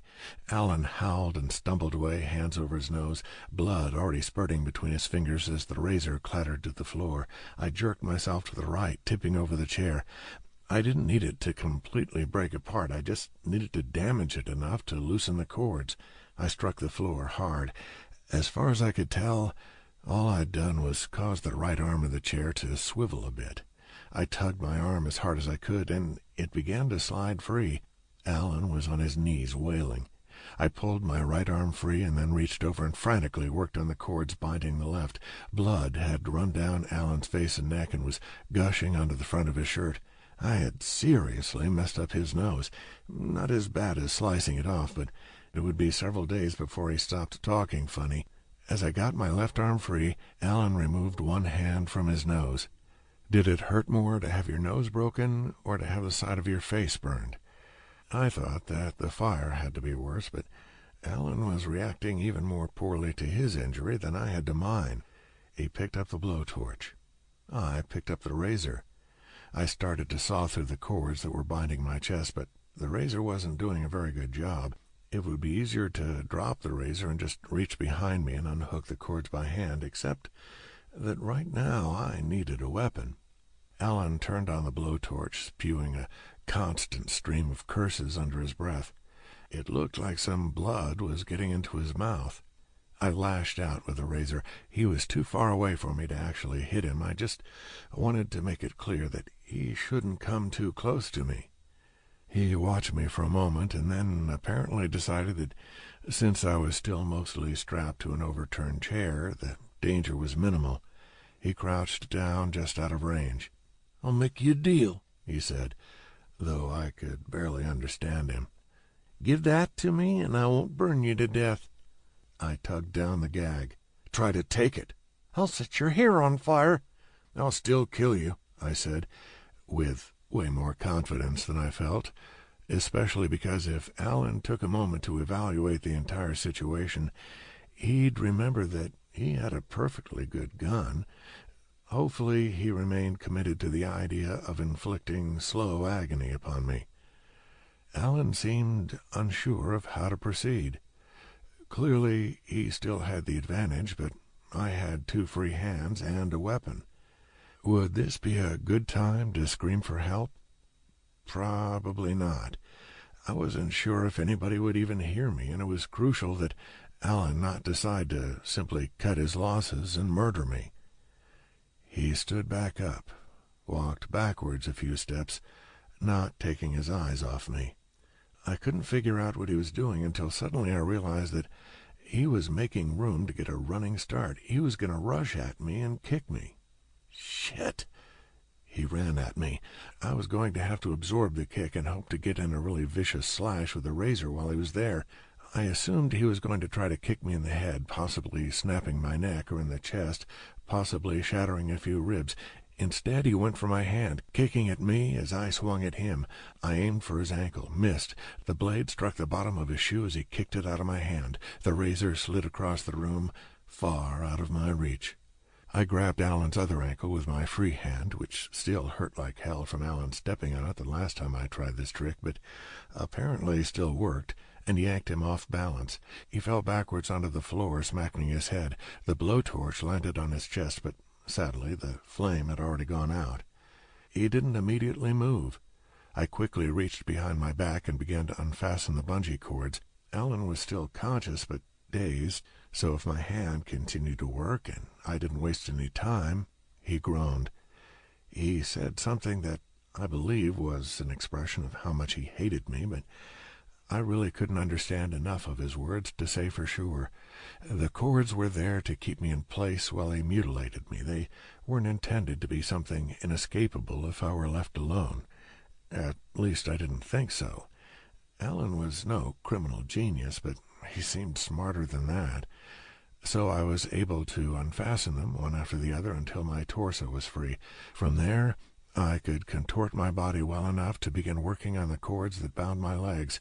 Holy crap! I was going to get out of this alive and mostly unmangled. Alan sat up. His nose was hideously swollen, and his face was covered in blood, tears, and a generous stream of mucus. He let out a scream of frustration and rage that made me think the poor son of a bitch had legitimately gone feral. He turned the blowtorch back on and began to crawl toward me, leaving a black streak across the wooden floor as the flame dragged across it. My legs were almost free. Alan said something else. I literally could not understand a single word of it, nor could I figure anything out from context clues, except that it was negative in tone. He lunged at me with a blowtorch. I screamed in pain as the flame touched my shoulder, but fortunately my shirt hadn't... No, shit, my shirt had caught on fire. I punched Alan square in the nose. He didn't make a damn sound. Not a scream, not a gasp, not a grunt, nothing. It was only a candle-sized flame on my shirt, and I quickly patted it out. Then I unfastened the last couple of cords and, free at last, crawled toward the razor. The gun would have been a better choice, but Alan was between me and that most useful of weapons. As I crawled, I realized that Alan was not the only one making poor decisions. The chair would have been a better weapon than the razor. Oh, well, too late now. I picked up the razor and spun around. Alan had stood up yet again. The guy looked utterly pitiful, though not enough to make me feel sorry for him. I stood up as well. He held up the blowtorch, and I held up the razor, as if we were going to have a damn sword fight. He rushed at me, and I rushed at him, and yes, our weapons connected as if we were pirates or knights, except really awful ones. We parried once more, and then I slashed him across the lower arm, cutting deep. He almost dropped the blowtorch. His hands were so slick with blood that I'm surprised he was able to hold on to it at all, but somehow he sustained his grip. I lunged with the razor, jabbing him in the chest. Alan bellowed with fury and then threw the blowtorch at me. I dodged enough that it bounced off my ear instead of striking me in the forehead, which still hurt like hell. He pointed at me, eyes wide. When he shouted, this time I got his meaning. "Blister's dead, you son of a bitch!" And with that, apparently he'd had enough of our little fight. Alan turned and ran. He threw open the cabin door and raced outside toward the truck. I would have been delighted to see him go if he hadn't threatened Rachel. As he climbed into the truck, I ran over and picked up the gun that he really shouldn't have left behind. He started the engine. I took aim at his grotesquely swollen, bloody face. I pulled the trigger. Nothing happened, because I'm not a gun expert, and I'd left the safety on. I wasn't even immediately sure how to turn it off. I fumbled with the gun for a moment as Alan backed away from the cabin. Fortunately, he either had to turn around or make his escape in reverse. I took aim again, pulled the trigger, and this time the gun fired. It also recoiled, far more than I'd expected. I hit the front windshield, but missed Alan by a good 2 feet. He sped off, apparently, indeed, planning to do this in reverse. I lowered my aim. Better to shoot for the tires, or the engine, or something that would stop the truck, anything in the lower half. I fired, hitting the left front tire, which was not the tire I was aiming for, but I'd take it. I fired again, missing completely. My fourth shot also missed completely.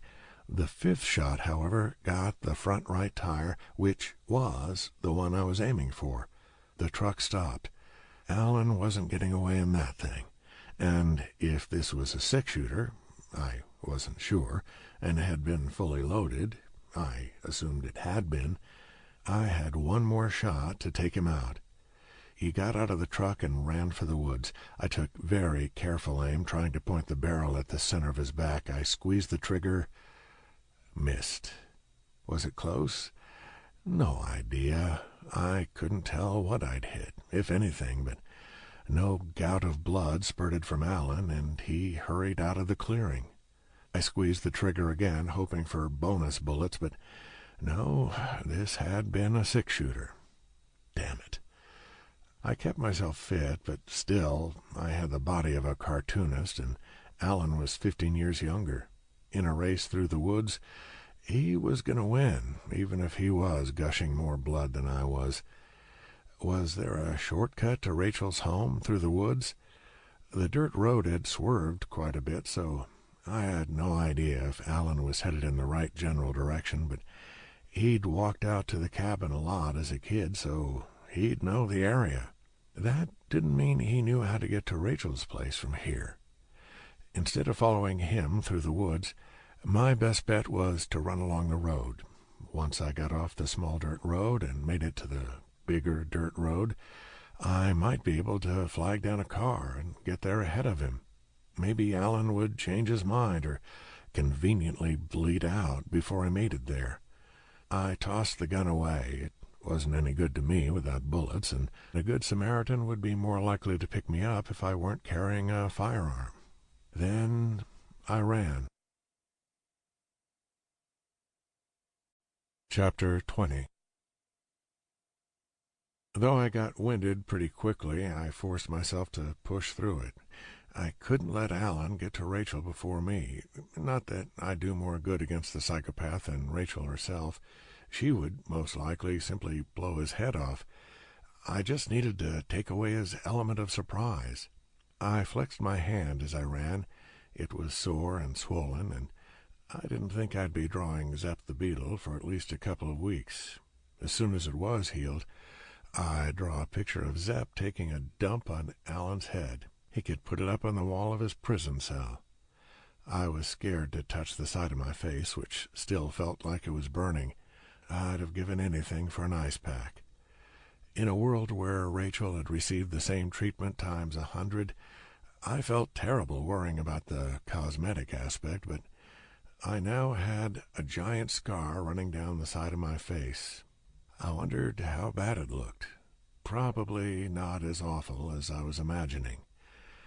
If Rachel and I ended up together, I could tell her that I'd done it in an act of solidarity. I was completely out of breath, but refused to stop until gravity made the decision for me, and I tripped.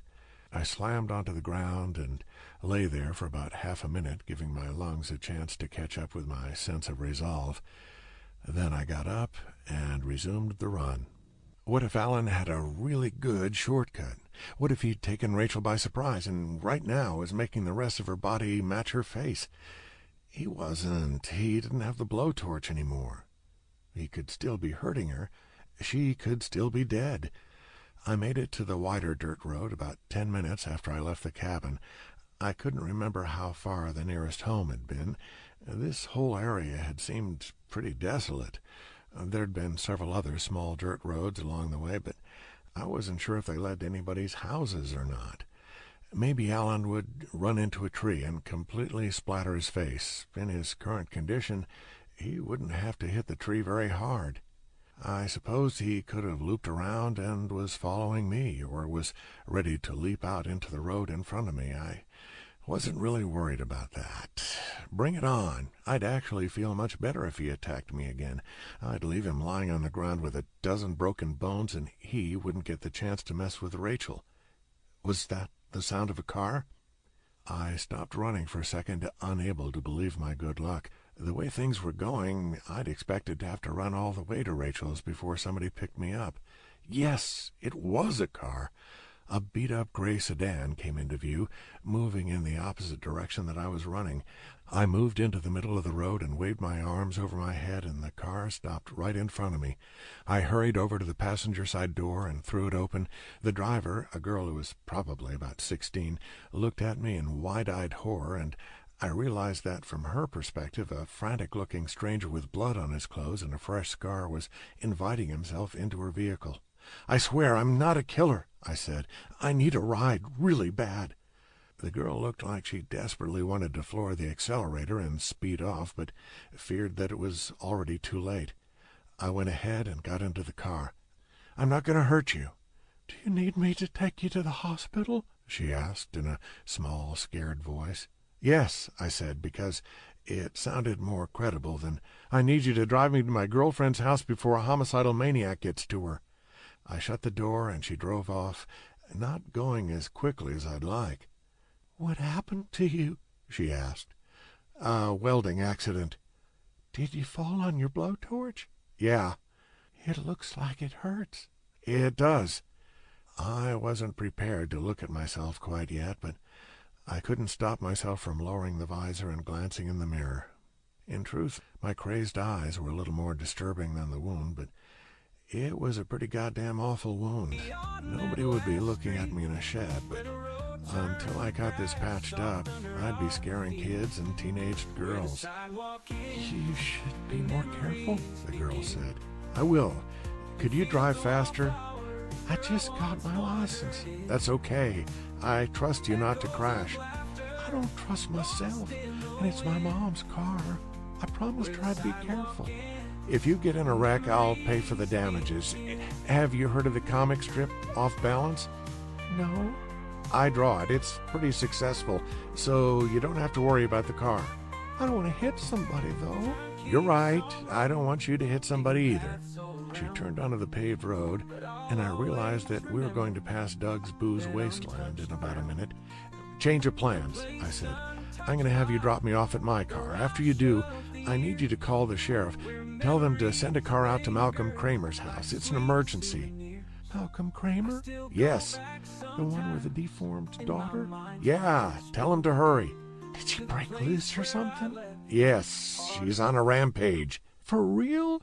"No, pull in here." She pulled into the parking lot, and I opened the door before she'd even come to a complete stop. "Thank you," I said, waiting until she'd come to a complete stop before I actually exited the vehicle. I ran over to my car and got inside. Ignatz barked happily. "Hi, buddy," I said, starting the engine. "You would have bitten the crap out of him if you'd been there, wouldn't you? Good doggy." I sped away from Doug's Booze Wasteland. I'd definitely make it to Rachel's before Alan got there. No way would he beat me. Not a chance. That loser was probably stuck in a bear trap right now, trying to gnaw off his own foot. It would take about 10 minutes to make it to Rachel's if I drove at a safe, legal speed, so I figured I could make it there in about 6.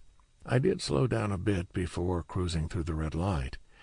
Rachel would be fine. Perhaps she'd meet me with a great big grin and announce that Malcolm had given us his blessing. I wished my face would stop hurting. I was probably doing serious damage to it by not putting ice or something on it, but obviously intercepting the psychopath going after Rachel had to take priority. "Does your face hurt? No? Well, it's killing me. Ha ha ha." Was I losing it? Maybe a bit, but hey, right now I was only the second most insane person in Lake Gladys, so at least I had that going for me. I didn't try to swerve around the squirrel that ran into the road. Fortunately for my squirrel karma, I missed it anyway. When I finally pulled into Malcolm's driveway, he was sitting on the porch in his rocking chair, shotgun on his lap, looking pretty freaking mad. He stood up as I got out of my car, but as he saw my condition, his expression changed from anger to confusion. I hurried onto the porch. "What the hell happened to you?" he asked. "Has the sheriff called you?" "No." "Is Rachel inside?" Malcolm shook his head. "We had a fight. She left." "Left? Where'd she go?" "No, I didn't mean left. He pointed to the shed. "She's in there blasting her damn music." I could actually hear the music all the way up here. Apparently Rachel used hard rock to blow off steam after a family spat. "She could be in serious danger." "From who? What happened to your face?" There wasn't time to give a full explanation of the wacky misunderstandings that had led to our current predicament, so I just blurted out, "Alan's the one who hurt Rachel." "What?" "It was him. He was in a costume. He's the one who did that to Rachel's face, and he tried to do the same thing to me, and now he's on his way to hurt her again." Malcolm gaped at me as if a giant erect penis had suddenly sprouted from my forehead. "I know, it's a lot to take in," I said. "We need to get Rachel in here." "I want you to pretend for a moment that I'm mentally retarded," said Malcolm. "What exactly are you saying?" "You killed the wrong guy." Malcolm looked like he was going to puke. "Don't get me wrong, Brandon was still a piece of shit," I said, "but he was mostly innocent. Alan, meanwhile, is acting like he's off every one of his meds." "You stay here," Malcolm told me. "If you move, I'll shoot you." I decided to take him at his word and didn't move as he walked off the porch and went over to Rachel's shed. He knocked on the door and said something that I couldn't hear. A moment later, he returned to the porch. "She told me to go fuck myself, so that's good," he said. "Let's go inside." "We can't. You have to bring her over here." "You can see her door and her window from inside. Unless he breaks through her back wall, we'll see him." He pointed the shotgun at me. "Get inside." I went inside and hurried into the kitchen so I could watch through the window. Malcolm followed, leaving his front door open, presumably in case we needed to rush out there to blow Alan away. "How could I have known?" Malcolm asked. "Who else would it have been? It doesn't make any sense." "I'm not here to point fingers," I said. "This isn't about what you did 5 years ago. This is about what's happening right now." "I'll watch," said Malcolm. "There's an ice pack in the freezer." I wanted to protest, but no, the ice pack was a good idea. I opened the freezer, searched for a moment, and didn't see one, so I just picked up a TV dinner and pressed it to my face. Does he have a gun? No, when he ran off, he didn't have anything. That doesn't mean he didn't stop somewhere. All right. Seriously, Malcolm, you can't worry about what happened to Brandon right now. It's easy for you to say that. You're not the one who killed him. Who'll take care of Rachel if I go to jail? I will, and you're not going to jail. The hell you will. We got some ugly unfinished business, but we'll postpone. Yeah, it might be a good idea to save that shit for after your daughter's life is no longer in danger. Malcolm ignored my sarcasm. We can't have your car in the driveway. 2 houses away on the left, it's a red house. They aren't home. Park in their driveway. Are you kidding me? Do you think I'm kidding? Get your car out of here and then your ass back. I'll be watching you. I didn't want to waste time arguing, but I definitely didn't want Malcolm to decide that he'd be better off just shooting me, so I hurried out of the house and back to my car. I drove to the correct house. I hated to leave Ignatz behind, but he'd be in more danger if he was running around, and I was pretty sure that my little schnauzer would not be the one to defeat Alan. I parked my car in the empty driveway, then hurried back. I didn't even think about just driving away and getting the authorities myself, which surprised me because it seemed like the kind of thing I'd at least want to consider as a viable option. I still wanted to handle this quietly, without Malcolm's colossal blunder being dragged into the spotlight. Malcolm seemed a little bit shocked to see me return. Maybe this would earn me a point or two. We went back inside and into the kitchen. I traded out the TV dinner for a bag of frozen broccoli. A car approached. Malcolm left the kitchen and peered through the front window. "It's Baker," he said. "Good." "No, not good." Malcolm gestured at me with the barrel of the shotgun. "Hide in the bedroom." "Why the hell should I hide?" "'Cause I don't want him to know you're here, dipshit." "I get that, but why?" "In the bedroom. You make a single noise and we'll have problems." I was 90% sure that Malcolm would not actually blow my chest open with a shotgun if I didn't hide silently in his bedroom, but it was that last 10% that concerned me. "If you put her in danger, I'll never forgive you," I told him. "I'm keeping her out of danger. Work with me here, and I'll work with you, understand?" Did he mean that he'd give Rachel and I his blessing if I didn't let the sheriff know that there was a homicidal maniac on the way? This was truly not a normal course of events. I decided to play along, went into Malcolm's bedroom, and closed the door most of the way. I wasn't going to hide in the closet or under the bed or anything. If Sheriff Baker decided to take a look around, he'd find me, and I'd tell him everything. "Good afternoon," I heard Malcolm say. "What's going on?" "Well, I got kind of a disturbing call. Apparently a man who matches the description of Jason Trey told a young girl that it was vitally important that I show up here." "What an asshole," said Malcolm. "What makes you say that?" "He's trying to go out with my daughter. I mean, romantically." "Ah." "We had what you might call a spat, and I sent him away. I'm sure he's trying to get revenge." "Did you threaten him?" "I guess I might have." Even though they were on the front porch, I could hear Sheriff Baker sigh. "Jesus, Malcolm, you can't do things like that. He seems like a perfectly decent gentleman. A bit old for Rachel, maybe, but there are, extenuating circumstances.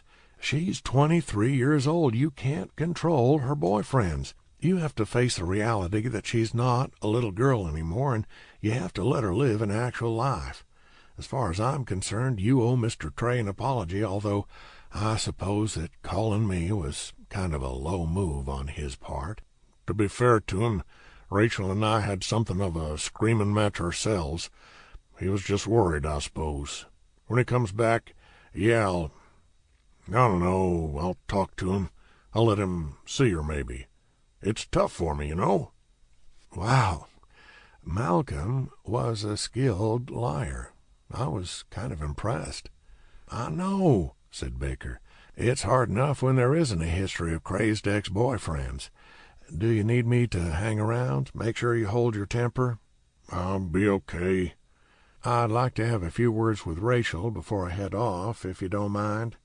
Malcolm chuckled. "Good luck with that." A minute later, I pushed open the bedroom door and stepped out into the living room. Malcolm was in the kitchen watching through the window. The music stopped, and I could see Rachel's door open and Baker walk inside her shed. Malcolm looked back at me. "It went fine." "I still don't understand why we don't want the sheriff here. I love the idea of having him here. I'd invite 8 more like him if I could. He already knows what you did to Brandon, so why the secrecy?" "As far as he knows, Brandon completely deserved what he got. It's all different now." "But he was complicit in covering it up. He doesn't want this story to get out any more than you do." "I disagree. I'm willing to kill again. I don't think he is." "Oh, shit." "Stop talking." Malcolm returned his attention to the window. Sheriff Baker stepped out, and Malcolm waved for me to duck out of sight. He walked out onto the front porch. "She's pretty mad at you," Sheriff Baker called out, sounding amused. Rachel's music was on again. "You got some groveling to do, though I'd give it a couple of hours." "Yeah, all right." "If Mr. Trey's behavior turns into harassment, don't hesitate to give me a call. Otherwise, I think you need to sit back and let nature take its course. I looked him up. He's doing pretty well for himself. There are far worse men who could be in Rachel's life." "I screwed up, I get it. I'll let you know if I win back my World's Greatest Father mug." I heard Sheriff Baker drive away. "Now what?" I asked. "Now we wait for that son of a bitch to show up." A couple of minutes later, he did. Chapter 21. Alan stepped out of the woods next to the shed. Was the timing coincidental, or had he been waiting for Sheriff Baker to leave? I couldn't believe he'd actually shown up. Whatever criticisms you wanted to make about Alan, there were many. He had balls. His nose was no longer spurting blood, but it didn't look like he'd bothered to wipe any of the old blood from his face. If I hadn't known it was him, I wouldn't even have recognized him.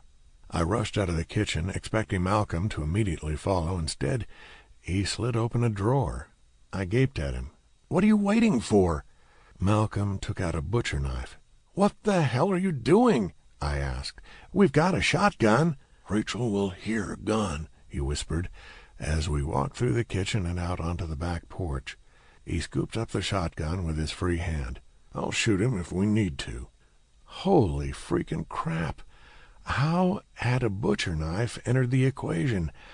I wanted to protest, but Alan was standing 6 feet from Rachel's shed staring at it, and we needed to move. Malcolm pointed the knife at me. For a second I thought he was threatening me, but he was actually just signaling that I should step back inside. I reluctantly did so. "He hasn't seen us yet," Malcolm whispered. He extended the shotgun to me, and I took it. "If things get out of control, kill him. But if they don't get out of control, wait for me to sneak up on him." "If you're sneaking up on him with a butcher knife, things are already out of control." "Use your judgment," he said. He peeked outside. Alan was still standing next to the shed, staring at a wall that had no door or window. Was he building up his courage? This made absolutely no sense. We should rush right out there, make as much noise as possible, and scare him off. Why was I going along with this? Sure, I didn't have some long-buried secret from my past to worry about, but if I let him murder Alan in a manner that wasn't exactly self-defense, I'd have my own ghoulish little secret. All Rachel and I had done was kiss. This was an overwhelming burden to accept, just so her beloved father wouldn't suffer the consequences of his own mistake. I needed to turn the shotgun on Malcolm and explain that we were going to handle this my way. Alan walked around the back of the shed. "I'm going," said Malcolm. He ran off the porch, moving with rather shocking stealth. He'd seemed like more of a lumbering kind of fellow to me, toward the shed. This was the worst idea ever. I was putting Rachel at risk to keep Malcolm out of trouble, and I didn't even particularly like the guy. Well, no, Rachel wasn't really at risk, at least not at the moment. Malcolm was right. If Alan wasn't on the side with the door or the window, he couldn't actually get in. The only danger was that Rachel might come outside to investigate, but she wouldn't hear Alan walking around. Hell, the way her music was blasting, she might not even hear the shotgun. Malcolm might as well have blown Alan away. Malcolm made it all the way to the shed. I couldn't stand around and wait in his house. If I ruined his plan, so be it, but no way was I letting Alan get anywhere close to Rachel's window. I walked off the porch and headed toward the shed. Not that I had any intention of murdering Alan. I wouldn't hesitate to pull the trigger if I had no choice, but I was perfectly content to hold Alan at gunpoint. Though he was insane, he was not, to the best of my knowledge, suicidal. If he had a shotgun pointed at him, he wouldn't give us any trouble. Malcolm hurried around the back of the cabin. A second later, as if we were in a wacky bedroom farce, Alan stepped around the other side. If this had truly been a farce, he would have gone about his own business without noticing me, but this was real life, if you can call it that, and he saw me. His mouth dropped open. My presence can't have been that much of a surprise, since he knew I knew where he was headed. He may have been reacting to the shotgun. I wanted to shout out to let him know not to try anything, but it suddenly occurred to me that this might draw out Rachel, if she heard it over her music. I decided to remain silent. The concept that I would shoot him if he tried anything was implied by me pointing the shotgun at him. Now what? Now I supposed that I'd use the shotgun to my advantage and make both Malcolm and Alan stay where they were while I went inside and called the sheriff. If Malcolm couldn't keep his butcher knife out of Alan's throat, well, that wasn't my problem, but I wasn't willing to endure sleepless nights of guilt over this. No way. Sorry, Malcolm, but nope. Next time you decide to murder a teenage kid, make sure he was really the one in the clown suit. Alan put out his arms as if he was trying to strangle me from a distance, then charged at me. I assume he realized that, at this point, his life as he knew it was over. He'd probably realized it before he even ran away from the cabin. Why not go out in a big dramatic shotgun blast? I couldn't pull the trigger. Yeah, it was self-defense, but it was still killing somebody. It was still the kind of thing that haunts you, the kind of thing you can't ever get out of your mind. Instead, I settled for using the shotgun like a club, smacking the son of a bitch with it as he reached me. I didn't really even need to swing it much. His momentum did most of the work. Alan hit the ground. It wasn't so difficult. Malcolm came around the shed. He looked simultaneously relieved and angry to see Alan lying there curled into the fetal position. I didn't point the shotgun at Malcolm, but rather pointed it at the ground in a way that I hoped sent the message that I could, if I were so inclined, point it at him. "We're calling the sheriff," I said. Malcolm narrowed his eyes as if he did indeed get the shotgun message.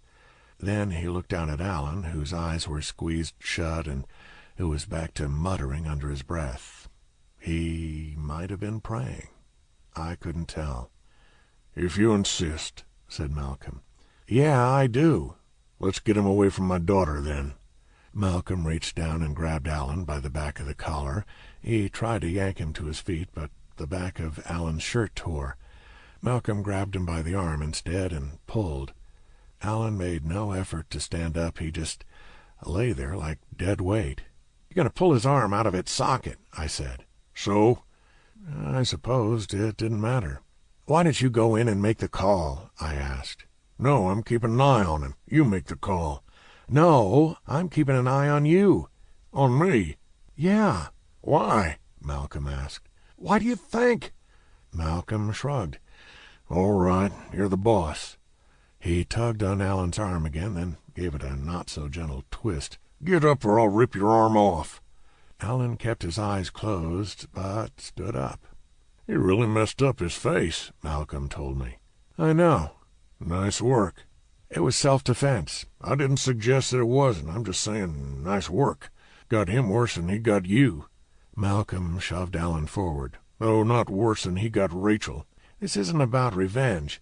I didn't suggest that either. You're really in the mood to put words in my mouth today, aren't you? With Malcolm's firm guidance on the back of his neck, we led Alan to the front porch. Any day when your face gets slashed and burned is a terrible day, but I figured that things could have gone a lot worse. All things considered, it had worked out reasonably well. Those were the exact words that went through my mind. All things considered, it had worked out reasonably well.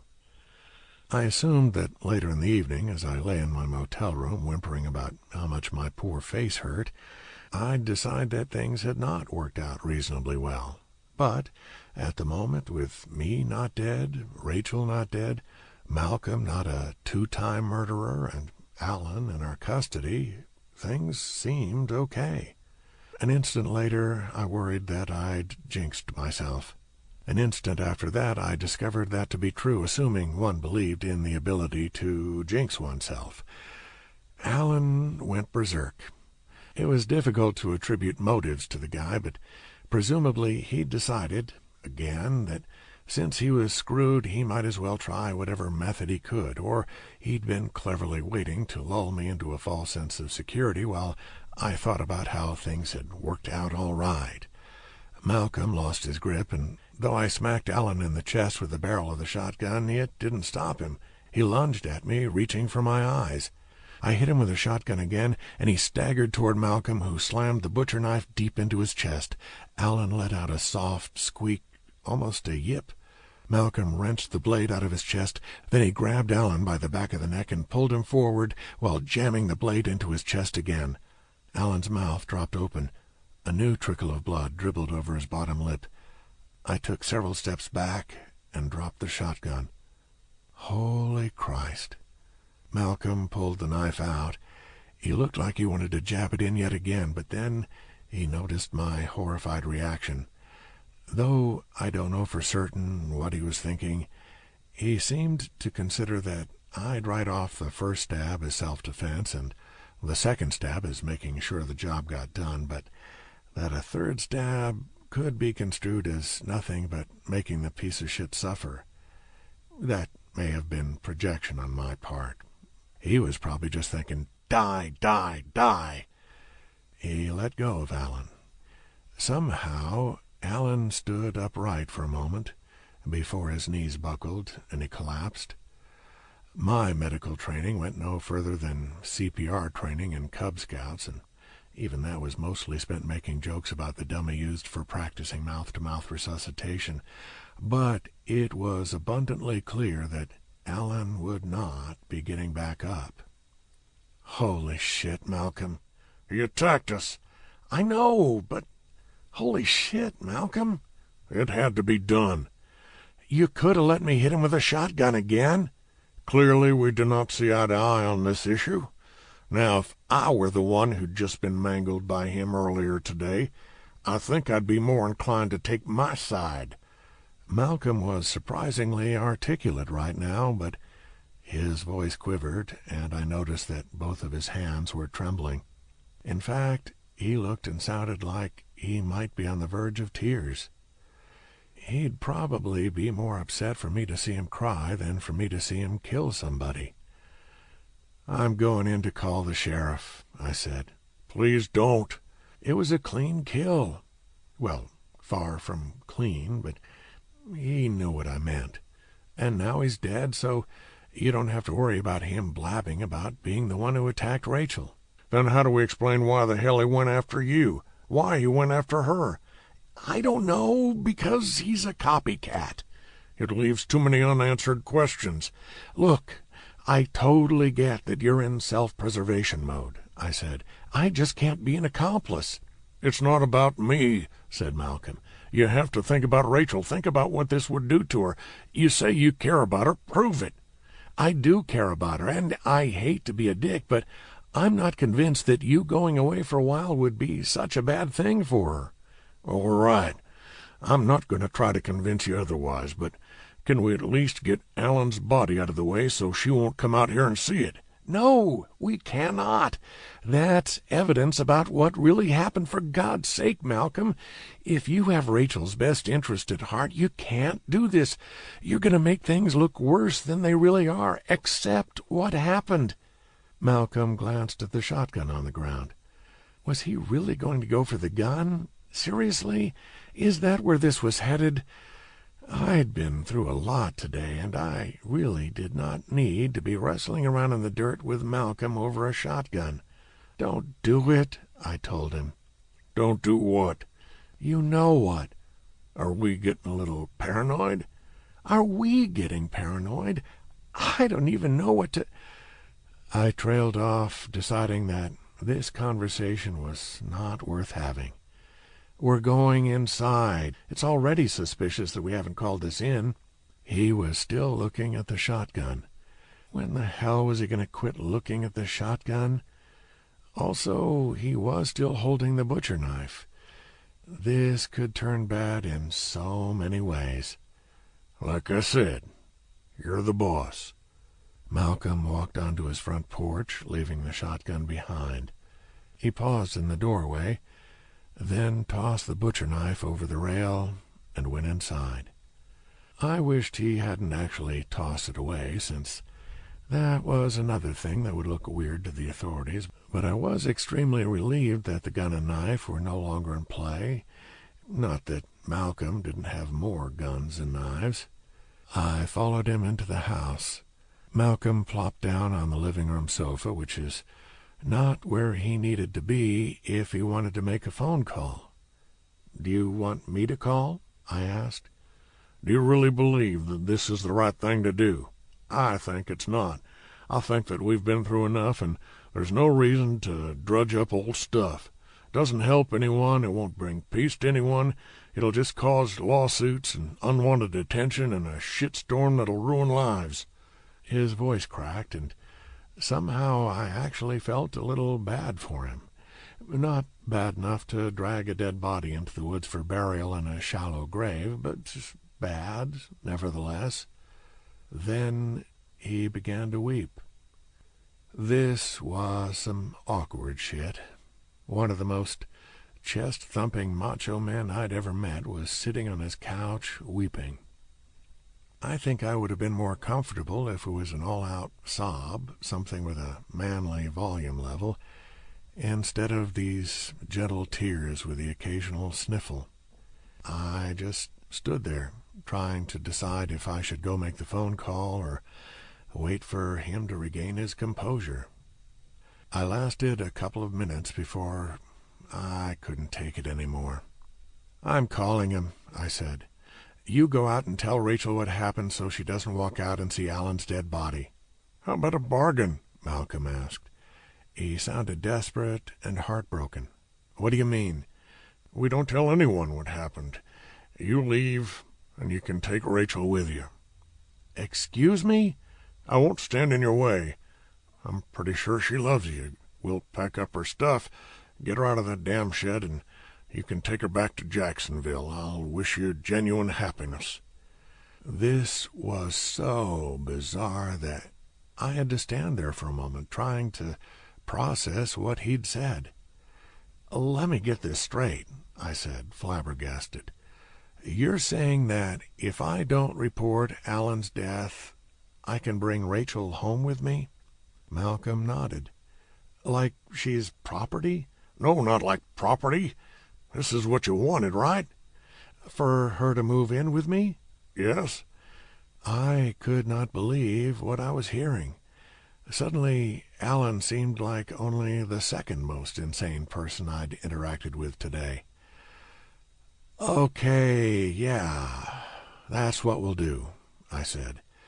"We'll hide Alan's corpse, clean up the blood, and pretend like we have no idea where he went. Then Rachel can grab a few of her owls, throw them in the trunk, and I'll drive her on back to live in wedded bliss with me. That'll work. That's a great bargain, Malcolm. You've got this all figured out, you fucking genius, you. I gotta say, Any time somebody gets stabbed to death with a butcher knife, I want you to be the brains of the operation, because nobody solves problems like Malcolm Kramer. This is especially great because now you don't have to threaten to kill me if I try to let somebody know about the dead guy in your yard. Yay for no more implied murder threats. Well done, sir, well done. Yes, I accept your offer. I can't wait. Let's go tell Rachel right now. Malcolm sat up straight. I thought he was preparing to stand up and kick my ass, so I braced myself. But then, because apparently this was a goddamned farce, I turned around and saw Rachel standing in the doorway. Chapter 22. I don't know that much about physics, so I might be getting the science wrong when I say that, according to Einstein's theory of relativity, Rachel and I stared at each other for approximately 97 hours. Finally, I spoke. "Okay," I said. 43 hours later, in unbelievably socially awkward situation time, I followed that up with, "Yeah." "Yeah," Rachel said. "That whole thing I said was sarcasm." "I got that." "I'm sorry," I said. "Why are you apologizing?" "I don't know. I honestly don't know. This isn't a situation I've ever been in, or ever thought I'd be in, and no matter how much I try, I can't come up with something to say that seems like something I should say in this situation. I was babbling, yes, but I felt no shame over this. If there was ever a time when it was justifiable that I wouldn't be able to come up with a concise way to express my views on the matter at hand, this was it. Malcolm didn't even get as far as babbling. He just sat there, looking like he had the worst case of food poisoning in recorded human history. I think he wanted to sob, puke, and then slash his wrists. "Dad?" Rachel said. Malcolm didn't respond. "Dad, it's really important that you talk to me right now." Malcolm wiped his hands off on his jeans. He stood up, moving like an arthritic 90-year-old. "How much did you hear?" he asked. "I heard you sell me to Jason in exchange for silence." Malcolm shook his head, although that seemed to take a lot of effort. "That's not accurate." "It's simplified," Rachel admitted. "It's him," said Malcolm, pointing to me. "Things were fine before he got here." Why had this become a common theme? The way people were acting, you'd think I was breaking into the homes of Lake Gladys residents and taking a leak on their dining room tables while the family was saying grace. "I thought you were trying to protect me all this time," said Rachel. "You were protecting yourself." "That's not true. I love you. I'd do anything to keep you safe." If I were Malcolm, I would have abandoned all pretense of dignity and just dropped to my knees begging for forgiveness. I would have claimed temporary insanity. I would have started speaking in tongues to help shift the blame to Satan. I wasn't enjoying Malcolm's struggle, yet I couldn't help but watch him in fascination, wondering how he was going to dig his way out of this deep, deep hole. If I'd been watching Rachel more closely, I would have seen her take out the gun. My mouth instantly went dry. Malcolm closed his eyes and lowered his head. Rachel pulled the trigger. There wasn't as much blood and brain matter as I might have expected, though there was some of each. Malcolm dropped to the floor. I lost all feeling in my legs, but somehow kept from collapsing. Rachel lowered the gun. "I need a few minutes to process this," she said, her voice hollow. "Do whatever you think you need to do." she left. I just stared at Malcolm's dead body, which lay on its side. A pool of blood was spreading under his skull. Oh, my God. Oh, my God. Oh, my freaking God. I had no idea what to do. My permanent facial scar was supposed to be my biggest problem of the day, but it kept getting eclipsed. Should I call 911? Of course I should call 911. Why would I consider, if even for a split second, not doing that? There was no other plan of action that made the slightest amount of sense except to go straight into that kitchen and pick up the phone. Why the hell wasn't I walking into the kitchen? Rachel hadn't murdered her father in cold blood, exactly, but it definitely wasn't self-defense either. She might not get the death penalty, but she'd be going to prison for a long time, possibly the rest of her life. I could testify on her behalf, say that her dad had kept her in a shed, that he offered her to me to hide his own crime. You could pretty easily convince a jury that Malcolm was a terrible father. But ultimately, Malcolm was just an asshole. You weren't allowed to kill people for being assholes. I needed to force myself to walk into the kitchen before I made the stunningly stupid decision to involve myself further in this mess. I was a successful cartoonist. I had a good life. I would have to be completely nuts to put it at risk to help Rachel. Why the hell wasn't I in the kitchen? I hurried out of the house. Rachel stood next to Alan's corpse. Rachel looked at me and traced her index finger over her face. So he's the one who did this to me? Yeah. I thought it was Brandon. I had no reason to believe it wasn't. Before we go any further, would you do me a huge favor? Anything. Drop the gun, or just put it someplace else, anywhere but your hand. You think I'll shoot you? No, I'd just rather not have anybody waving around a gun right now. I'm stressed out enough. Rachel dropped the gun. I flinched when it hit the ground, as if it might go off, though it didn't. Thank you. No problem. I wish you hadn't shot your dad, I told her. So do I. But it's done. I pointed to Alan. He's done too.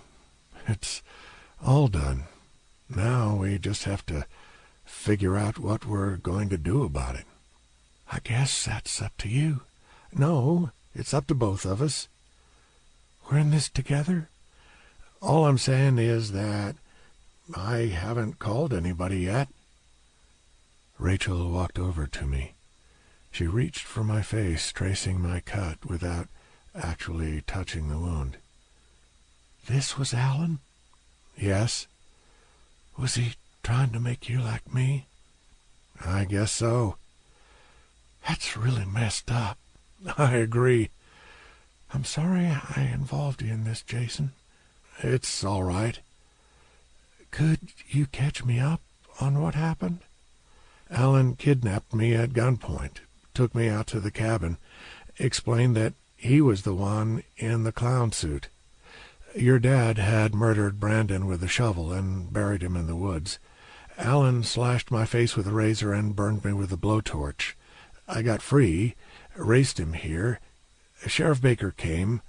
Your dad sent him away while I hid. Alan got here. Your dad stabbed him to death with a butcher knife. You shot your dad. Rachel wiped a tear from her eye and gave me a smile that didn't look remotely sincere. It sounds like things might be a little out of control. A little. Which stage of grief is denial? The first one, I think. I counted on my fingers. Denial, anger, bargaining, depression. One more. Acceptance. I feel like I'm going through the first three all at once, said Rachel. But definitely denial. We need to figure out what to do, I said. What you need to do is leave. Just go. I mean, don't leave town and look suspicious, but go back to your motel. I'll call you when this is cleaned up.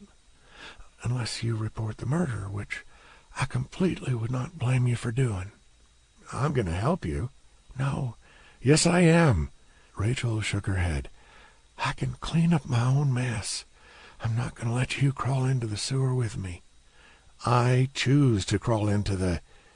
I decided that I didn't like her metaphor. I choose to help you. My choice. I'm an adult, and I don't want to see you get locked up after you're finally free. Alan was a psychopath, and your dad was a prick, and it would be easier for us if they were both still alive, but they're not, so we'll work with what we've got. I can't let you do this. Yeah, you can. There would be another death on my conscience when Chuck found out about this, since his head would immediately explode. I had no idea what kind of exit strategy might work out. Rachel and I running off and living happily ever after? But until I regained my sanity, I was going to help her. All right, said Rachel. Then I'll let you. Any brilliant ideas? Rachel pointed to Alan. We'll leave him untouched. Stick to the truth as much as possible. If we can get rid of Dad and his car, it all makes sense. He killed Alan and then fled because he knew that everybody would find out the secret about Brandon's death. Sheriff Baker knows about Brandon, too, I said. So it's in his best interest for your dad not to be brought to justice. Holy crap. We might be okay. What about your face? Like you said, stick to the truth. We'll say that everything happened the way it really did, except that after he stabbed Alan, your dad got in his car and drove off. The only problem is that they can probably tell when Alan died, so they'll wonder why we didn't call right away. I begged you not to call anyone until Dad came back. I insisted that he wouldn't just leave me. You were completely against the idea, but I pleaded and pleaded with you, so you gave me 1 hour before you called it in. I tried to figure out if there was a gaping hole in the story. There didn't seem to be one. Are we turning into criminal masterminds? I asked. I hope not. So the first thing we'll do is get your dad's body into his car so we can dispose of both of them. I'll take care of that part. You're not doing that on your own. Well, it'll be upsetting for you to be that close to him. He doesn't look good. I'm the one who made him look that way. I'm anything but squeamish. If you move him by yourself, his body will slide across the floor and we'll have a much bigger mess to clean up. You're right. I'm just trying to spare you the gory parts. You don't need to spare me anything. I went outside and opened the trunk to Malcolm's car so it would be ready.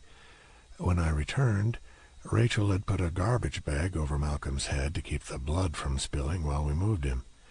She took his arms, I took his legs, and we lifted him and carried him toward the door. Yes, I was officially carrying a dead body with the intention of hiding it from the authorities. I was queasy and mortified and scared, but I also felt like this was the right thing to do. Not many people would agree with me. We got Malcolm outside and all the way into his trunk without any splattery mishaps. Rachel slammed the lid shut. You okay? She asked me. Not really. Me either. Now what? I asked. What's a good hiding spot for a car with a corpse in the trunk? There used to be a 24-hour grocery store about 20 miles away, said Rachel. Obviously, I haven't been there in the past 5 years, but I assume it's still open. we could leave the car there temporarily until we figure out what to do with it." "Do they have security cameras?" "I don't know. I've never scoped the place out." "If somebody finds the car, they could review the security video and see who left it there." Rachel sighed. "A movie theater would have no reason to monitor the parking lot, right? Dad's car would be the only one left after the movies were all over, but would anybody care? Would the police be checking movie theater parking lots for him?" "I wouldn't think so." "That's what we'll do then. Just for tonight. Tomorrow we'll figure out a more permanent solution. I'll drive his car, you drive yours, and we'll ride back together." "Won't people notice you behind the wheel?" I asked. "We'll take the back way, but, yeah, that's a major problem. I could wear a mask, but other drivers would notice that even more than my face." "My car has tinted windows," I said. "We could fling some mud on the windshield. When you stop at a traffic light, you can just pretend to be leaning over to pick up something." "That works," said Rachel. "And I'll wear sunglasses." We scrubbed down the living room as much as possible. Were we missing microscopic blood particles? Perhaps. But if we handled this correctly, there'd be no reason for the police to bring in their experts. Then, because we had no mud handy, we mixed our own using dirt from the neighbor's driveway and then smeared it on my car. I scooped up Ignat's, gave Rachel my car keys, and my dog and I got into Malcolm's car. And that, ladies and gentlemen, is how I found myself driving along a desolate back road with a dead body in the trunk. Chapter 23. What the hell am I doing? I asked myself approximately 18,000 times as I followed Rachel through the back roads of rural Georgia. This was insane. This was more than insane. This was insane to the 9th or 10th power. This was where I had to admit to myself that I was in love with Rachel. What other possible explanation was there? I had a problem with people telling me what to do, which might explain why I'd wanted to stick around Lake Gladys after being threatened, but helping Rachel hide a murder didn't really involve a "you're not the boss of me" attitude. I was in love with her. She was a killer. But I probably would have shot Malcolm myself if I were her. Well, that was pushing it. I was more of a practical jokes taken too far kind of guy, though until I was hidden away in a shed for 5 years and then offered to a stranger, I couldn't be sure how I'd react. I certainly wasn't shedding any tears for Malcolm. He wasn't the worst person I'd ever known, but if I were asked to compile a list of the top people I'd met recently who deserved to get shot in the head by their own daughter, he would have taken the #1 spot. This was insane. There was nobody in the entire world I could call for insight whose reaction would be, "Yep, Jason, covering up this murder is the way for you to go. Excellent decision-making skills, sir." There was a dead freaking body in the trunk of the automobile I was driving. Even Ignatz knew this was a bad idea, and he occasionally made judgment calls in favor of eating his own feces. I should turn around. No, too late. I was wearing gloves, of course, but if the police really wanted to prove that I'd been driving this car, I was sure they could do it. Hell, my own dog was probably shedding on the seat, and I couldn't guarantee that I'd clean up all of the evidence. I was locked into this course of action, like it or not. And, impossibly, I was veering more toward like it than not. Muddying up my car wasn't exactly a Professor Moriarty piece of criminal genius, but As far as I could tell, which admittedly wasn't very far, it was working. I supposed that my definition of it working was limited to not seeing any cars careening off the road. We could still be screwed. When I reached the 6-screen movie theater, I parked in the main lot close to the building where presumably no sane individual would park a car with a corpse in the trunk. I put Ignaz's leash on him, then ran one of those sticky roller things you use on your clothes before a fancy night out over the seat to get rid of the dog hair. Once I was satisfied that nobody would look inside and say, "Be on the lookout for a guy with a schnauzer," I abandoned the car and walked Ignaz a couple of blocks to a grocery store where Rachel was waiting in the passenger seat of my car. I opened the back door, put Ignaz inside, then got into the driver's seat. "Done," I told Rachel. She sniffled and wiped her eyes. "You okay?" Rachel nodded. "I guess I'm having an emotional reaction. Who knew?" "And you're sure you want to go through with this, right?" "I'm the one who should be asking you that." "Hell, I'm feeling great. Expanding my skill set. There's not a lot of stability in the world of comic strips, so it's good to learn new things just in case." I thought about what I'd just said. Actually, that's not true.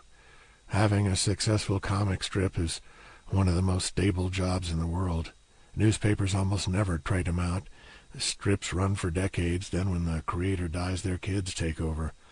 My comment about there not being stability was completely wrong. I apologize. Let's go. Rachel had no response, since there was no need to respond to my nervous rambling. I started the engine and pulled out of the parking space. We didn't talk during the entire drive back to her house. She cried much of the way, and I considered offering worthless platitudes like, "Everything's going to be okay." But why insult her intelligence?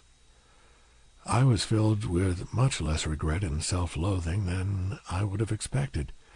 Honestly, even though I knew I'd be haunted by images of blood spurting from the back of Malcolm's head, and though I'd be forever worried about the authorities breaking down my door, I didn't truly regret this. I felt worse about not feeling guilty than I did about hiding the murder. I half expected, well, fully expected, to see a dozen police cars in front of the house when we arrived, but no, it was just as we'd left it. I parked and shut off the engine. "I guess we're pretty solidly committed to this now." "Yeah." "Are you going to be okay?" I asked. "I feel like I'm going to have a breakdown." "Go right ahead. I'll make the call." Sheriff Baker stared down at the dead body of Allen, looking ill. He reached for the walkie-talkie that was clipped to his belt, but I raised a hand. "Wait," I said. "Let me tell you what happened before you call for backup." "I beg your pardon? This relates to, the other thing." "Mr. Trey, if you think I'm not going to call this in, you are out of your goddamn mind. But you got 1 minute to tell me what happened."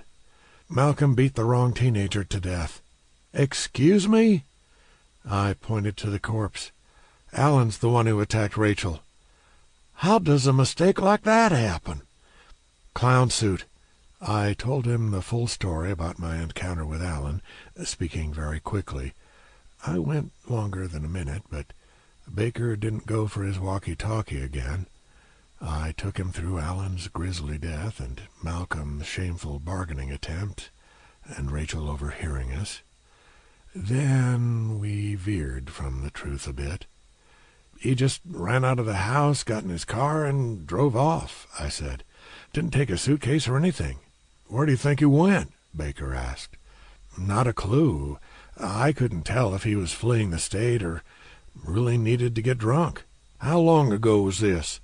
"An hour and a half, maybe." "Hour and a half? That was me," said Rachel. "I begged Jason to give Dad time to come back on his own. I don't want Dad to go to jail. I don't want to go to jail myself." "Why would you go to jail?" "I identified the wrong attacker. It's my fault that Brandon's dead." Rachel began to cry.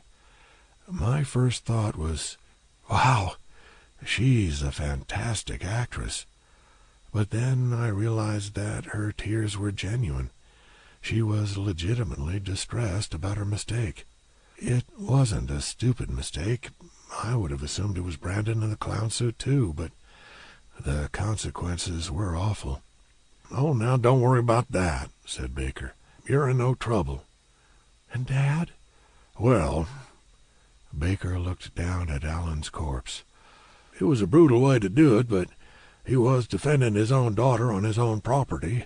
If the story checks out, this one was a justifiable kill."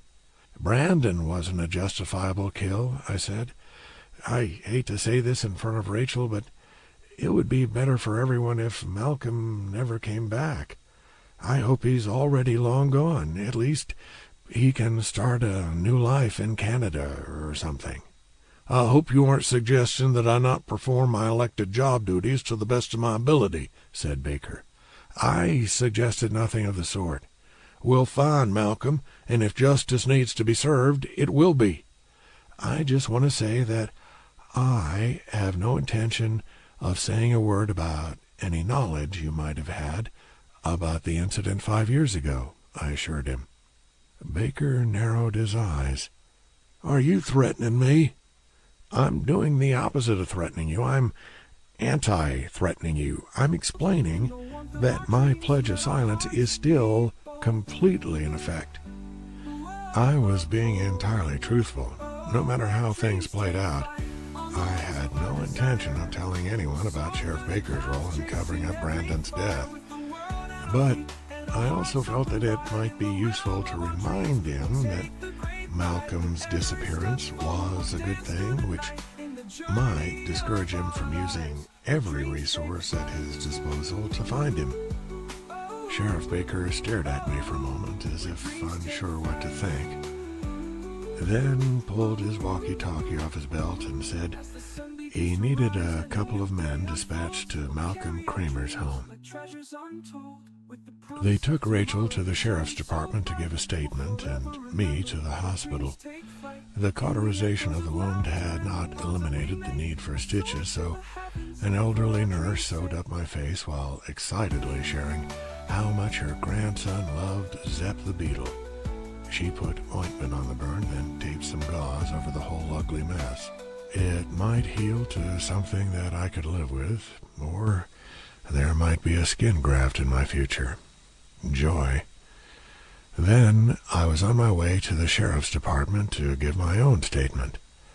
They recorded it with a video camera, and I gave the same, true except for the part where Rachel murdered her father's story, that I'd given Baker. I was told not to leave town. Rachel met me outside, and we got into my car. "How'd it go?" I asked. Rachel held up her hands. "I'm not in cuffs." "Well, that's good. I think it's going to be okay. It's in Sheriff Baker's best interest to keep this as quiet as possible. Our story makes sense. As long as nobody finds the car before we can hide it permanently, we're okay. And as long as nobody finds microscopic traces of Dad's blood in his living room." "Right, there's that. But they'd only find that if they had reason to believe that a crime was committed inside the house. Alan died outside. We're in good shape. We're fine." "You don't believe that?" "I believe it 99%. That's a good percentage. Maybe 98. Still good. If you'd pointed the gun at him and I said that you had a 98% chance of getting away with it, you would have done it, right?" "I'd like to believe that if I'd put any thought into it, I wouldn't have pulled the trigger. I wasn't calculating any odds at the time." "All right, fair enough. Now what? Want me to take you home?" Rachel frowned. I'd rather not go back yet. They're still investigating the crime scene, right? Probably. I can't do it. I can't stay there tonight. Okay, that's fine. Do you think we could get a pizza and go back to your hotel room? It's a motel. Same difference. Sorry, I get pedantic when I'm taken by surprise. Yeah, sure. I mean, yeah, if that's what you want. You mean to stay tonight? Yes. It's not a double, just the one bed. That's okay. Chapter 24. We got an extra-large pizza with double pepperoni, double sausage, and extra cheese. Even if we were compatible in no other way, our pizza preferences were completely in sync. Rachel and I sat on the bed, stuffing our faces and drinking caffeinated, sugary, carbonated beverages. I'd considered asking if she wanted to get a bottle of wine, but I didn't want to imply that I was trying to get her drunk. Also, I didn't want it to feel like we were toasting the death of her father. She seemed tense and kept bursting into tears without warning. I considered this a good thing. I'd be frightened for my personal safety if she were behaving like a robot. Each time she'd cry, I'd give her a hug. She'd apologize. I'd tell her there was nothing to apologize for, and then we'd return to pigging out. We ate an alarming amount of pizza on that bed. Rachel was slender, but she could pack that stuff away. Ignatz had tried to join the party several times, but he'd finally been given a slice and now lay asleep in his doggy bed on the floor. When Rachel and I finished the entire pizza, including the toppings that fell off, though we did not lick the crumbs out of the box, I climbed off the bed and set the cardboard box on the dresser drawer. "Where do we go from here?" I asked. Rachel held up her left hand. "First, you're putting a ring on this finger if you want any play tonight." "What?" She laughed. "I'm kidding. Relax, Jason. Let's not worry about the future right now. The future's scary." She beckoned to me. "Come here." I walked over to the bed. She scooted over to the edge and leaned toward me, then pulled back. "No, wait. We had pepperoni. Let me brush my teeth first." "We both had pepperoni." "That's irrelevant." She got off the bed. "Back in a second." "You don't have a toothbrush." "Can I borrow yours?" "No, that's gross. Sorry. I'll just swish some toothpaste around my mouth." "I've got scope." "Even better. Be right back." She hurried into the bathroom. I paced nervously for a few moments. We had not specifically said that we'd be having sex. Rachel might just want to cuddle. I definitely wasn't going to push it. I was cool with however far she wanted to take this tonight. I'd never slept with a virgin. Tara, my first girlfriend, had said she was, but her vigor implied otherwise. I wasn't sure if there was anything special you were supposed to do. I'd never researched the subject. At 38 years old, it was reasonable to assume that there was no deflowering on my agenda. It would be okay. I knew how the parts worked. I heard her gargle some mouthwash. It was not a particularly sexy gargle, but I was getting turned on anyway. The grisly violence of today seemed so long ago. Damn it! Why had I thought about the grisly violence? I needed to get those images out of my head. That's why Rachel and I were spending the night together, to create more pleasant images. Rachel spat out the mouthwash, which was not a turn-on, and I heard her turn on the water. I figured she would come out of the bathroom right after that, but she didn't. Though I couldn't tell exactly what I was hearing, it sounded suspiciously like clothing being removed. I sat down on the bed. Yep, that was definitely a zipper. I listened carefully as more clothes hit the floor. I heard her taking deep breaths as if psyching herself up.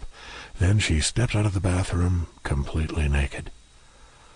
I'd grown so accustomed to her disfigured appearance that I honestly hadn't thought much about the fact that all of the damage had been to her face.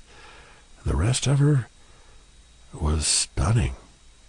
She gave me a shy smile. Hi. Hi. Some women are embarrassed by their bodies, but I think it's my best feature. I had nothing clever to say. I was under breast hypnosis. Is it all right if we don't go all the way? She asked. Of course. We'll have fun. I just decided I'm not quite ready for that. We can do whatever you want. May I invade you with a toothpaste tube? No. I'm sorry. I should only be saying sexy things. In case you couldn't tell, I'm very nervous. I'm nervous too, I said. No, you're not. You've had hundreds of women. I wish. Dozens, then.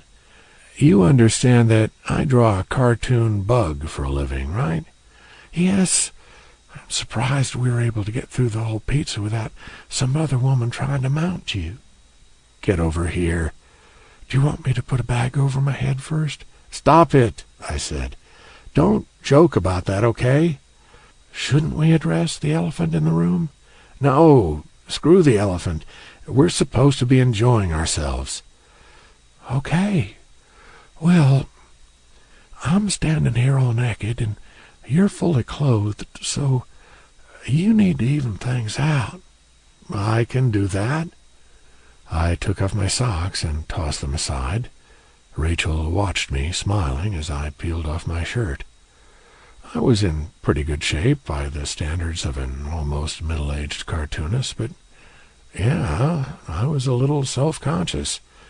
This was not the first time I'd eaten an alarming amount of pizza. I tossed the shirt aside and sucked in my gut. I hope you don't think you're done, said Rachel. No, ma'am. I stood up, unbuttoned my jeans, and unzipped my fly, being careful not to cause any damage to the monster that lurked beneath. I did not use this phrasing out loud, nor did I think it at the time. It was neither a beast nor a microphallus. It was perfectly acceptable, and I felt neither shame nor undeserved pride. I slid off my pants, making it very clear, if it wasn't already, that arousal was not a problem at the moment. I took off my underwear, and then we both stood there completely naked. Is it rude for me to just stare at it? Rachel asked. Do whatever makes you happy.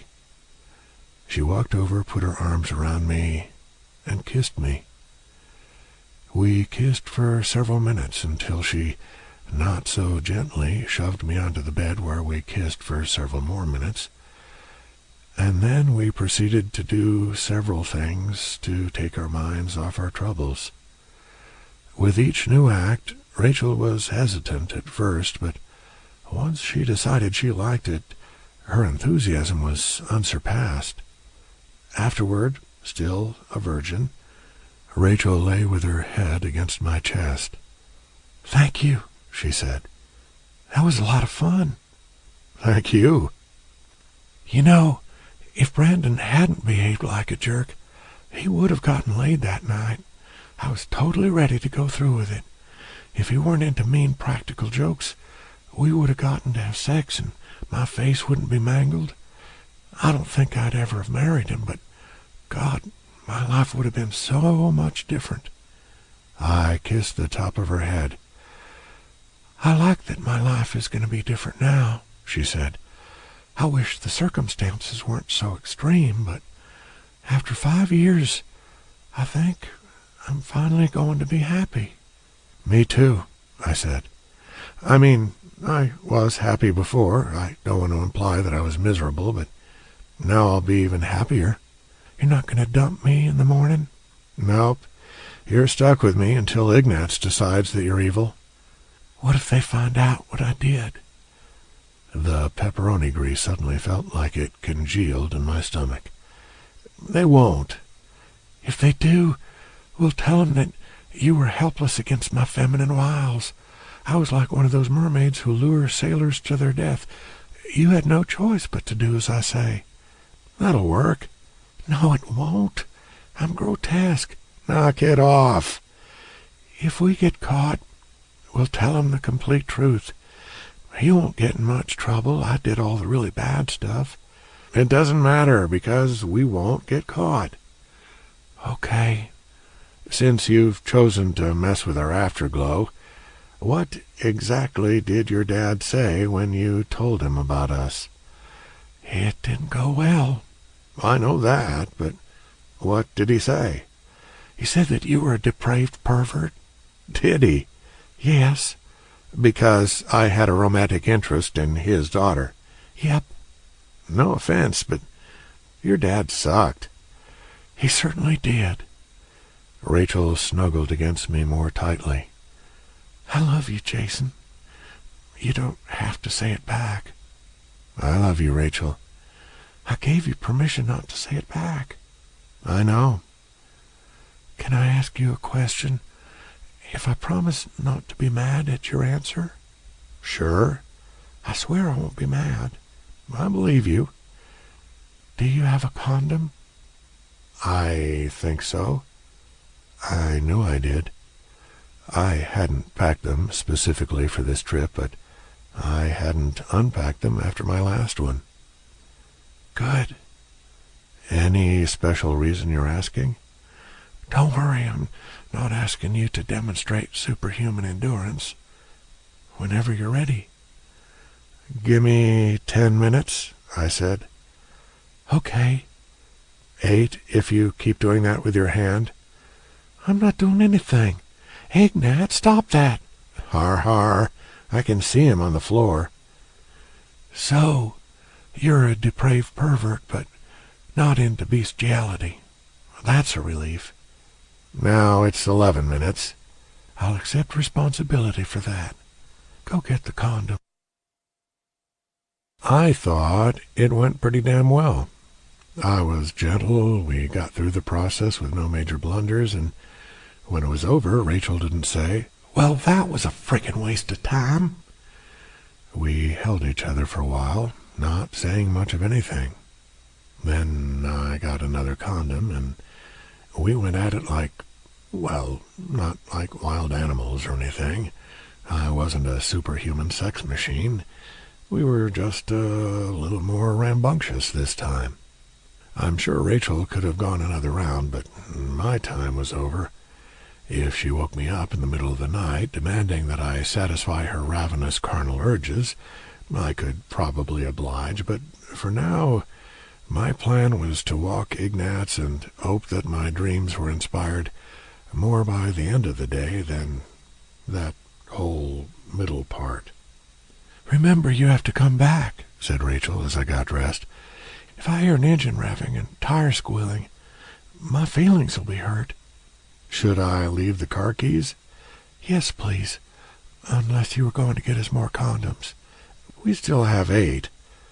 "Like I said, unless you were going to get us more condoms." "Sure you're not a succubus?" "I make no promises." I attached Ignatz's leash to his collar, leaned over the bed and gave Rachel a kiss, then left the room. I walked Ignatz to a grassy area outside and waited for him to do his business.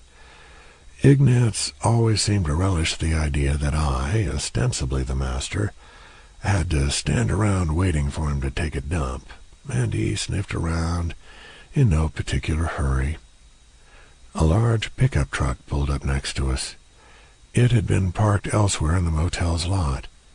There were 4 men in the back, but I only recognized 2 of them, Louie and Eric, my former buddies from Doug's Booze Wasteland.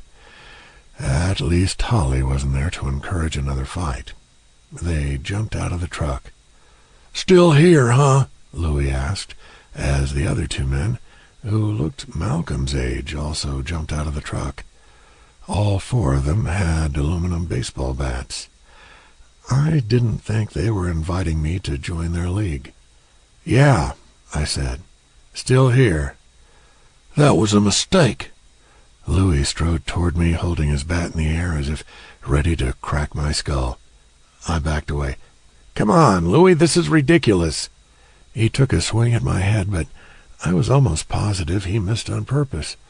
He was still just trying to intimidate me. Ignatz barked at him. Unfortunately, a miniature Schnauzer did not produce the same level of intimidation as, say, a Rottweiler. One of the older men, a mostly bald, pot-bellied, sweaty guy, who still looked damn scary with a baseball bat, also walked over to us. Louis swung his bat again. He definitely wasn't trying to hit me. But as I stepped back, he dropped the bat and scooped Ignatz up in his arms. The other guy gave the leash a violent tug, and the handle popped out of my hands. Ignatz let out a frightened squeal. While Louis held him tight, the other guy grabbed Ignatz's front leg. "Make a wish."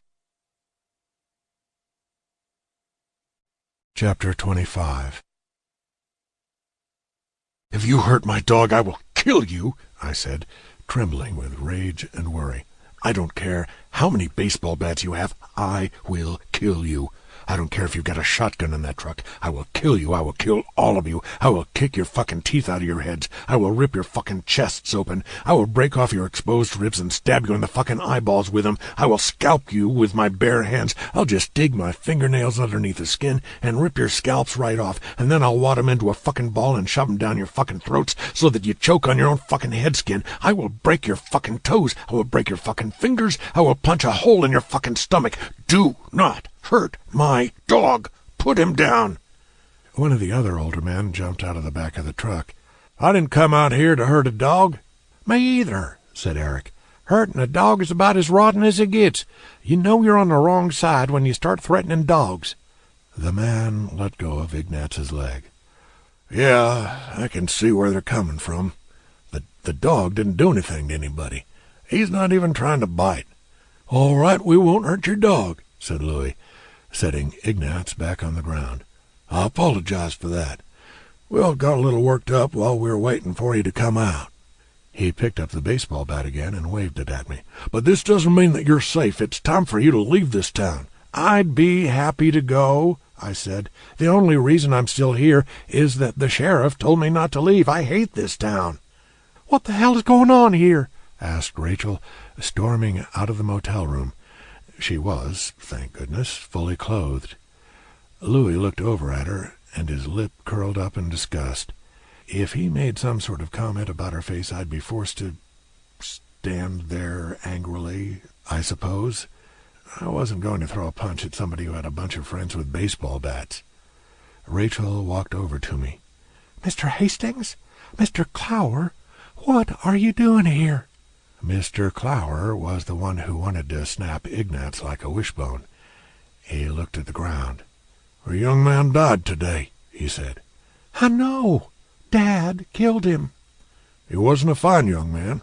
He creeped most of us out, but we can't have citizens of our community getting murdered without there being consequences. The consequence being, we want you to get out of town," said Louis. I tore the gauze off my face. "This is what Alan did to me." "Nobody's saying he wasn't a madman," said Mr. Clower. "His mom and dad raised him poorly, but people didn't get hacked to death before you showed up, regardless of their mental state." I pointed to Rachel. "The whole thing with her happened 5 years before I got here. What is wrong with you people?" Then I understood. Rachel knew Mr. Clower and Mr. Hastings because they'd been friends with her father. "Were you guys there when Malcolm murdered Brandon Keaton?" I asked. Mr. Clower looked away. "We're not trying to dredge anything up, okay?" I said. We're leaving. We're leaving now." "Who's Malcolm?" Louis asked. "I thought Brandon ran away." "He did," said Mr. Clower. "No, he didn't," said Rachel. "You watched my dad kill him, and then you helped hide the body." Louis looked confused. "What? There's a hidden body?" "She doesn't know what she's talking about," said Mr. Clower. "Yes, she does," I said. "I've never known a town that's worse at keeping secrets. Your town hall probably has a plaque to commemorate the occasion." "This might be more than I wanted to get involved in," said Louis. "How are you all even associated?" I asked. "Well, you made me look bad in front of Holly, so Eric and I decided to track you down. We figured you were shacking up with Blister, so we drove over there, but it was all blocked off with crime scene tape, so we figured you weren't in there, so—" "He doesn't need the whole story," said Mr. Clower. "I think it's relevant. We got there, and these guys showed up." "They showed up right after you got there?" I asked. "Well, no, Eric and I smoked some weed first. I guess we were there for an hour or so." "Maybe an hour and a half," said Eric. "That long? It was good weed." "Yeah, you're right. Anyway, about an hour or an hour and a half later, these guys showed up. We asked what they were doing, and they said nothing, and we said we were there to scare you off, and they said they were there for the same reason, so we figured, hey, common purpose. We decided that you weren't there, you were at a motel, and there aren't many motels in the area, so we found your car pretty easy. Then we just hung out in the parking lot and smoked some more weed." "I smoked no weed," said Mr. Clower. "You sure? I passed it to you." "I'm sure." "Your loss." "You all just drove over together?" asked Rachel. Louis shook his head and pointed. "No, we're parked over there." "But you just happened to have enough baseball bats for everyone?" I asked. "We're part of a league," said Mr. Clower. "We have mitts and caps in the back, too. You want to see?" "No, I trust you." The guy who'd been driving the pickup truck rolled down the window and leaned out. "Should I just park somewhere else? I thought this was going to be quick." "We're almost done," said Mr. Clower. "Need anything else explained?" "No, I think we get it," said Rachel. "Then here's what's going to happen," said Mr. Clower. "We're going to escort you back home, and you're going to pack up whatever stuff you can't live without, and then both of you are going to leave town and never come back. Are we clear on that?" I glanced at Rachel. My desire to not be bossed around was mitigated somewhat by the fact that I wanted to leave Lake Gladys anyway, and I was pretty sure that Rachel had no problems abandoning her shed. "We're clear," she said.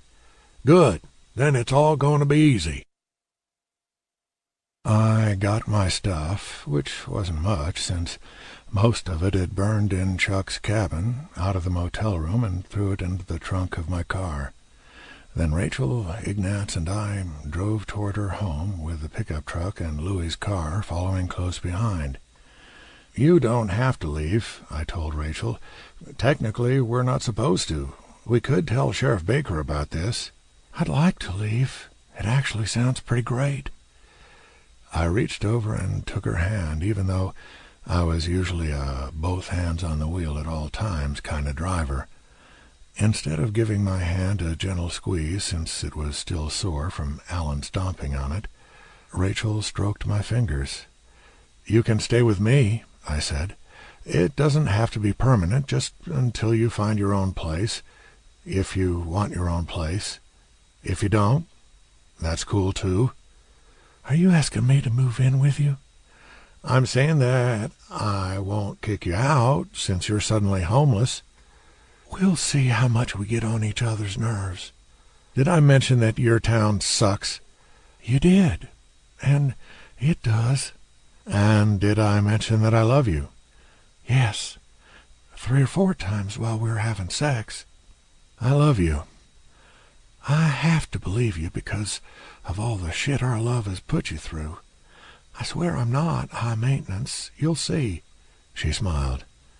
"And I love you, too."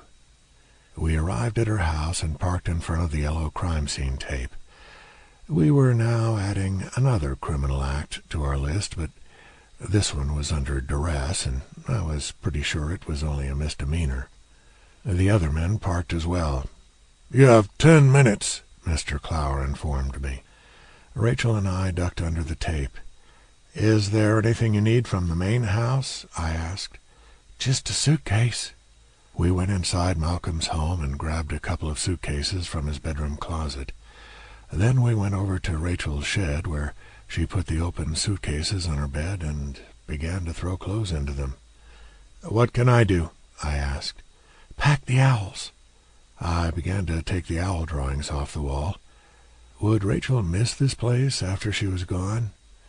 As far as I was concerned, we could fling a few Molotov cocktails in here and give it the same treatment as Chuck's cabin, but it wasn't as if Rachel had been chained to the wall. There might be a weird nostalgic element for her. "They can't force you to leave everything behind," I said. "Once we get back and get settled, I'll hire a private investigator or somebody to come and collect everything else out of your dad's house." "I don't want any of it." "No, but we can at least sell it. I'm sure he's got some pictures and stuff that you want. We'll figure that out later. I just didn't want you to worry." "Thank you." There was a knock at the door. "Has it been 10 minutes?" Rachel asked. "Those assholes wouldn't knock first." I went over and opened the door. Sheriff Baker stood there looking extremely annoyed. "Hello, Mr. Trey," he said. "Hi." "You're causing me a lot of headaches." "We're not trespassing on a crime scene on purpose," I said.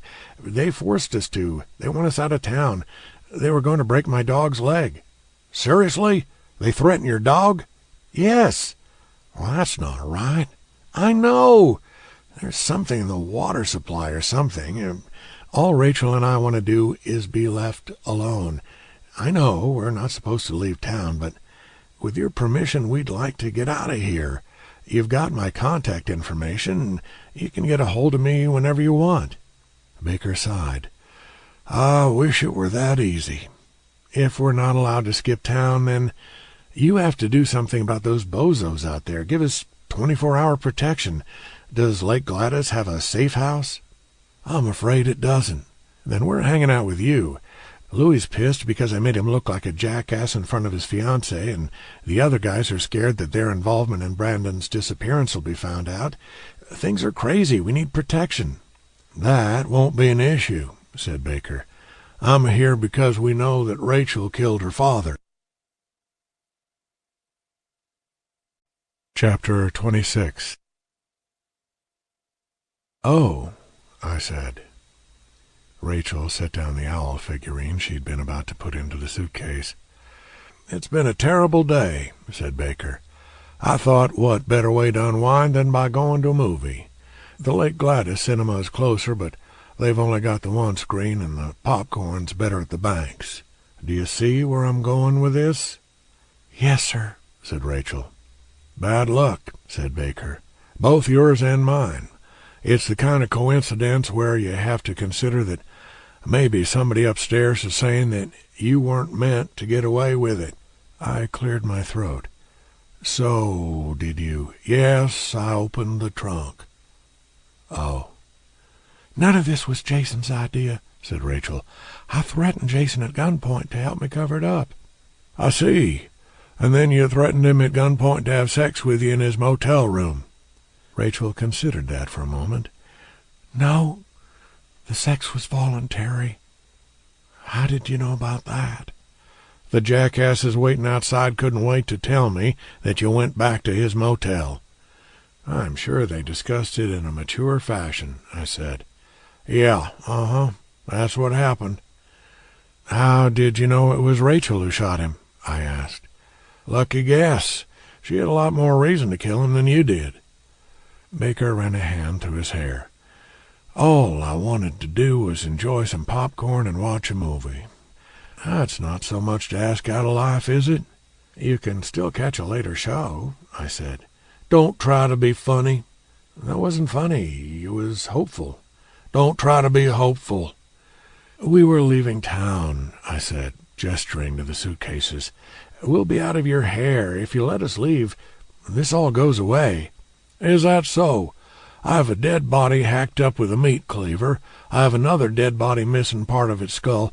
You're suggesting that by letting you skip town, my headaches disappear. Is that your grand scheme?"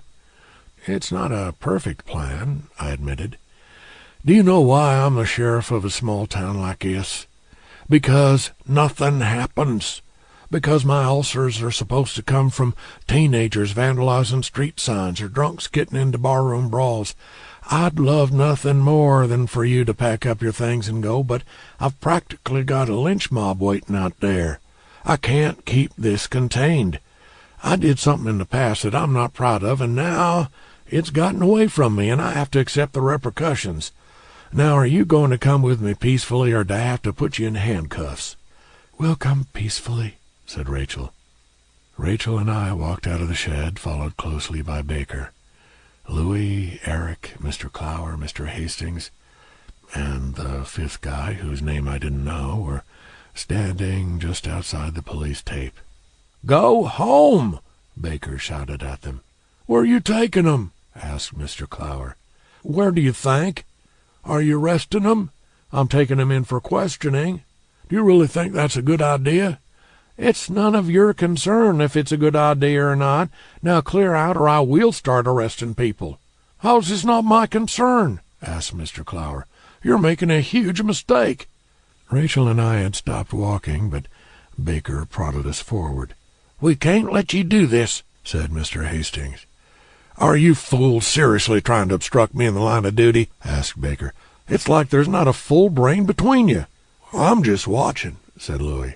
"Well, stop watching. Go home, all of you, now." The men looked at each other sort of sheepishly. Then they headed back toward their vehicles. "Jesus Christ," Baker muttered.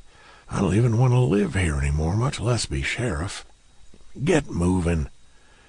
Rachel and I resumed walking toward the tape. How much prison time was I looking at? Any? I hadn't killed anybody. Maybe I'd just get parole. Chuck's head would explode, but I could still draw off balance. It made me sick to think of Rachel escaping from one cell only to get thrown into another, but what could I do? Grab Baker's gun? I had no plans to go for Baker's gun. Rachel gasped and stopped walking. When I saw what she'd gasped at, I stopped walking too. The fifth man, the one whose name we didn't know, had reached into the back of his pickup truck and was now pointing a rifle at us. "What the hell are you doing, Gene?" Baker demanded. Louis, Eric, Mr. Clower, and Mr. Hastings all seemed to notice the rifle at once, and they all took several steps away from the truck. "He doesn't represent us," Mr. Clower insisted. "Nobody told him to do that. That's all him." "It's true," Louis said. "I never met him before tonight." Baker pulled his revolver out of the holster and pointed it at Gene. "Put the gun down, Gene." The rifle wobbled in Gene's hands as if he was wavering between lowering it or not. But, we were making him leave town." "Gene, lower the gun," Baker shouted. "Lower the gun, you dumbass," said Mr. Clower. "What you're doing now is worse than what we're trying to hide." I'm already in trouble, right?" Rachel walked forward, moving with the confidence of somebody who was certain that the idiot with the rifle would not actually shoot her. He wasn't pointing it directly at her, but it wouldn't take much of an adjustment in aim for that to change. "Rachel," I called after her. "He won't do anything," she said, not looking back. She walked up to the crime scene tape, ducked underneath it, and continued walking toward Gene. He looked confused and terrified, a man who'd made a ridiculous decision and wasn't sure how to fix it. Surely she was right.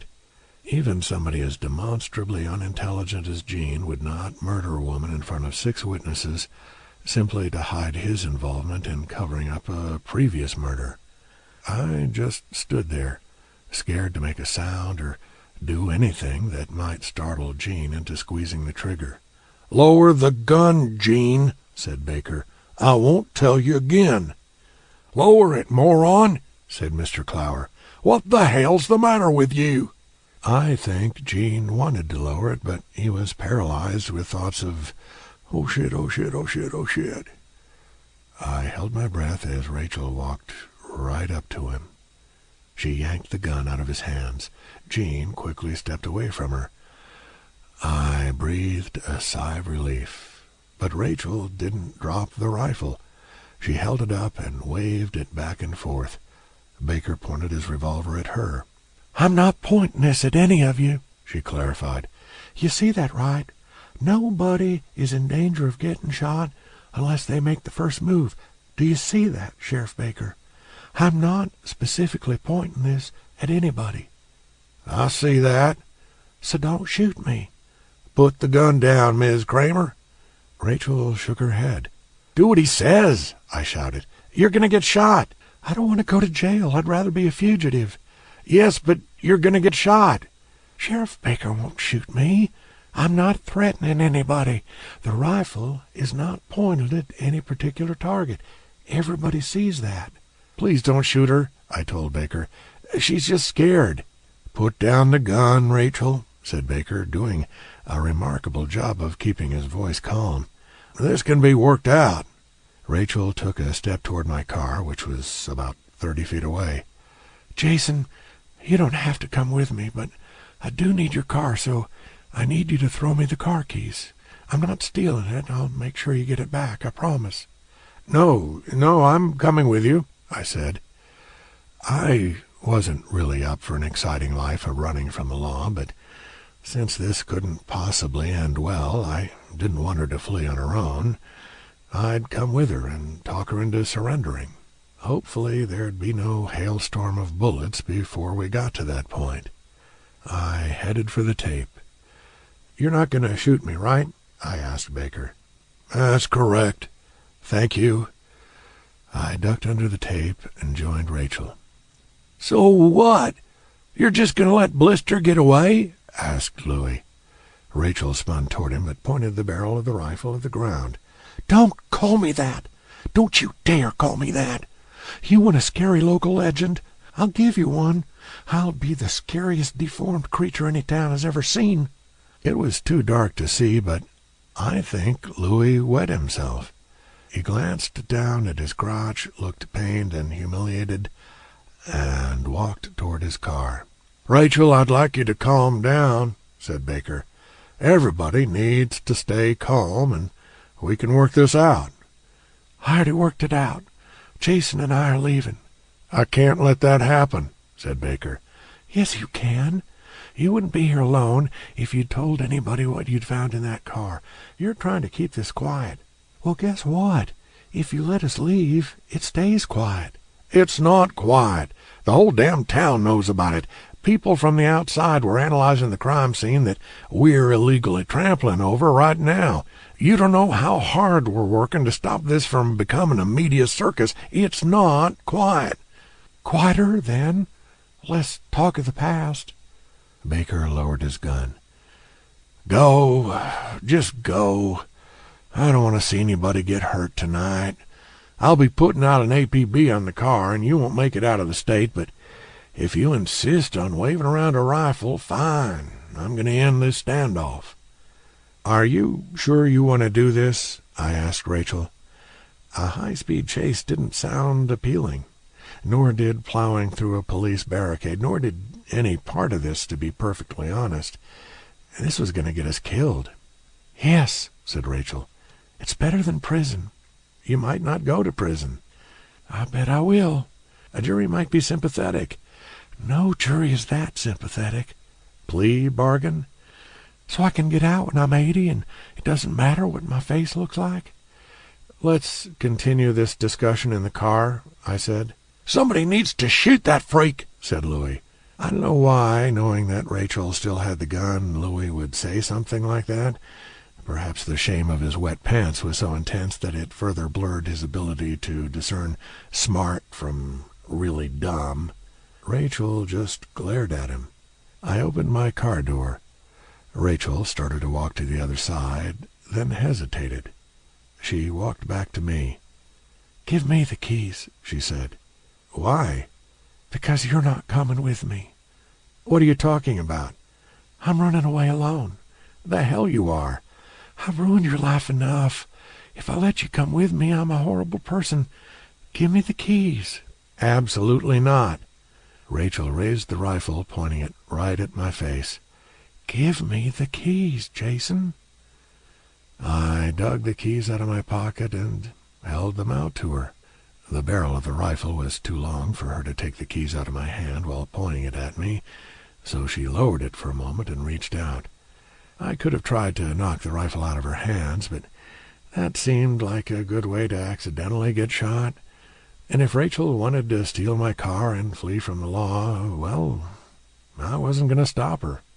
Rachel took the keys, then pointed the rifle at me again. I'd really like to come with you, I said. You just want to talk me out of it. I'd like to discuss it, yes. Some other time, maybe. Rachel looked as if she were trying to hold back tears. She sighed. Never mind. I was almost positive she wanted to say, I love you. I started to say, I love you back to her unfinished sentence, but decided that it was a terrible idea. Louie and the dipshit squad were already riled up. Why give them another reason to do something stupid?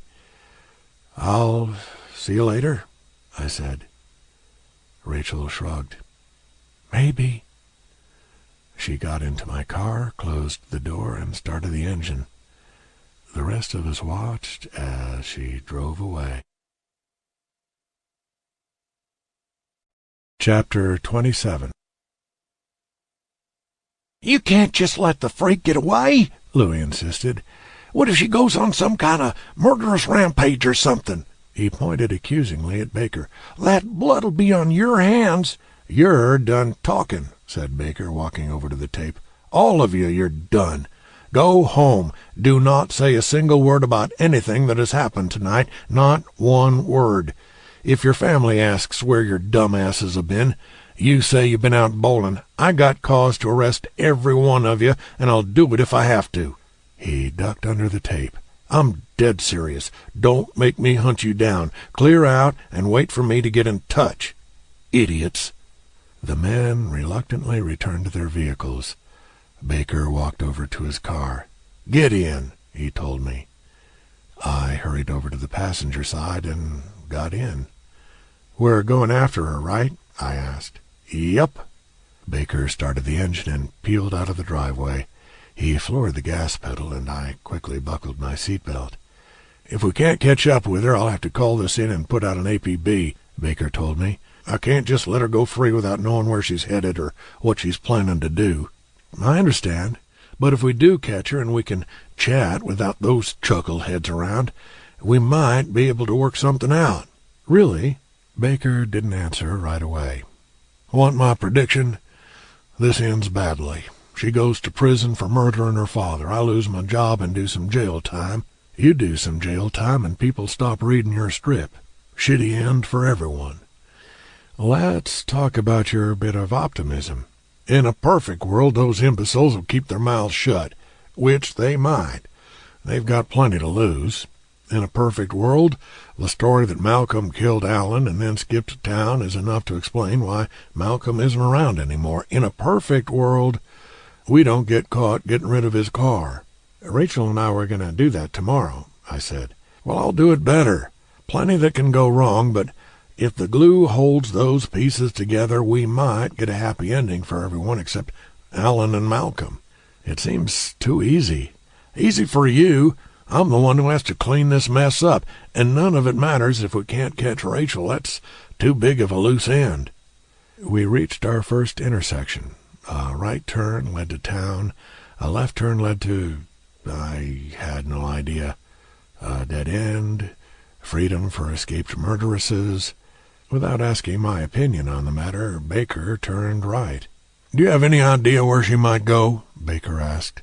Did you discuss any future plans? Yeah, she was going to move in with me, at least for a while. But it's not like she would drive down to Jacksonville and look up my address. I have no clue where she'd go to get away from the cops, except to drive away as fast as she can. Are you sure we can't just wait for her to let me know where my car is?" "We don't know when that'll happen." Baker was driving way too fast. I understood that driving fast was sort of the point of a high-speed pursuit, but it wouldn't help us end this nightmare if we plowed into a deer. I reached to buckle my seatbelt, even though it was already buckled. We were coming up quickly on another turn. A car pulled into the intersection, preparing to turn onto our road. Baker's headlights illuminated the side of the car, which was extremely familiar. "Is that—" I started to ask. My mind flashed through several things at once. Yes, it was definitely my car. Why had Rachel turned around? Why had she changed her mind? Where was Ignatz? I'd left Ignatz sleeping in my car. She was bringing my dog back. She was making a dangerous left turn. Baker probably didn't do many high-speed chases. We were going to hit her. There was a moment when I seemed detached from everything. The deafening crash, the flying glass, the jolt in my chest as I was thrown toward the dashboard, the sight of Baker's head whipping forward so violently it looked like it might rip off, and then I was right back to full awareness of pain and horror. Baker lay against the steering wheel, eyes closed. He'd taken a lot of safety glass to the face. It wasn't until he gasped for breath that I knew he was still alive. I fumbled with the button to release my seatbelt. It took 3 or 4 tries, but then I got it. The buckle popped free. I reached for the door handle and was able to pull it open on my second try. I tumbled out of the car. I threw up. My vision was kind of blurry, so I couldn't clearly see the damage to my car, except that it was bad. I reached for something to use to pull myself up. Missed. Managed to stand up on my own. I stumbled toward my car, pausing to double over and throw up again. Lots of steam, lots of hissing. At least the car was right side up. It was facing the opposite direction, so I guess it spun around. It wasn't that far away. I could make it. I felt something running down my neck. Blood? Yeah, had to be blood. Though my vision was blurred, I knew it wasn't eyeball juice. My right leg tried to give way beneath me, but I wouldn't let it. I made it to my car. All of the windows were shattered. I could hear Ignatz whimpering in the back seat. Rachel was still in the driver's seat. It was good. It meant she hadn't gone through the windshield and onto the crumpled front hood. It was too dark to see her clearly, except that she wasn't moving. When I focused on her, I could see the blood. Lots of it.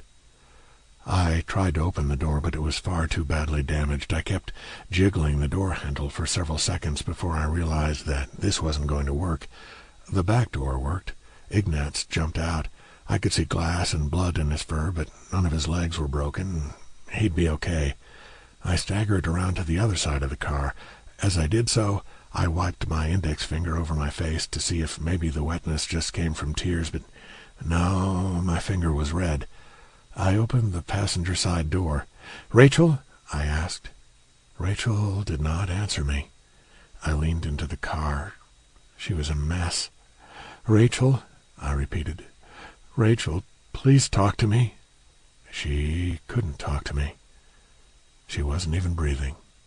"Rachel, you have to open your eyes," I pleaded. "You can't go out like this. It's not fair." Should I try CPR? What if she had broken ribs? I could stab her in the lung if that hadn't happened already. "This sucks, Rachel. Don't end it like this." Her right arm was obviously broken, so I reached across her body, getting blood all over my arm, and grabbed her left wrist. It was warm and slick with blood, and I couldn't tell if there was a pulse or not. "Anything?" asked Baker, startling me so badly that I actually screamed. I don't know. I don't think so." Baker looked horrible. He wiped some blood out of his eyes. "I called it in. An ambulance will be here soon." "Thank you." I could take her and run. I could drag Rachel out of the car, carry her in my arms, and run through the woods to freedom. We'd live in a cabin, foraging for our food. I didn't need restaurants or hot showers or off balance, just me and Rachel and Ignatz, living off the grid. Baker wouldn't stop me. What was he going to do, shoot me in the back? I could do this. I could really do this. I could pull her out of the wreckage, jostling all of her broken bones, sending even more blood spewing from her wounds, breaking her neck, and carrying her gore-drenched corpse into the woods. I'd kill her if I moved her. There was no escape plan. It was over. Please, just open your eyes, I said. Then she did. She said nothing while we waited for the ambulance. I kept telling her that everything was going to be okay. I'm sure she didn't believe it, and I sure as hell didn't believe it, but it was something to say. I refused to leave until the paramedics got her out of the car and onto a stretcher. It took forever. And then we went to the hospital. Rachel went to intensive care. After I got my injuries patched up, I went to jail. Epilogue. Ignatz lived happily ever after. The rest of the story is a bit cynical. I learned some things about myself and about life in general. First, love makes you do some insane shit. Second, when your agent is already furious at you, the phone call where you ask him to bail you out of jail is extremely unpleasant. Third, and this is one that's kind of cynical about society, if you're a successful cartoonist, you can afford a really good lawyer. This lawyer may be able to convince a jury of your peers, and Rachel's peers, that a Mr. Malcolm Kramer, enraged by the fact that you brought the evil threat of Alan back into his daughter's life, attacked you. A really good lawyer could even convince this jury that Malcolm intended to kill you, or at least that Rachel was certain beyond a reasonable doubt that this was his intent. Yes, she shot her dad in the head, but only to save her boyfriend's life. The jury is inclined to sympathize with someone who was kept a pseudo-prisoner by her father for 5 years after having her face savagely mutilated, that she's in a wheelchair. By the end of the trial, she'll be physically able to switch to crutches, but her lawyer will discourage it, also helps. So, yes, trying to hide the evidence of a murder is a bad thing to do, but we were desperate and in love. And come on, Zep the Beetle is a charming character. The guy who brings his adventures to life can't be a menace to society. Oh, don't get me wrong, we were still found guilty. And you want to hear something weird? Rachel, the one who actually shot her dad, got no prison time, just probation. Me, I got sentenced to a minimum security facility for my role in covering up the murder, for which she only got probation. Our legal system is a bizarre one, kids. Sheriff Baker resigned. He and the others who'd covered up Brandon's murder got a slap on the wrist. A hard slap on the wrist, but just a slap. We don't keep in touch. So, anyway, let's talk about love. Sometimes it means that you would die for each other. Sometimes it means that a person drives you absolutely crazy, but you can't imagine being with anybody else. Sometimes it means that you'd follow them to the edge of the world, or that you'd wait for them forever. I think it's something different, something less dramatic. My definition of love? You would wait for somebody for 8 months with good behavior, and take care of their dog. Rachel was waiting for me. The end. Acknowledgements.